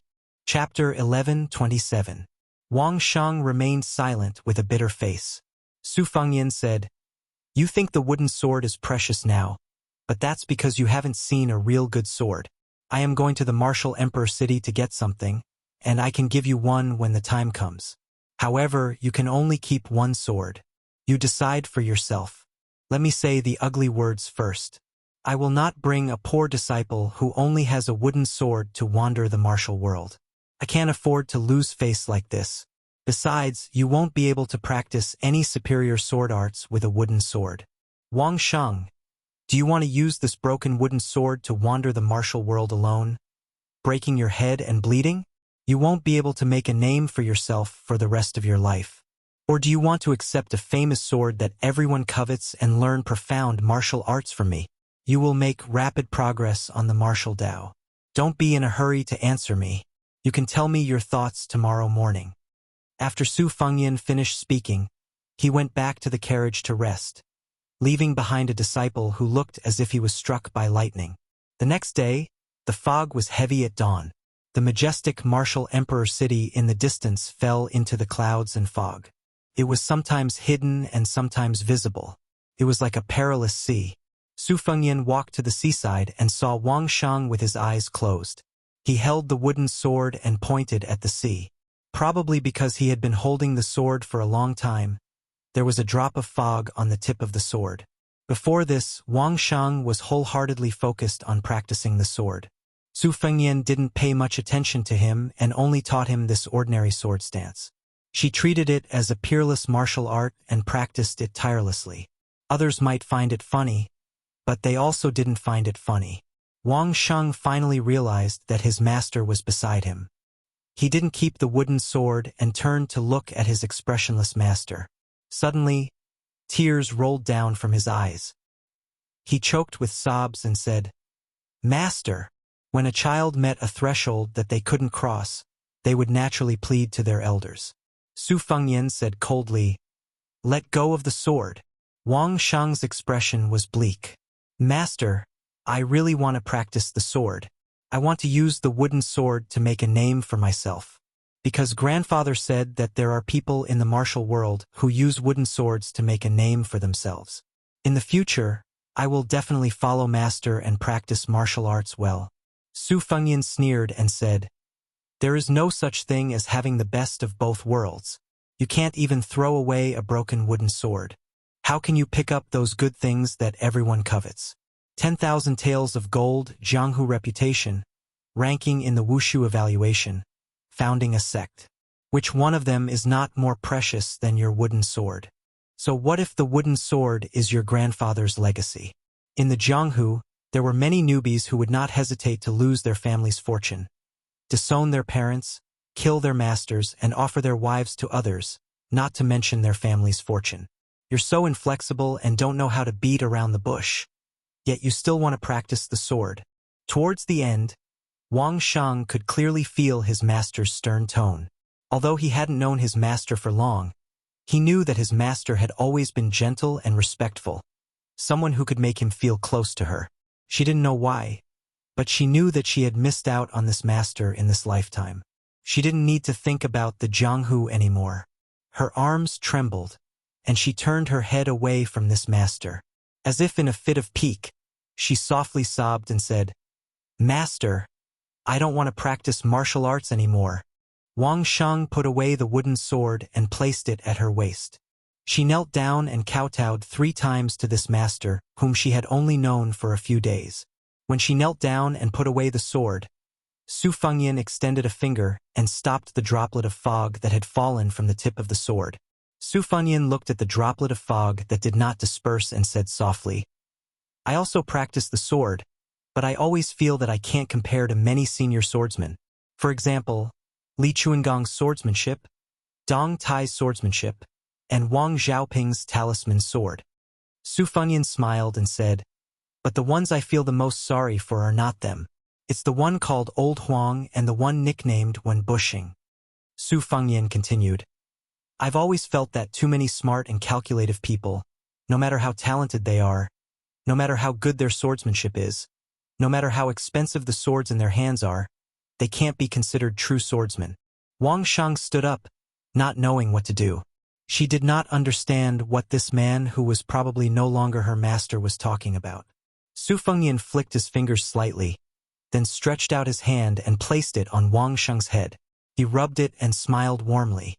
"These people are all master seniors and old acquaintances. They have given up many things, especially the last ranger who carried a wooden sword like you. He happened to have the same things you want and the same things you don't want."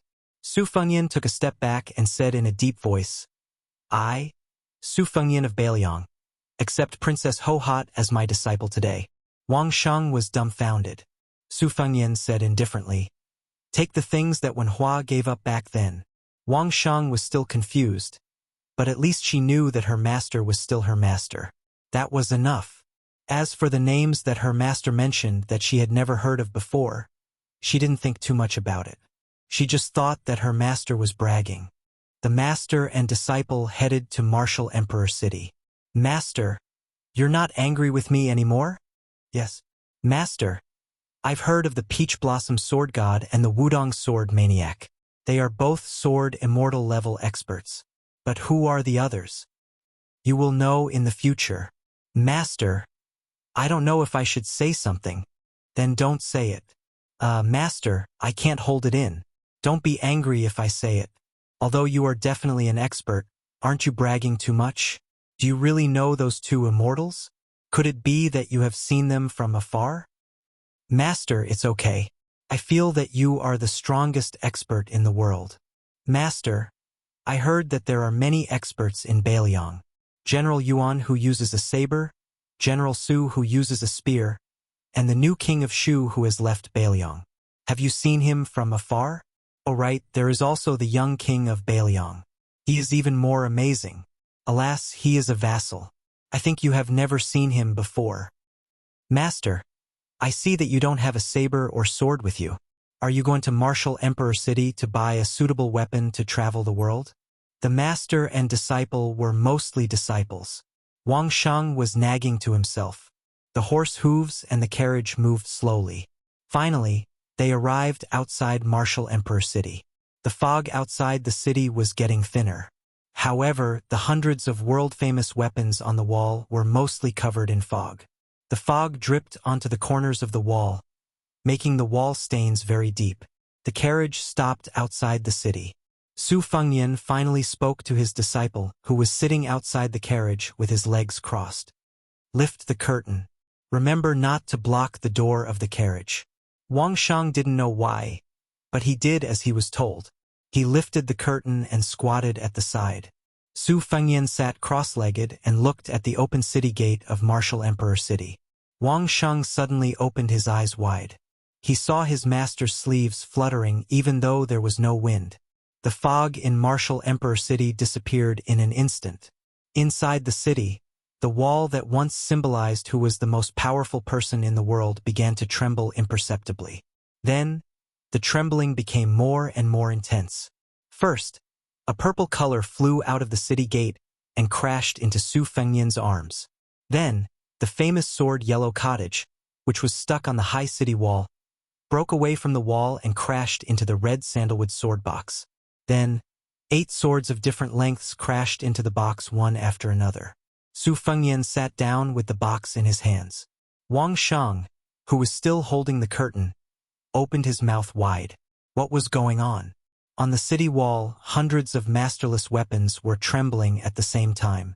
They seemed to be struggling and resisting. Su Fengnian raised his arm and said softly, "Come." Moth-fish slender sword, thrush sword, Junju, half-shoulder small point from the Guanyin sect of the South Sea, Wu family's sword tomb, peace and seriousness, and sword immortal Chan Qingming's son Biyu from 200 years ago. Swords flew out of the city one after another. Dantian blade, splendid tree blade, Gu Jiantong's master's peeling peck, frost long blade that was invincible 400 years ago, and so on. Swords flew out of the city one after another. The 18 best weapons in the world left the city wall one after another. There was nothing left on the city wall. They went around Su Fengnian and slid into the carriage in an exquisite arc. No matter how fast they flew, they stopped abruptly after passing through the curtain and fell gently. The carriage was stuffed full of weapons. When it couldn't stop, the weapons that came later were nailed into the ground around the carriage. After half an incense stick's time, the 418 weapons on the city wall of Martial Emperor City all had owners after leaving the city. Wang Shang was stunned on the spot. He couldn't think straight anymore. Her master was really an expert who knew a lot of experts. Su Fengnian at this moment was like the Jianghu in his hands. The new martial emperor of the Jianghu, the new invincible. At this moment, the Martial Emperor City, which had just received the shocking news of the city lord's death in Beiliang, finally believed that the young vassal king had indeed defeated Wang Xianji. After this, the whole world had to pinch their noses and admit that the son of Butcher was the new #1 in the world. Chapter 11:28. Wang Shang swallowed his saliva and pointed in the direction of the city wall. He said with a trembling voice, "Master, there are so many people here." Su Fengnian, who was hugging the red sandalwood sword box, asked with a smile, "Are you scared?" Wang Shang muttered with a bitter face, "How can I not be scared?" Su Fengnian said softly, "This time, we don't have to run away in a hurry." Outside Martial Emperor City, the city wall was packed with Jianghu masters. Most of them had been hiding for many years. They were sheltering old monster Wang to avoid being hunted by the imperial court. At the same time, they knew better than any other Jianghu people how heavy the dark cloud above their heads was. It made them unable to see the sun and despair. If Wang Xianji didn't die, the Jianghu people wouldn't be able to rise again. This was the biggest principle of the Jianghu for the past 60 years. As time passed, no one thought that the old monster would die. However, not only did Wang Xianji fail to ascend, he was defeated by a young junior and even died in the hands of this guy. This was the most shocking news in the Jianghu in the past 100 years. It was even more unbelievable than when Li Chuangong's wooden horse and ox were broken by Wang Xianji. There was no lack of experts on the city wall. If any of them were to be thrown into the Jianghu, even if they hadn't used their name for many years, as long as they returned to the Jianghu, those sects with good memories would take the initiative to avoid them. These genuine experts coveted the weapons on the wall even more than those embroidered pillows. After Wang Xianji left the city, many people heard the news and secretly snuck into the martial emperor's city. When the news of Wang Xianji's death spread throughout the world overnight, more people rushed to the Eastern Sea. No one would wake up early if there were no benefits. Naturally, they were after the divine weapons of their dreams. They formed their own groups and wanted to rely on each other in the upcoming turmoil. They wanted to live and get a share of the loot instead of dying in the chaotic battle. Originally, as long as any of Wang Xianji's disciples remained in the city, no one would dare to be so impatient. However, the current martial emperor city was like a flourishing clan that suddenly lost all its males. All that was left was a house full of helpless young beauties. They were of different shapes and sizes. No matter how picky a man was, as long as he barged into the house and acted fast enough, he would be able to win over the beauties. In the end, a guy suddenly appeared out of nowhere and took all the women. Not only did he not let go of the family's wives and concubines, he did not even leave behind a single servant girl. How could the hungry men who were painstakingly leaning on the wall to look at the beautiful spring scenery behind the wall endure this? Everyone on the city wall was ready to make a move, eyeing covetously. However, no one was willing to take the lead in the beginning. This was what it meant to sacrifice one's friends rather than oneself. However, they were afraid that no one would make a move. By the time that guy turned around and left, no one had the courage to stop him. Finally, a man jumped down from the city wall with an unsheathed long and narrow saber in his hand. With a resplendent radiance, he shouted, "Yen Mountain's king of killing crossbow, please enlighten me." Once someone left the city wall, more than a dozen famous experts were not willing to be left behind. For a moment, the voices of people announcing themselves rose and fell one after another. Fangshan County's Ink Sword Zhou Mu, please enlighten me.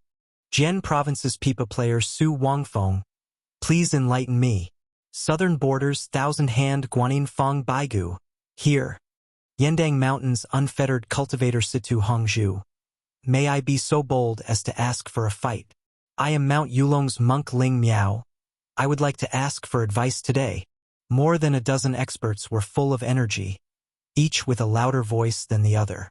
This was only the first group that left the city. Soon, a second group with even more people jumped down from the city wall. Compared to the first group, these men were more reserved.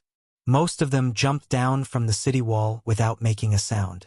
When the first group of experts almost touched the ground and ran forward, the second group was still in the air, but the third group began to jump down in a single file. It was like a curtain of a cascading waterfall, decorated with large and small pearls. This dazzling and magnificent scene was destined to be passed down in Jianghu for a long time. Wang Shang put down the curtain and sat closer. He said in a low voice, "Master, many of them are famous heroes and devils. Even I have heard of them." Su Fengyan nodded and smiled. "Then I will tell you some you haven't heard of." Su Fengyan looked in one direction and calmly said, 60 years ago, the Northwest's #1 swordsman, He Baichuan's sword elm pod. His gaze shifted slightly and he continued, Dongyue's sword pool's song Nianxing's fourth sword, Emo Shangzao. He looked in the third direction. Nanzhao's #1 Wei Miao once wielded the ancient spear, Dragon Winding Beam, to fight in Jianghu for 3,000 li, Jiang Baisher's sword peeling peck. Over 100 years, the great frost sword that was used by more than a dozen swordsmen. 2 generations of swordsmen of the sword tomb carried their swords in Jianghu and died in Jianghu. Don't worry first, then get serious. Su Fengyan calmly said the names and origins of more than a dozen weapons as if he were counting soldiers on the battlefield. Every time he said one, a weapon would either fly out of the carriage or rise from the ground. Su Fengyan looked around and smiled without saying anything. Today was an eye-opener for the newborn calf Wang Sheng. He no longer wondered why his master could do such an unprecedented feat if he really wanted a reason. It was very simple. It was his master. Wang Sheng looked at the Jianghu masters rushing over like a tide and quickly reminded his master, "They are only 100 feet away." Su Fengyan chuckled and said, "I am now a paper frame, but the question is, can they get close enough to dismantle me?" Su Fengyan raised his hand and clapped lightly. Chapter 11:29. After the applause, not only were there famous weapons such as Elm Pod, Strange Grass, Big Frost, and Long Saber, there were more than 20 weapons that had been silent for many years. Every weapon was like a spiritual object of the Shen realm. They either flew at a low altitude, fell in an arc, or wandered in an orderly manner. They found an enemy and flew away. None of the first group of more than 10 people were left behind. The rest of the weapons also did not participate. They just leaped over the heads of the masters and went to find the second group of Jianghu people behind. Su Fengyan no longer cared about the outcome of the battle. He turned his head to look at his disciple's slightly tanned face, which was overflowing with light and color. He explained in detail the root of martial arts in the world. Buddhism's mind-binding ape, Taoism's 3 corpses beheading, Confucianism's noble spirit. These are all talking about forging one's body. To put it simply, a person's body is a battlefield.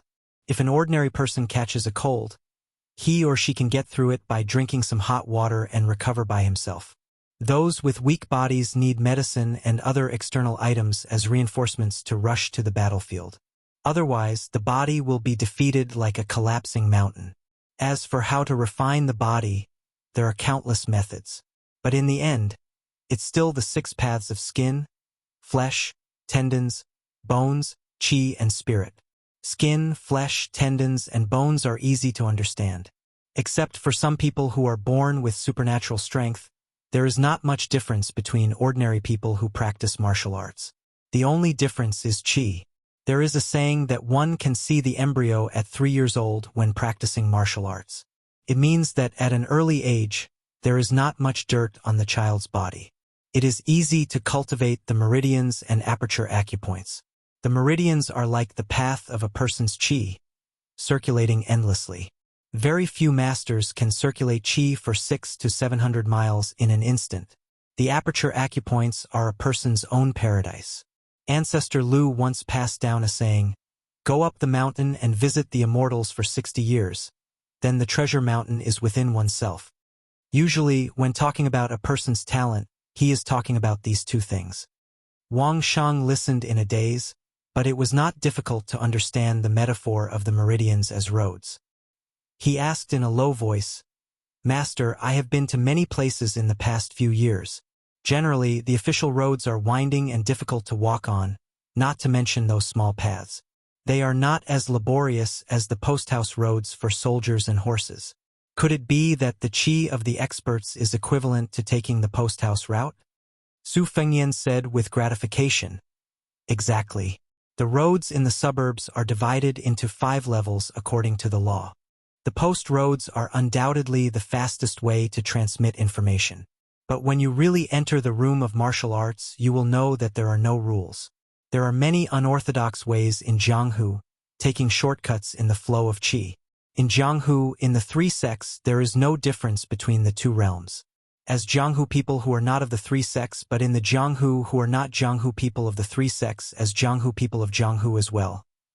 In the Jianghu people, as a Jianghu and Taoist Tao, Taoist Taoism. In level Jianghu, while the master and disciple were chatting, the first group of Jianghu heroes saw that the situation was not good and had tactfully retreated. Among them, the 1,000-hand Guanyin Fang Baigu, hid countless hidden weapons, and was very arrogant. He did not expect that just as he threw out a hidden weapon, his neck would be pierced by the peeling peck saber. This strong man from Nanjiang held his neck with both hands and staggered a dozen steps before falling to the ground and dying. A middle-aged swordsman wearing white had even worse luck. He encountered the Frost Saber, one of the top 10 famous sabers in the world. He turned and ran, but was still pierced in the back by this divine weapon that had not appeared in Jianghu for decades. His entire heart was smashed. He fell to the ground and died on the spot. On the other hand, the ink-soaked sword Zhou Mu was the only swordsman left who could contend with the flying sword Yuing. However, they were only evenly matched. Wang Sheng was puzzled. Master. Why are the masters so worthless? Each and every one of them is similar to the fake secret manual that I bought with a few taels of silver. Is it because master is too powerful? Su Fengyan did not answer directly. Instead, he said, Wang Xianji once said that even if 9 of the 10 martial arts experts joined forces, he was confident that he could kill all 9 of them. This is the confidence of Wang Xianji as the world's number 1, and also the spirit of a single person who can fight against the world. Wang Sheng said with a fascinated expression, Master, the fist master that I admire, Linya, is also old immortal Wang's disciple. Su Fengyan made a sound of acknowledgement. Someone on the city wall shouted, Let's join forces and kill that brat together. Whoever succeeds will take the lion's share. I don't believe that we can't kill one with a few hundred people. Soon, someone else fanned the flames and agreed, Yes, let's call our friends in the city. With hundreds and thousands of people, we can drown that brat with just a mouthful of saliva. Wang Sheng said angrily, Master, these people are too shameless. Su Fengyan smiled. He stood up and put the red sandalwood sword case upright. With one hand on the case and the other raised high, he said in a low voice, Please, after the death of a legendary figure like Sheepskin Fur who only appeared once every 500 years, who would care about the 2 halves of the wooden horse ox? What about Peeling Peck, which was once held by Jiang Baisher? What about the 2 sword crowns of the sword tomb? Jianghu had forgotten.